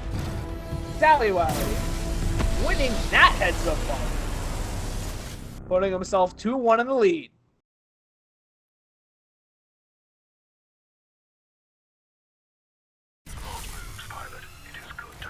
Now, since Boyka did drop with Tone, he's still allowed to select Tone if he wants to. And I think a Tone selection might be the best way to even up the score. Out of that, or he can look to say that for the very end, because Tone is a very strong pick on Colony. What he opts to like to do. He does select the Tone now. He is looking to even up the score. The other side, we have a Tone mirror. We have SallyWally playing Overcourt Tone. The other side, we have Boyka. Purple one. Unfortunately, SallyWally is going to lose out on a lot of advantage here because Boyka played his peak spot, his cover spot pretty well. Boyka could honestly double dash SallyWally and start taking a fight here, and he will. Ooh, SallyWally dashed the wrong way. A great dodge on the rockets, however. Fortunately, SallyWally looking like again, another case of inexperience where he's not experienced playing a matchup like this with a different kit to his name. Tracking rockets incoming. Dodge is good enough to mitigate a lot of damage. Obstacle gets the battery. The problem is getting splash lockdown, and Boyka's definitely... No, he doesn't get the dupe. He's going to rotate towards his battery. He's going to use that particle to anchor out SallyWally. SallyWally needed to push forward here, but Boyka's going to for sure get this battery, no questions asked. Never mind, he doesn't have to pull it. Good discipline by Boyka, understanding that SallyWally was going to make his way regardless. That he has to play patient. Tracking rocket lock on. Doom for one. Tracking rocket lock on. No kill. Oh, but Boyka might actually die. No, unfortunately, SallyWally didn't time his abilities correctly. He also didn't have that much time to anyway.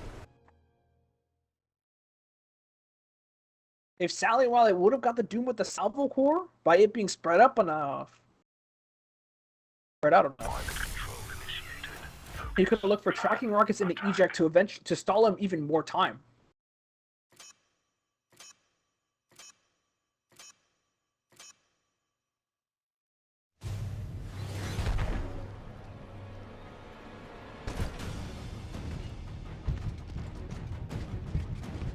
Here goes SallyWally taking another patrol with the Tone.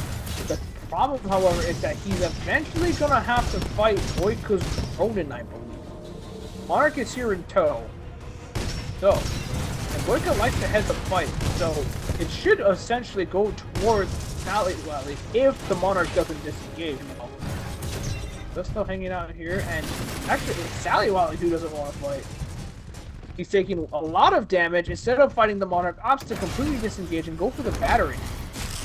And instead, Boyka is right in the corner, and now Boyka is the one still putting on the damage onto Sally Valley. Problem, however, is Salvacore is about to come online, so Boyka needs to be careful of how long he hangs around this town. Unfortunately, Sally Valley couldn't find the third shot for the lock-ons there, but his sonar pulse is going to come up relatively soon. Yeah. He's more than likely stationed in the garage, so the next tracking curve is more than likely not going to hit him. Actually, no, he stood outside, surprisingly. First, he didn't back up towards garage so that way he could mitigate more damage. And Boyka gets out for the battery! Surprisingly enough, Boyka, for some reason, despite having so much health advantage, decides to greed for the battery, and Sally Valley happily stuck around and gets a free goose in one shot. Welcome back, pilot. That's another round where Boyka has lost Come on, let's leave them in the dust. due to his greed. We saw it on Complex when the Legion pick happened. We saw it here. Again on Colony. Boyka taking the heads-up fight with the Monarch Mirror. Sally Valley doesn't have to heads-up fight Boyka because Boyka is refusing to let go. However, Sally Valley got a good amount of shields over Boyka, and Sally Valley might look to get the Doom here. Oh, whether he gets Doom with the Rocket Salvo, he's going to get the Doom now. He needs to up before immediately. And he does. So he himself will not be doomed. But he's going to kill Boyka. And Boyka's going to go down for sure. That's going to be a 4-2 victory for Sally Valley. Boyka tried to find the rip. But even then, it wouldn't have mattered. Sally Valley with the good timings on the siphons, and he didn't miss that second one. The second one was, if he missed that one, the fight could have played out completely differently. Now, if I'm not mistaken,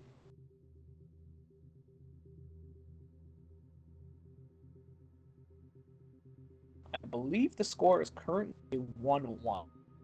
Because the first game was on Complex. And the second game was the Colony match. Again, Boyka did win the Complex. While we didn't get to see it because of the spectator bug, the North Star versus the Ronin matchup happened. And Sally is not very familiar with that matchup, and it's a very difficult way to also experience that matchup.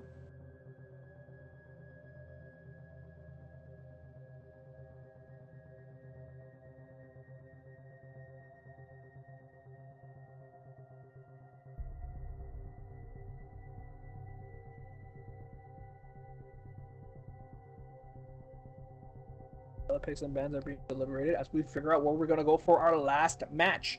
Our last game of our losers finals.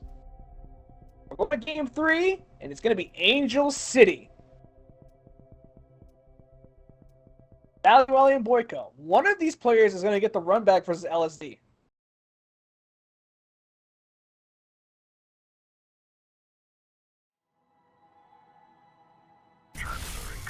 We saw on Complex how Boyka likes to lock in the Monarch early. We're going to see how that strat plays out here on Angel City, or he decides to change his picks up. To clear up the score in the audience, the current score is 1-1. The first game was on Complex, and Boyka won that 4th. And then the next game we played was on Colony, which Sally Valley won, as we saw, 4-2. Now it's Sally Valley versus Boyka on Angel City. The matchup is Legion versus Gnome. This is going to be a little awkward. Especially when you pull a battery in front of a toad. Surprisingly, Boyka is in mid. Great positioning by him because now he got a ton of damage onto the Legion, and as a matter of fact, he can make himself comfortable and pull this field battery relatively soon, which is going to buy him even more towards Stable Core. But he didn't even go for the battery. Boyka is opting to just play aggressively with his tracking rockets. Airport comes out, and Boyka double dashes into safety. Sally opts to disengage, and the whole plus building combined to block all of the power shot damage. Sally Wally, I don't know how, is still alive. But regardless of what he does, Boyka hits him with a style curve from under the building, and Sally Wally Legion is deleted from the round.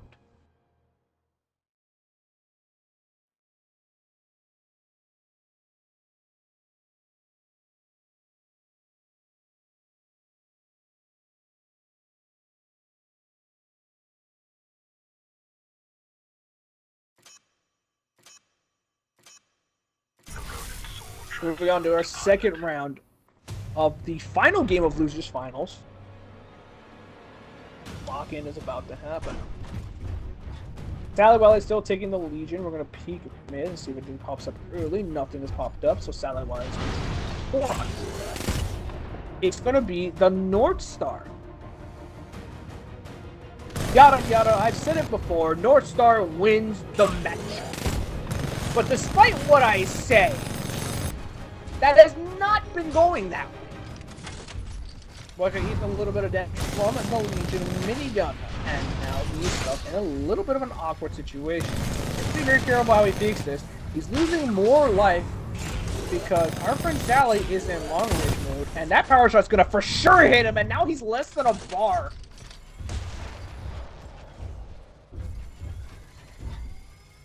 Boyka. There is still two ways he can peek. He can find a damage on the Legion's feet here. The problem is that he doesn't have a whole lot of options. The good news, however, is that our friend Sally Wally burned the gun shield. Now he's going to get pecked to death for sure. Tried for a guess power shot, couldn't find it. Also burned his dash. This is not a good look for where the Legion's holding. Top gun shield. I don't know if Boyka peeking at the angle that he was. So again, he does, but the pull! The pull again! Boyka's doomed! Completely eliminated by that power shot. On the reverse end, Sally Wally is also doomed. Sally Wally thought about looking for the battery. Boyka being aggressive. He tried for the dash power shot, but he couldn't find it. He's going for the battery pull. The battery exchange is good because the North Star also got off for the other side battery. Actually, no, she got off from mid. The problem is now, Sally is in a horrible position. Boyka unfortunately hovered in front of the Legion. Boyka's trying to end the game. Boyka is stuck in the open. He could have made a close range power shot there.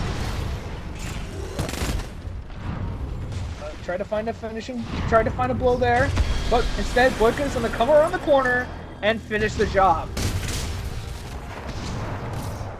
Things were a little awkward, but the North Star prevails. 2-0 is the score for Boyka on one side. And again, the winner of this advances into grand finals.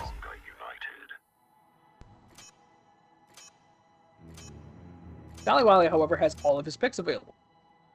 We're taking See a what he beating. opts to select Come on, we next. can still win this.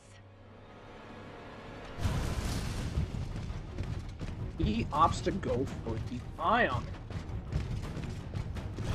Boyka still having the Ronin available and the Ion. I was actually wondering who's going to select one or the other, but he actually does select the Ion. The laser shot trade is good. Sally opts to not refill his energy the manual way, but opts to walk up to mid and see where Boyka is going. Appearance in mid, but he's too close to that tripwire. It's going to detonate. No! Sometimes you can back up far enough away from the tripwire, and then you don't take damage. However, now this hallway is a little awkward because both people are taking damage. Oh, Sally Wally got the disembark bug, so he couldn't get the battery like he planned. Meanwhile, Boyka is going to laser core him because he didn't catch that. Sally Wally will fall down. I assume that's what Salivali was looking for there, was the disembark and an instant pull out of that, or maybe he hesitated, but I assume he has the Legion bug. Regardless, I think even if he got that battery, we would have looked at him getting doomed and more than likely him falling down anyway.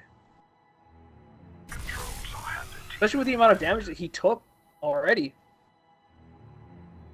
And he found a little bit more damage on a Boyka. He could have looked for a rip of his own, but he was out of cooldowns. He was out of options. Pull it together, 6-4. Regroup, team up, Boyka and will take give a him hell. 3-0 lead for himself as Sally Wiley is going to, yes, fix the power shot bug, I hope, and then draw the round.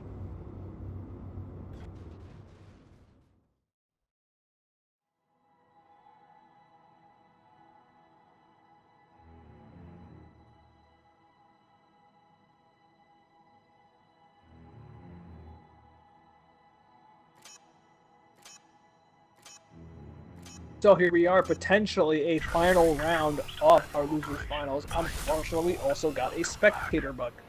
We're gonna have to listen in and see what we can see with our ears. Ronan is the play from Boyka, and looks like he's grabbing the middle battery. Oh, he actually went for the field bat, judging by the pilot movement. So mid is probably still in play.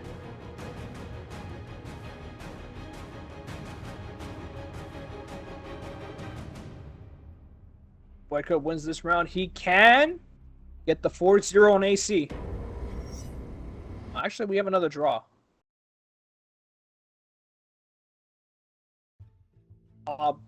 Guys, I didn't spectate. You guys started too fast.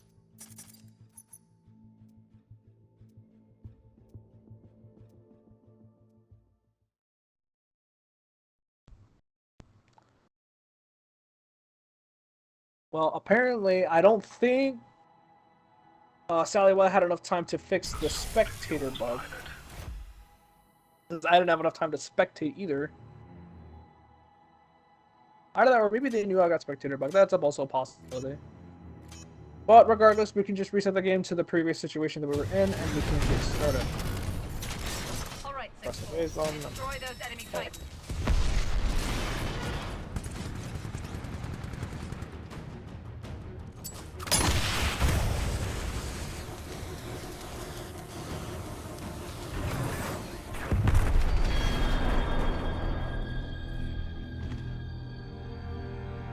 Restore the game back to its previous setting.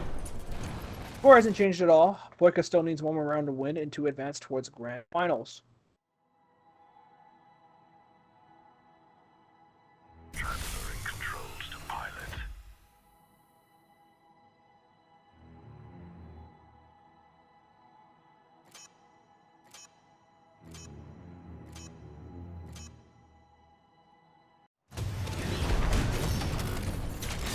All right, 6-4. Destroy those enemy tanks.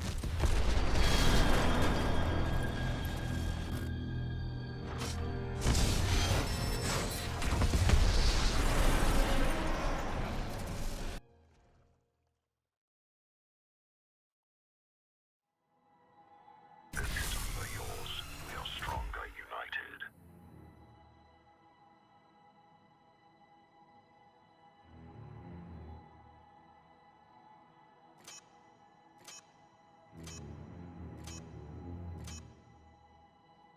We're taking a beating. Come on, we can still win this. All right, 6-4. Destroy those enemy tanks. Okay. Now that the score has been reset, continue where we left off.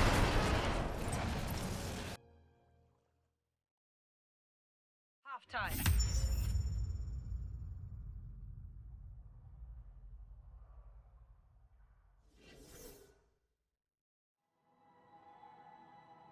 Welcome back, pilot.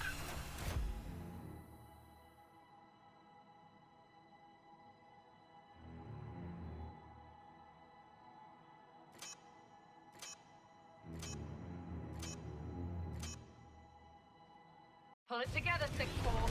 Regroup, team up, and give him hell. Ejecting pilot.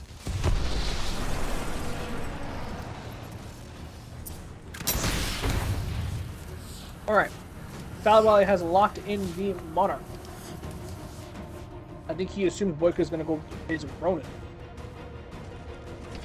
I close the battery, and it looks like Boyka has exchanged one as well, but he's also going to get that field one.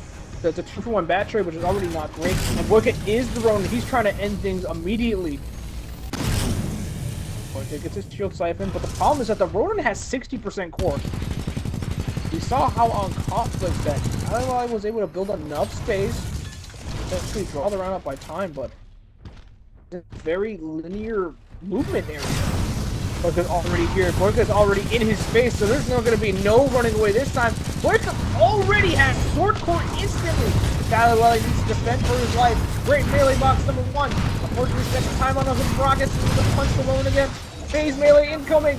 Arc wave to deal him in, and that's going to be the end of Losers Finals. A 4-0 shutout by Boyka. Boyka moves on the Grands, and he's going to get the run back versus LSD.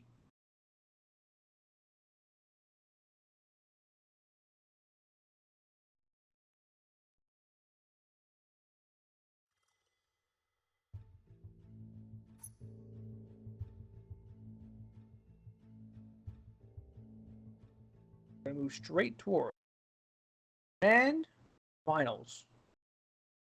We have LSD versus Boyka.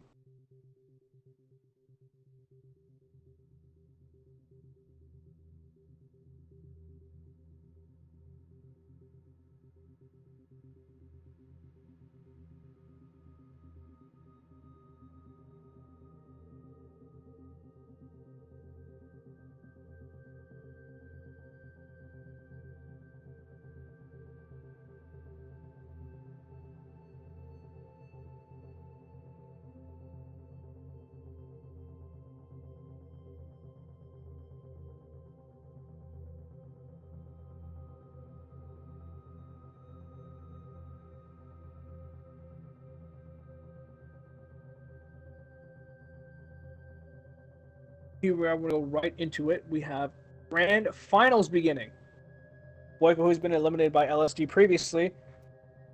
Now LSD has to stomp him out once again. Boyka's going to have to be the one to win 2 whole sets if he wants to win this tournament.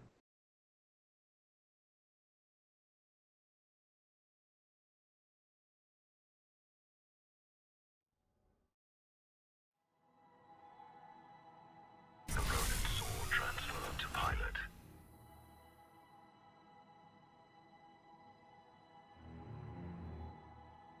Grand Final starts.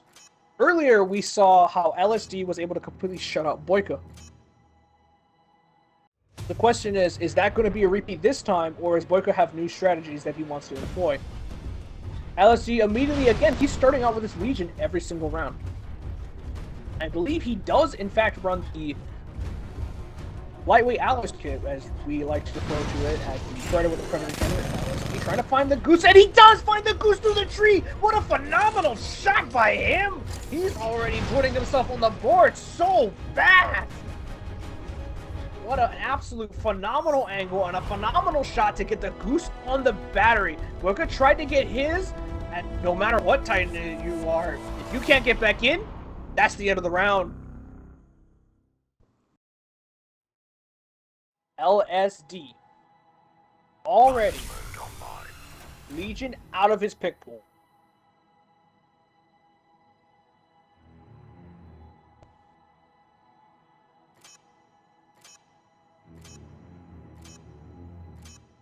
Now think about it, we didn't even get to see what Titan Boyka opted to pick.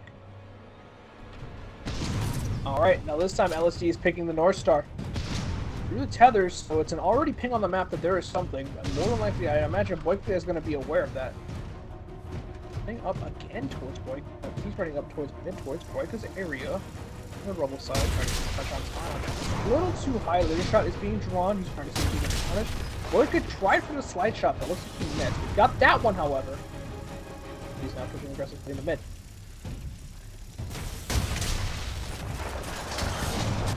Muscles the battery. Darky Smoke as potential cover, and then he's gonna get back into his Titan. However, he's gonna get punished with a laser shot. But the good news is that Boyka hasn't pulled the battery yet. As a matter of fact, Boyka's Titan is gonna freak out and run away from Boyka. So now LSD is gonna get a ton of damage in. Alright, he got a ton of damage. Well, unfortunately, LSD tripped the tripwire. That's gonna be his overshield's gone. On the left, out the laser shot. Great stuff from Boyka, so Boyka's gonna do a lot of damage on LSD here. LSD is more than likely gonna get doomed for hanging out around this corner. LSD look for the aggressive shot. Look for another aggressive shot.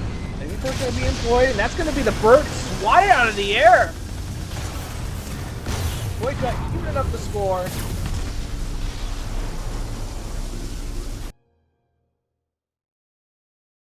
And Boomtown is already sitting at a 1-1. Controls are handed to you, pilot.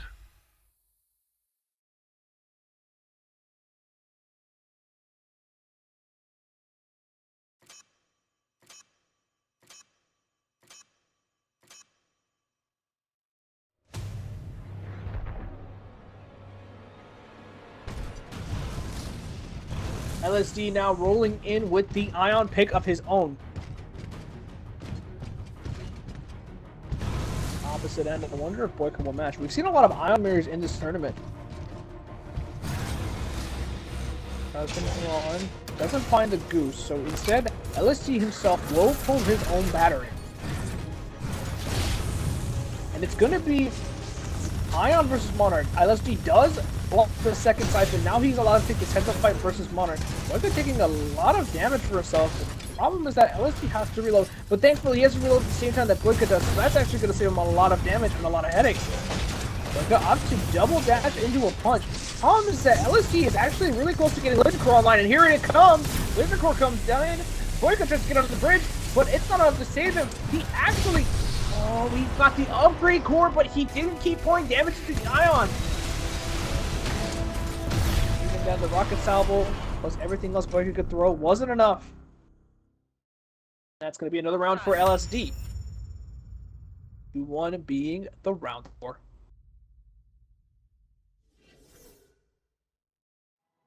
Compared to some of the other matches we've had, this match has just been pretty much an all-out brawl. Both players are opting to just fight each other.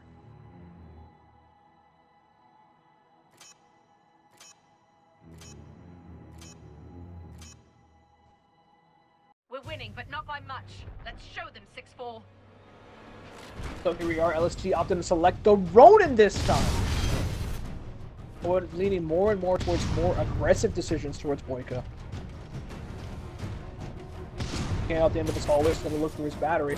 Or when Boyka looked for the battery earlier, he got goosed. He, however, is going to survive. Boyka's going to pull his battery, and he's pulling it relatively slow. That means he's something heavy.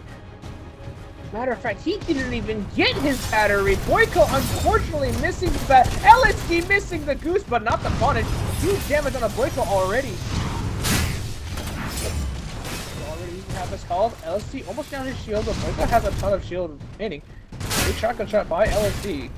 LSD sitting at a comfortable 4 advantage. Great shots plus arc wave combined to do a ton of damage on a Boyka. He has the sword core, out to pop it backwards in phase. However, he's gonna have to contend with, I believe, at least one arc wave plus a full shotgun. Like, never mind. Instead, LSD will find the combo. Boyka's gonna find a sword core of his own. No, oh, actually, Boyka does find the downstairs melee, interestingly enough. LSD assumed he would come up here and try to swing at him again, but Boyka plays patient. That shotgun shot really hurt because it was crit. Meanwhile, LSD trying to go for an all-in on the Boyka. Still playing very aggressive, despite the fact that both players could wait each other out. They're often to just scrap and swing and try to absolutely murder each other. Shotgun shots into an arc wave. LSD disengages swiftly. Takes very minimal damage. LSD trying to find the one shotgun trap, but instead it takes 2. Boyka hangs around a little too long. And Boyka's going to be the one to die in the Ronin mirror. 3-1 for LSD.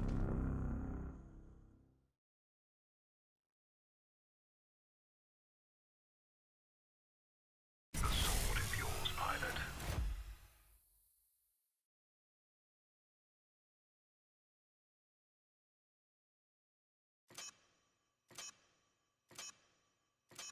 LSD sitting at a comfortable 3-1 lead Very well advantage. destroying them. Keep One more round, he'll have taken the Boomtown. Now LSD's gonna lock in the Monarch. I think he's banking on Boyka locking in the Ronin. If LSD wins this round, he'll be up 1 game in the set. Which that will put him in a very good position to just outright win the tournament. Again, LSD only needs to win 1 set. Boyka needs to win 2. LSD, yes. Boyka got back in this Titan, but he isn't even back in yet.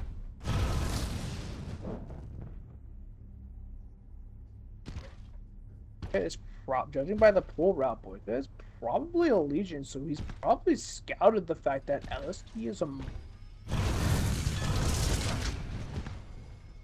He opted to back away, and I am right, Boyka is a Legion. They're going to get very awkward for this Monarch very fast. The good news, however, is that LSD shouldn't really throw himself out of boost, because he already knows where the solution is. Great side by LSD, gets the shields. Able to dart through mid and successfully avoid the power shot as well. Siphon is good. Well, you're going to eat a little bit of damage for his troubles. He smartly decides to weave around the other way. Which means that Boyka can't chase him that way. He's going to have to make a full commit with the gun shield. Yes, he does. This is that Siphon. However, Boyka is committed to long range mode. This means that LSD can get a lot of good damage here. Onto the Siphon. Opted just lay in the Boyka outright, but now power shot's gonna come through, and that's what's gonna hurt. LSD gonna move forward. Actually, LSD is playing this fight very masterfully, hiding this Legion around pretty much wherever he wants. Smart Core is available, but it's not popped, and it wouldn't even, actually it is popped, but it wouldn't matter that much, only because of the fact that LSD has so much health that he can just trade with Boyka on the Monarch. Masterfully played by LSD there, utilizing Monarch's movement and punishing the Legion when he had no ammunition. Eventually, he secures the round, and that's a 4-1 victory for LSD.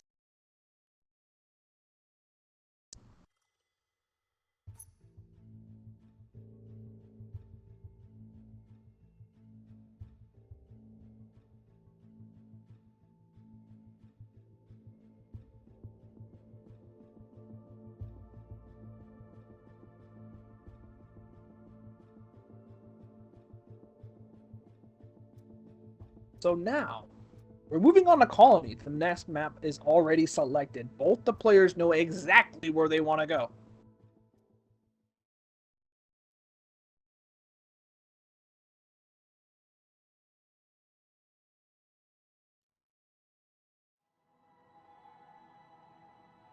Here we are.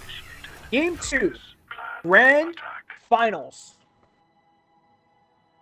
LSD sitting comfortably with his 1-0 advantage over Boyka.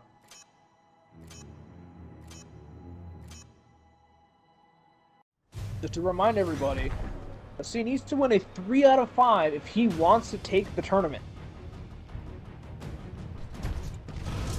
Either that, or Boyka can look to reset the bracket. He's going to start off with the Ion.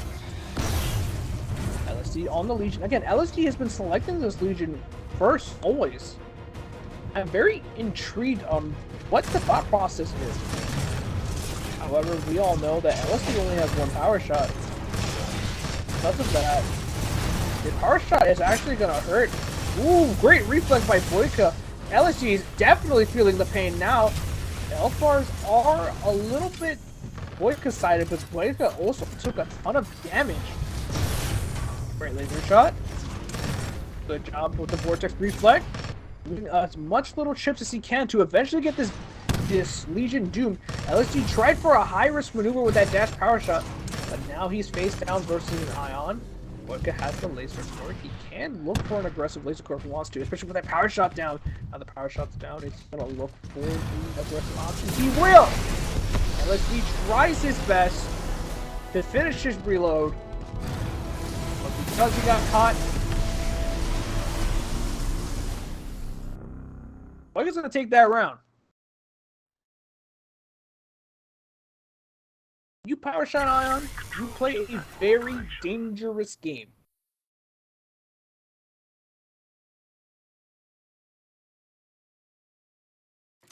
Sometimes you lose a coin flip.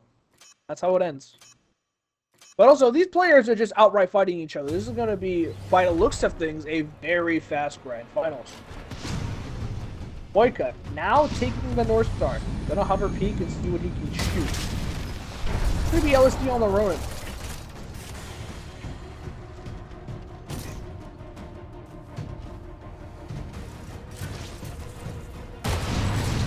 Already in mid, but Boyka is kind of close. Gonna need a little bit of damage to his doubles, but he's gonna be able to get over the wall. Unfortunately, Boyka has not reached the wall, so now he's just stuck in front of a rodent. He misses the arc wave, and Boyka also misses the charge shot. The amount of damage going both ways is slightly Ronin favored, but however, Ronin has to be careful of the rail gun. Boyka not holding his shots at all, just shooting at the same rhythm over and over again. This eventually is going to give a lot of LSD, a lot of free reign, and eventually a sword core pop, and eventually a dead North Star! One thing after another after another. Boyka couldn't make enough room between himself, LSD's Ronin. LSD catches up. It is good to have you back. The shot rhythm is always the same, and because of that, despite landing a few instances where he had an opportunity to land a critical shot that would have doomed LSD's Ronin. Instead, LSD is the one that wins. Round count up now. 1-1. LSD locks in the tone. The other side, Boyka is the North Star. Another matchup where North Star has a lot of advantage. North Star is very hard to hit with Tone's abilities, number one, but number two is just being able to mitigate North Star's damage as Tone is very difficult. Boyka thought about going for that battery. LSD already shooting at it and on top of the situation.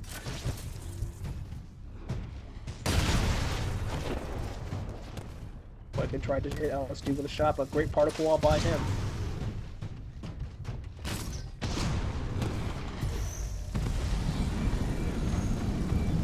Shot incoming. The hover shot can't seem to find a mark. Cluster missile wasn't dropped, however. That's not good because now Boyka has a dodge set of rockets. He put on the line of fire in front of Tone.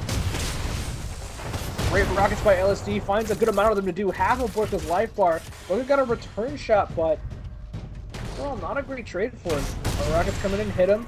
Boyka wants this battery so bad, but LSD is holding mid so that he can't. But he can't leave him. He won't leave this mid area alone. He will not let Boyka get this battery.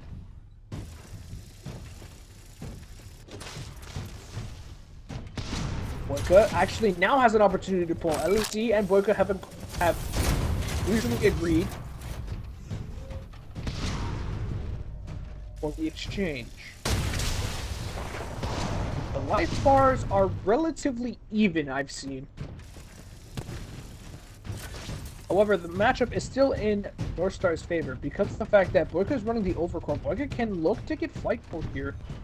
Potentially do LSD in one fell swoop, and that's what he's gonna do. He can dash in, he hit the shot, he got the flight core, and that's a dick dome! That zone is out of the picture, meaning that Boyka is now leading with a 2-1 round score. Half time.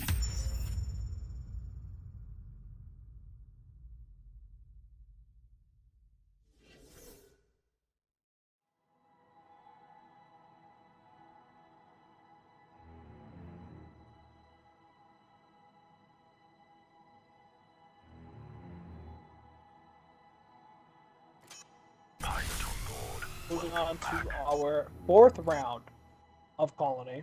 Come on, let's leave them in the dust. Boyka locking in the Tone himself. Is LSD going to respond in kind? Been dropped. LSD might be on that left platform he likes to hang out on, and he is. So that sonar pulse actually is going to get no value from Boyka. Boyka, not sure what he wants to do. Actually, he's a 40-mil shot for his trouble. Return shot from Boyka. Actually gets a shot on the LSD. Dash speaks aggressively. Gets the lock on. Lock on for tracking rockets for tracking rockets. However, LSD is in the vicinity. He's looking for Boyka to use his wall. However, that tracking rocket damage that Boyka just took is a lot of free core for LSD. Oh, but unfortunately, the sonar doesn't land. Boyka not able to keep track of LSD's tone. The turbo engine movement is pretty good on this map. And now here comes another set of tracking rockets. LSD successfully dodges and mitigates all the rockets. Boyka does the same thing as well. Takes a little bit of splash damage, but overall, not a huge loss. Boyka trying to find the splash undershots while tracking rockets over the top. Boyka can't evade. Boyka gets doomed. Now he's stuck in a very rough situation where he has to fight LSD in this very difficult high ground battle. Great tracking rocket curve. But the problem now is that with you being the low ground as Toad, you're a lot more vulnerable to splash shots. LSD has a set of locks. Boyka is successfully trying to use the tower to block the rockets, as well as crouching behind a wall. It will mitigate him some damage and will allow him to survive. Problem now, though, is that he's walking up out of mid, but he has no particle wall. LSD spots him out. He's definitely dead. He's being caught out by LSD. LSD's trying to get the shot, but he couldn't find the lock. LSD already pre-firing where Boyka is going to be. He got a nice peek through a window. Incoming tracking rocket. Can you survive Boyka? He does barely, but LSD will dash in and he will finish the job.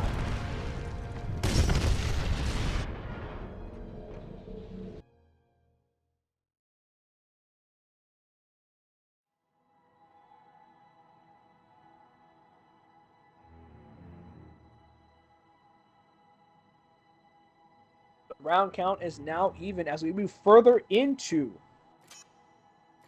our grand finals. Transferring control.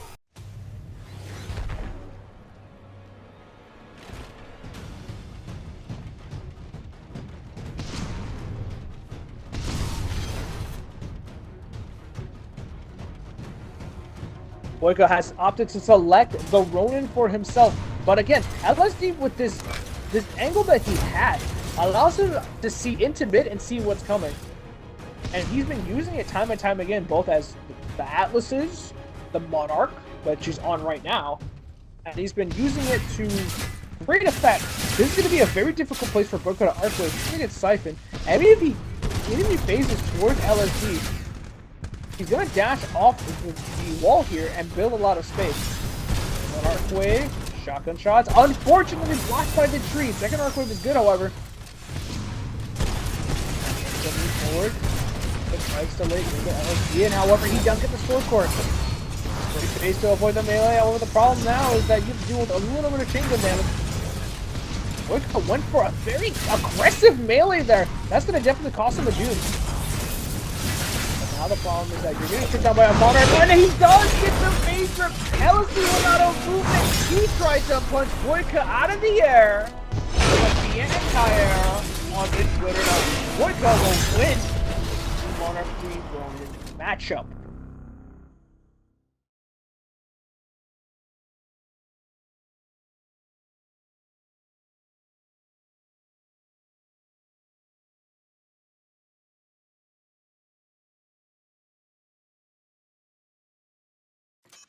Transferring controls to pilot. We're winning, but not by much. Let's show them 6-4. Boyka, 3-2 on Colony. This is the map he chose. So if he wins, it's going to go back towards LSD to select what maps we got to play on. Boyka is, interestingly enough, opting to just completely push this field area. He's trying to bullet LSD away from the little houses he's been playing on. He's trying to force LSD to fight him. Unfortunately, Boyka missing a lot of 40 mil shots. Matter of fact, he's eating a ton of damage. LSD still using this area to great effect. LSD about to finish a reload, and he does get the reload off. The tone is super low on health. Surprisingly, Boyka is still not doomed. Particle wall drop. LSD playing aggressively, actually getting Boyka doomed with his own rockets. However, LSD does get the arc rounds, and even though Boyka does get the salvo core, it doesn't matter. LSD with the smooth move. Even at the round count.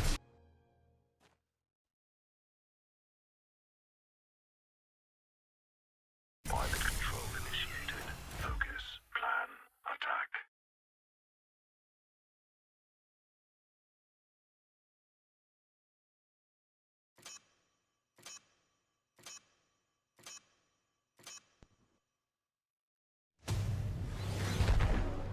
Here we are. Final round on this colony map.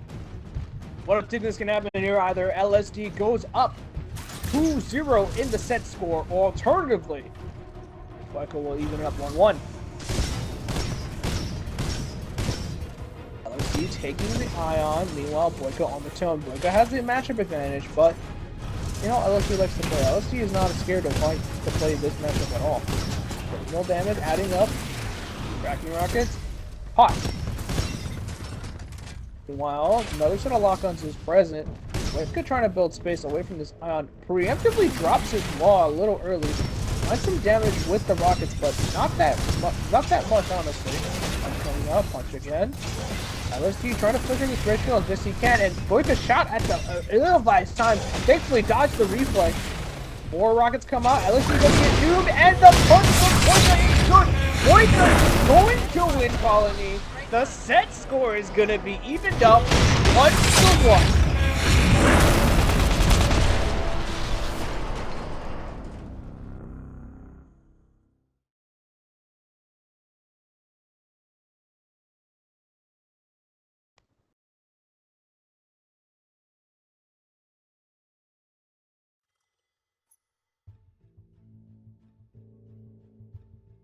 Our score sits 1-1 between these two players, as we're gonna figure out where we go next for our game 3.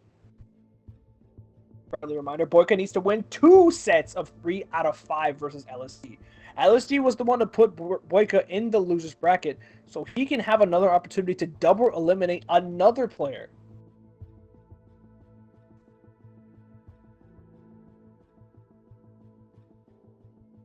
Actually, no, it was Sallywag who had the double eliminate. Excuse me. Actually, technically, yeah. LSD can double eliminate Boyka. He was the one that put him into losers earlier.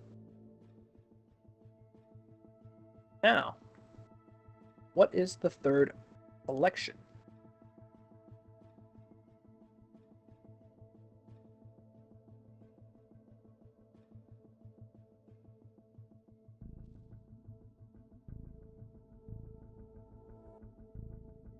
And here we are, already decided, fast and on the ball. We are on Angel City.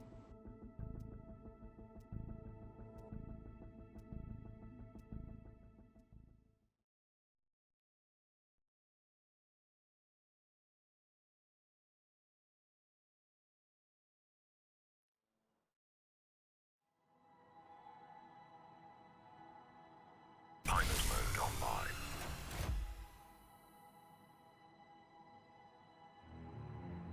We're going to see if LSD runs his signature Legion strat again. Or if he's going to opt to change it up on this map. Well, again, I'm not sure what the thought process is behind this Legion pick early. Maybe he's just confident in fighting whatever Legion has to deal with, but instead, this time Boyka will adapt. He'll select the tone. Alright, LSD will go to close recode because Boyka is already pushed up. Boyka's already just trying to fight the Legion. LSD hasn't been able to find a solid position to do damage towards Boyka. Has to disengage, more tracking rockets are going to rain down. LSD's going to take a ton of damage. LSD's trying to play very aggressively here. He's going to have to use some gun shield to block the next set of rockets for sure. But Salvatore doesn't even need it. Boyka is just going to absolutely rip apart LSD's Legion. That's going to be a 1-round lead for Boyka.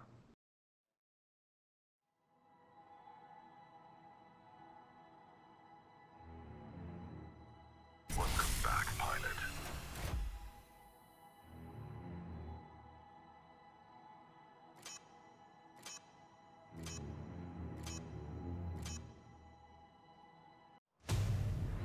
Zero is now the round score for Boyka. That first round with his tone, and now LSD switched to something else. He's on the Ion now. Let's see what he can have incoming. And the railgun from mid has struck the Ion. Great catch on the Boyka railgun. And the hover back into mid from Boyka. Boyka, again, he's just playing very aggressively. He's trying to scrap, it looks like, just outright with LSD. That happens. Again, look, he is pushed up so far up. He's using, however, he is using this tower as excellent cover against LSD. Boyka's not being fooled. And matter of fact, he does land a railgun shot. Very confident play coming out from Boyka. Boyka lands even more damage. LSD already less than the bar. LSD has to be careful and not get doomed. Wow, LSD actually just took a risk outright. He just threw a laser shot at Boyka's face.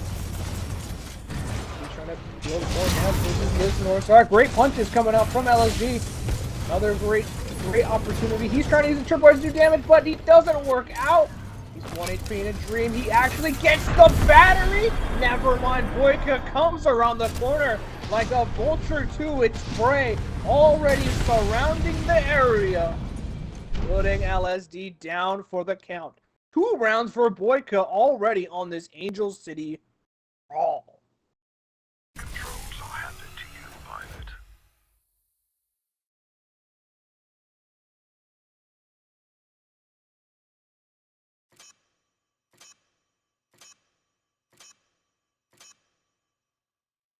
We're taking a beating. Come on, we can still win this.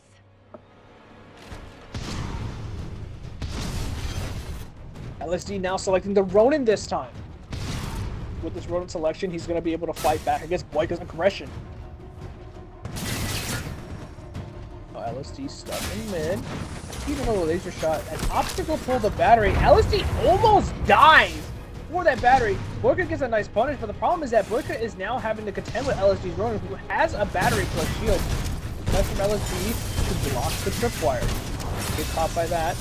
And Boyka's doing a phenomenal job of just mitigating damage so far. However, 2 shotgun shots, 3 shotgun shots, 4 shotgun shots are good. Melee is good. A second melee is even better. Arc lives up a cooldown.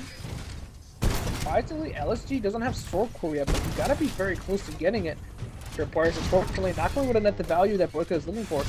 But it's still in mid. Unfortunately, the tree blocks the next laser shot. Sword core is activated. Sword core is incoming towards you, Boyka. Arc wave to bait the melee. It's melee from the other side. What a phenomenal mind game. Another arc wave into a melee combo to seal the deal. LSD fighting right back with the 1-round advancement Half-time. in this game 3.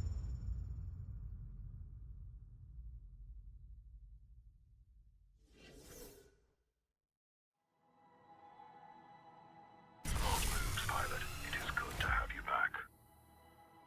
However, that is going to be LSD's Ronin eliminated from his pick pool. Boyka, on the other hand, is still going to have his.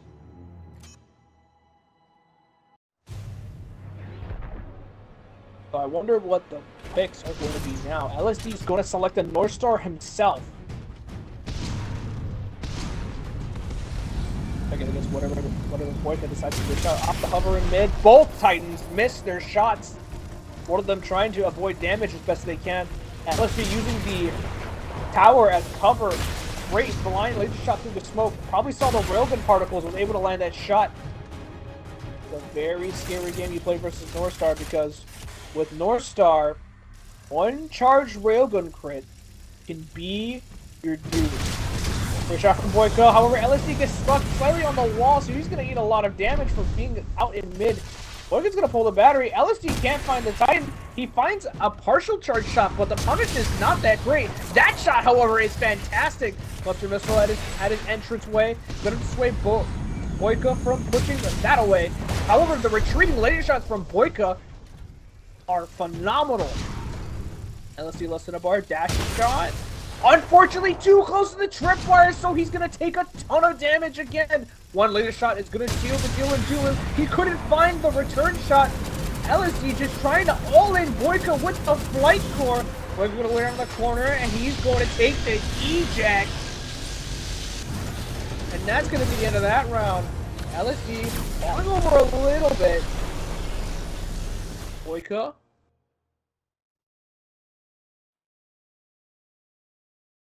Able to get that round under his belt.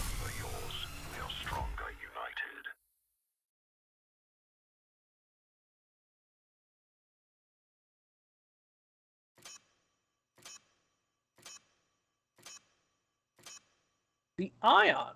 Pull it together, 6-4. Regroup, team up, and give him hell. But he still needs one more round of red. LSD already selected the Monarch to keep himself in the game. He assumes that Boyka is going to... Unless Boyka selects something else. And he does! He selects the Monarch himself. Boyka gets a lot of... Actually, a lot of small... I wouldn't even say a lot of damage. He got a good amount of chip damage already. LSD is already making potentially almost a bar. However, that Siphon is going to net him a lot of value. Both Monarchs are just opting to just absolute brawl in mid. Chain gun. However, LSD is the one on the receiving end of the reload. Double Siphon, but the Siphon back from LSD is even better. Now Boyka's the one that's going to reload. Great job from Boyka, trying to mitigate his crit. LSD thought he got the rip. He hasn't got the doom yet. Boyka now is going to doom, and Boyka's going to double dash, and he's going to take LSD out of Boomtown, or Angel City.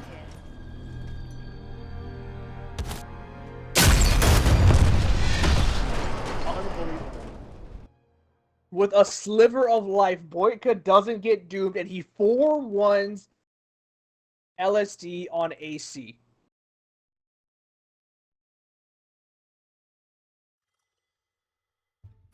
This is a very fiery grand finals we're playing with.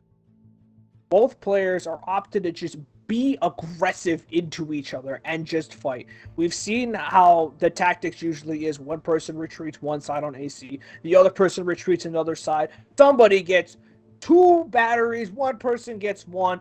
All of this other things happen. No, these 2 players are just here to scrap. They are here to fight, and they're going to continue that fight because we're going straight back to Boomtown.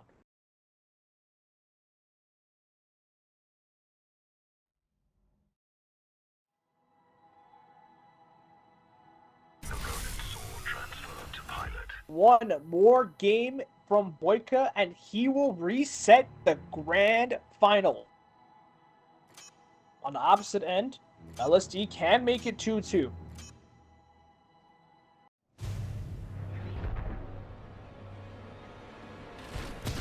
Boyka selecting the North Star early. This gives him access to a cluster missile as long as some tethers, but the main thing I think he's going to want to look for is either a nice shot on whatever he wants to see, or a cluster missile. Pick himself on the radar. Yes, LSD has no idea. Great shot early from Boyka. Another good shot as well. He's going to go for a third one because the laser shot charge. No, he won't find it. Just the battery, however, that's going to buy him a lot of time. LSD can either look to play aggressive or try to pull the battery. Battery exchange has been agreed upon. The cluster was slightly off the mark because I believe he was able to get that battery even if the cluster was still up. Or Boyka's got to be feeling good about that early game. That early game, I believe LSD is technically missing some health. Trying to play this spot on the left. Matter of fact, he almost snipes LSD again. Shot is good. Reflect is also good. Trying to play his mid position. Boyka playing very aggressively until LSD's Ion. LSD's Ion sitting in the smoke, now sitting in a cluster missile. That's another shot. Another archer shot. Another archer shot. Boyka is trying to get this flight core, and he has got it. Flight core's been popped. LSD's going to go back under the bridge. He's going to have to sit in a cluster missile, however. Actually, he Houdinis and appears up top. Boyka tried to seal the deal. LSD is barely not doomed yet. I'm not sure if Boyka got it with that last shot. Laser core from pop. Boyka hovered straight into a laser core plus cluster missile. LSD tried to kill him with the rip, and Boyka somehow survives and gets the return shot.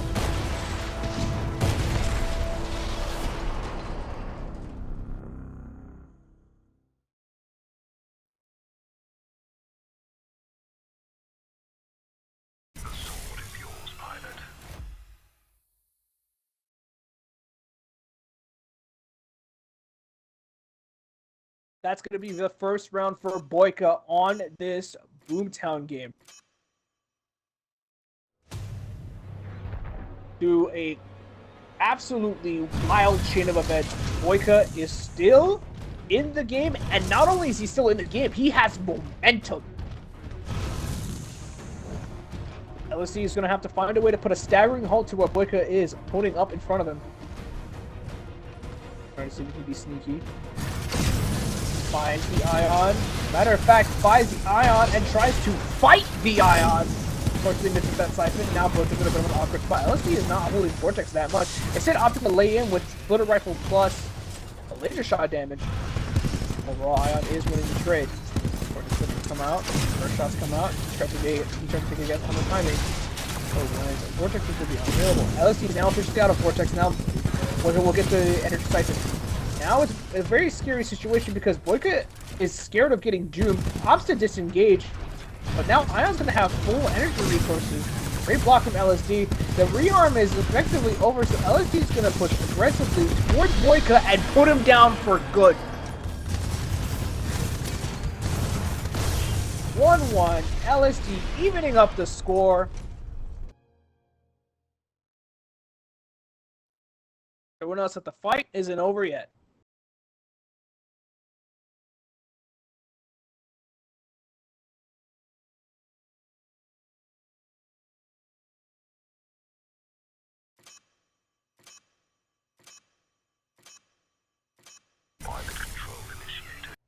Moving on to our next round of grand finals. The Ions. I believe LSD's Ions completely out of play. Boyka's going to lock in the tone. This is going to be a little scary depending on what LSD decides to lock in himself. Hasn't been spotted yet. Tone Mirror is the answer for this round of Boomtown. One has been laid, the other one has been used. LSD is chilling in this back corner area. However, great stuff for LSD actually getting out. Unfortunately, walks back in and gets himself locked on. Boyka's going to have tracking rocket advantage. Tried to throw a fast curve, but unfortunately, the accuracy was not on point for it. Back turn curve, I believe. Great, honestly, awareness from Boyka to understand where LSD was going to walk and actually got a very nice shot to get that lock on. And now he has effectively evened up, if not completely made up the life total deficit that he was at earlier. Oh, unfortunately, Boyka's going to have to eat those if he wants to keep his position. He does. He also dropped E-Smoke, however. Nice dash back and forth shots, however, LSD has the rockets locked on and targeted hit. LSD has splash advantage because he's allowed to splash multiple different walls to keep Boyka at bay. Matter of fact, he's allowed to shoot Boyka also through the window. Immediately side curve. Boyka's the one that is doomed. LSD is on the brink of just getting this alpha port. Oh, Boyka didn't save his lock-ons. As a matter of fact, Boyka's not able to save his life. Now Boyka's going to be the one to fall. LSD taking another round for himself, effectively putting a halt to Boyka's momentum.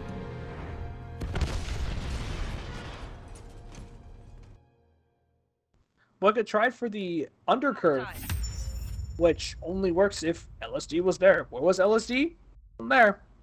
It's up top. Because Boyka didn't play patient with his rockets, LSD is able to sneak his way through and punish him time after time after time. Transferring controls to manual operation.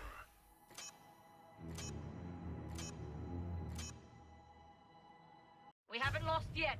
Let's show them what the 6-4 can do. Boyka locking in the Ion. Driving forward. He's going to try to see if he can even up the score with this pick of his own, but again, LSD has so many scary options available to him. Going to be the Monarch. But look at the battery. He thought about trying to pull it, but instead made the right call. Showed some discipline. Going to be LSD actually going to be the one to pull his battery instead. Very cheeky play from LSD. As Boyka did get a pretty good punish on it, honestly. Now, again, oh, but he got a second battery on top of it. Boyka's just not in range to deal a good punish. And now this is a really rough situation for Ion. Again, Ion lacks the damage output to hard punish you for pulling batteries like that. Unless, of course, she gets the boost with the laser shot. But for the most part, people have been this tournament just been disrespecting Ion's damage output in most situations. Especially since the Monarch doesn't really have to worry that much about the laser core, even if she does get the punish. The Monarch's main concern is just keeping that shield up and eventually building up the arc round. This is where it's cocked, but in return, so is upgrade core. Great movement overall from LSD. Now the problem is that have a health bar anymore. I can find the rip. Wow, great movement from Boyka to survive him a little bit more time. However, the arc rounds are finally gonna do him in. That's gonna be another round for LSD, sitting 3-1 on Boomtown. Pilot on board. Welcome back. LSD is looking to see if he can take this Boomtown game. That way the grand final score will be a 2-2.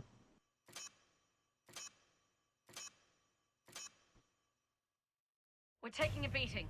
Come on, we can still win this. Here it is. Boyka selecting the Ronin.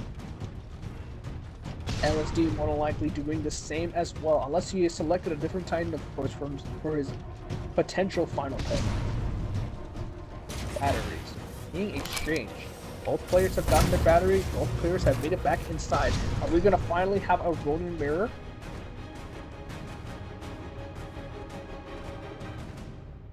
Other side has it. Here's it, and it is a Ronin mirror. We're going to have a Ronin mirror in the grand finals. These two players phenomenal after a grab. Nice dodge, nice step on the arc wave. Both waves have been exchanged. However, Boyka opts to back out of mid, meaning that actually, no, LSD is going to be the one that's going to be able to hold this corner and have a lot of advantage over Boyka. You can see how he's exerting with the E-Smoke plus melee, just pays on him off. Another melee coming off from Boyka, but that means he stalled his reload for a really long time and didn't get any good damage with it. Great dodge on the shots by LSD. LSD playing Boyka just overall just a lot more phenomenally well just by pure fundamentals. Sword Core activated. Opt into mistimed on the melee. Sword Core activate again, but no, we're gonna be taking out the game. And that's gonna be an even 2-2. LST and Boyka going to the final game of the first set of grand finals.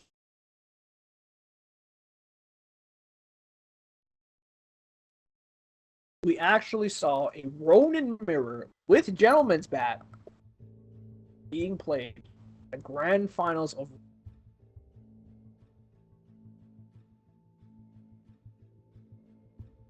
LSD just played a more solid game than Boyka did. Boyka made a few crucial errors, the first being that he gave up mid, being that he had to play that choke point area. LSD zoned it off with electric smoke combined with some melees. Boyka was so badly wanting to get damage back in, but by him wanting to get damage back in, he ended up stalling his reload. LSD then proceeded to just juke a lot more damage than Boyka did. He juked shots, he juked multiple arc waves, and he denied the core gain. And hey, he had so much time, he shot extra shots and then popped. LSD's gonna win that one. One more game to go. We either have a bracket reset or LSD wins the tournament.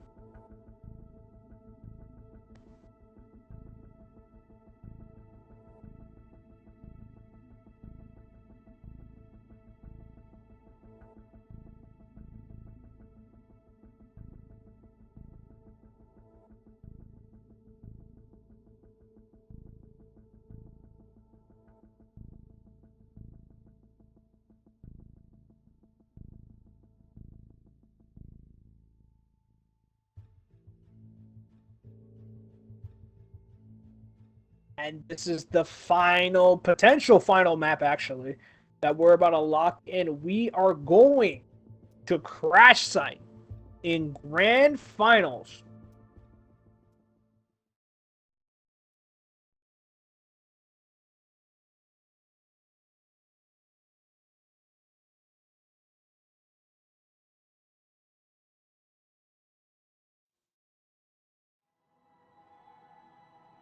Welcome back, pilot.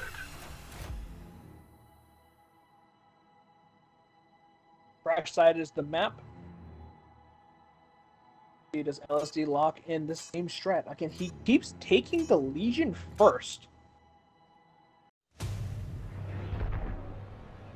Boy, I actually wondered if Void could be a madman and pick Scorch. No, LSD actually takes the Ion first this time. LSD doesn't see anything on his right side, so he opts to just go straight to Hill. No fights stops. It's also the Ion. Shot for laser shot, punch for punch. However, I think LSD is slightly winning over Boyka here. Boyka opted taking the punch. LSD is going to take a lot of swings at Boyka. The health bars are relatively even, but look at the minefield that is on the tripwires on the ground. Boyka definitely get doomed here. LSD tried to go for the punch. LSD unfortunately got melee cheats, but the laser core is good enough to put Boyka down and make the count 1-0 for LSD.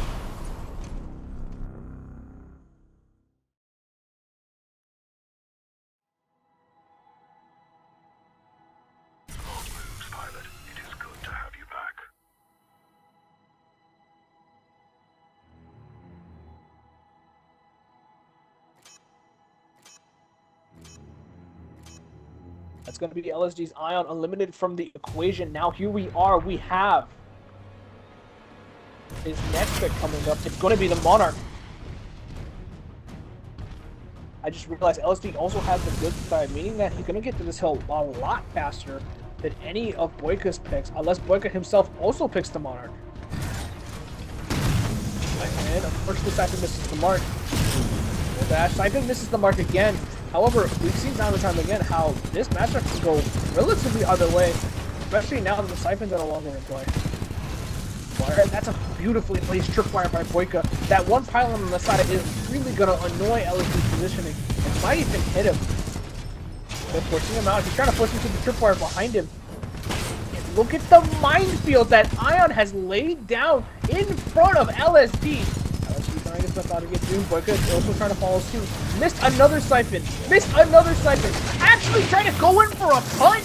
And Boyka will whip punish him. And now both of the Ions are out of play. And are potentially final of Grand Final. 1-1 is the round count. If LSD wins, the tournament's over. And if Boyka wins, you get a bracket reset.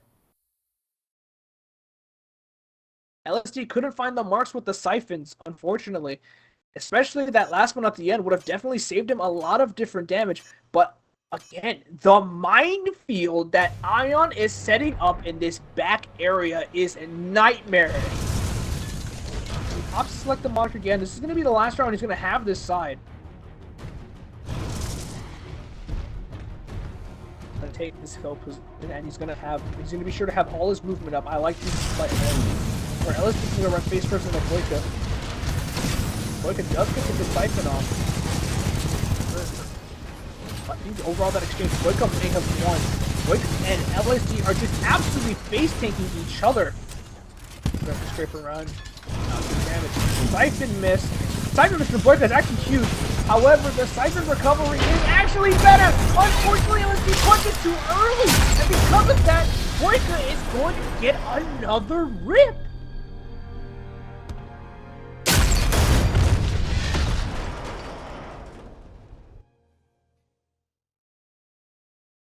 Time.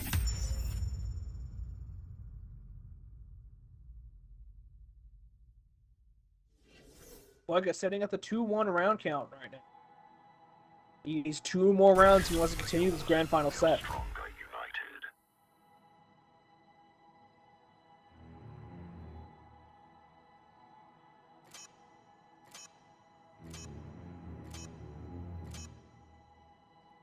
They aren't winning by much. Take him out, 6-4. Moving on, LSD has now opted to select the Ronin. He wanted to save the Ronin specifically for the bad side. Now he's going to go face-to-face with whatever Boyka is opting to pick. Boyka has selected the Tone. It's now Tone v Ronin, and LSD is the Ronin. Boyka's about to have a really difficult time fighting LSD's Ronin. Matter of fact, he's going to get completely pushed out. Arcwave plus Eastwood to cover his battery pole. The batteries are going to have to be exchanged unless Boyka has opted to take this hill position, which he has not. Smartly enough, agrees to take the battery exchange, but the problem is that this is dramatically Ronin's favor. LSD using this phase though, so now his phase is not going to come up in cooldown from this fight for a really long time. Now LSD doing his best to bully Boyka, but doing actually a great job of punching LSD over and over again. Phase comes back up, however, now the Snorkel comes into play. Unfortunately, not able to mitigate enough damage away from the Ronin. And now, Boyka activates Salvador, tries to see what he can get started, but it is already over. Ronin has too much health, the Snorkel has been achieved, he will slice to pieces. 2-2 is now the round card as the set score, or the round score has been evened up. Controls are handed to you, Violet.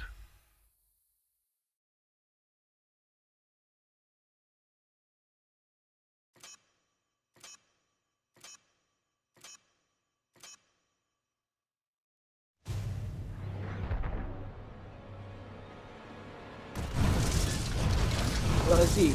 Taking the Monarch on the bad side now. I'm gonna go towards this left side, see if he can secure this battery for himself. About anything moving up the hill.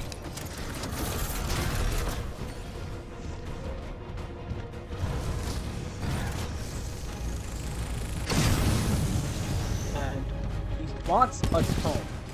A tone that is also, by the way, guarding the hill. We talk about mountains you have to climb in order to achieve victory.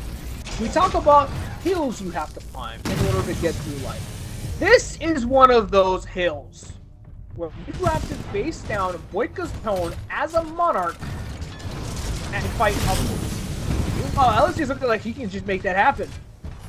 Great second siphon coming out from him is going to actually take away the shields. Oh, that's no particle wall. LSG actually technically now has health advantage, and he himself has secured the hill. Damage to Boyka, but now the tracking rocket's starting to come in. Pretty well damage is starting to add up. LSG pushing aggressively. Unfortunately, misses the siphon.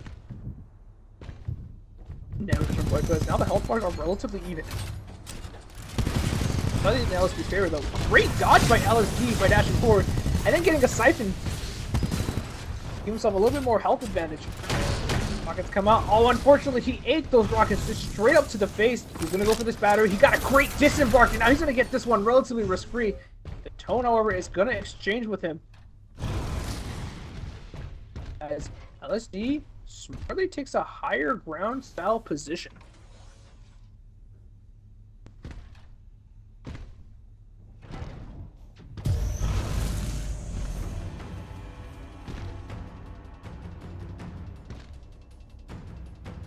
The position that LSD is holding is going to make Salvacore very difficult to apply. Because, as we stated earlier, once the Salvacore comes online, Monarch can't play aggressively. Until that Salvacore is burned, there's not a whole lot that she can do here. Great cycle from LSD, trying to find some GP damage if he can. Look, it's not going to play aggressively with the Salvacore, and LSD is in range directly. Actually, LSD surprisingly avoids it. Phenomenal movement from LSD to completely make the Salvacore whip. Now he's harassing Boyka for whatever damage he can get. Obstacle part of the wall. Siphon number 1 is good. Rearm is good. Reload. Gets more damage on the Boyka, and Boyka's going to fall down. And as a matter of fact, LSD is going to be the one that's going to climb the hill. And he's going to take the lead. He has 3-2. One more round, and LSD can win the tournament.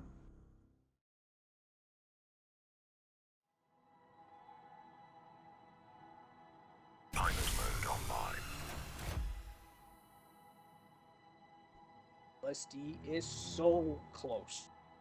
All he needs to do is secure the bag with whatever final pick he wants to take up this hill. He is almost there. One more round to make it happen. And he's going to select the North Star. North Star on complex. It's going to be North Star versus Tone by the looks of it.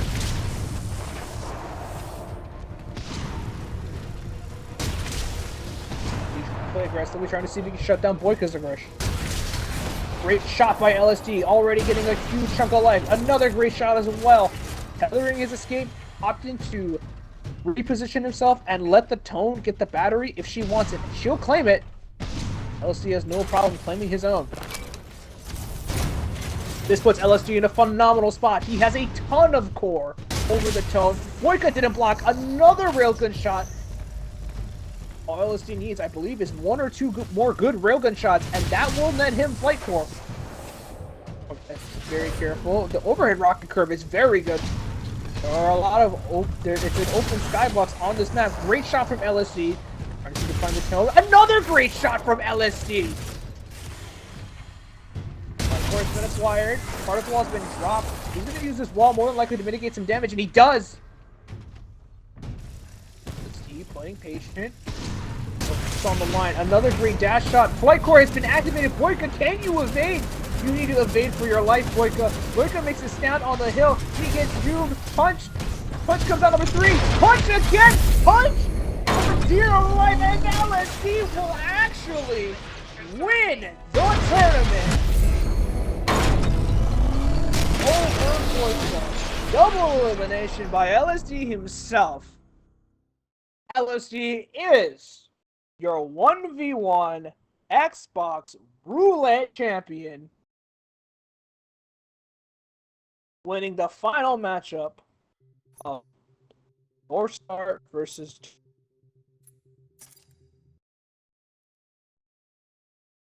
Just to mention, because I figured I should mention this, LSD played this entire tournament with a cast and a broken wrist. I don't know how he broke his wrist. I just know that he is phenomenal for doing all of those things and winning the tournament. So special shoutouts to LSD for being absolutely phenomenal this entire tournament. And of course, everyone who signed up as well. We had a great turnout.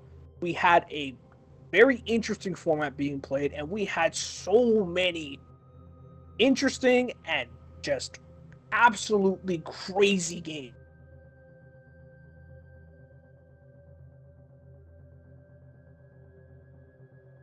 But that is going to conclude this tournament. LSD is your champion. Second place, we have Boyka. And third, we have Sally Wally.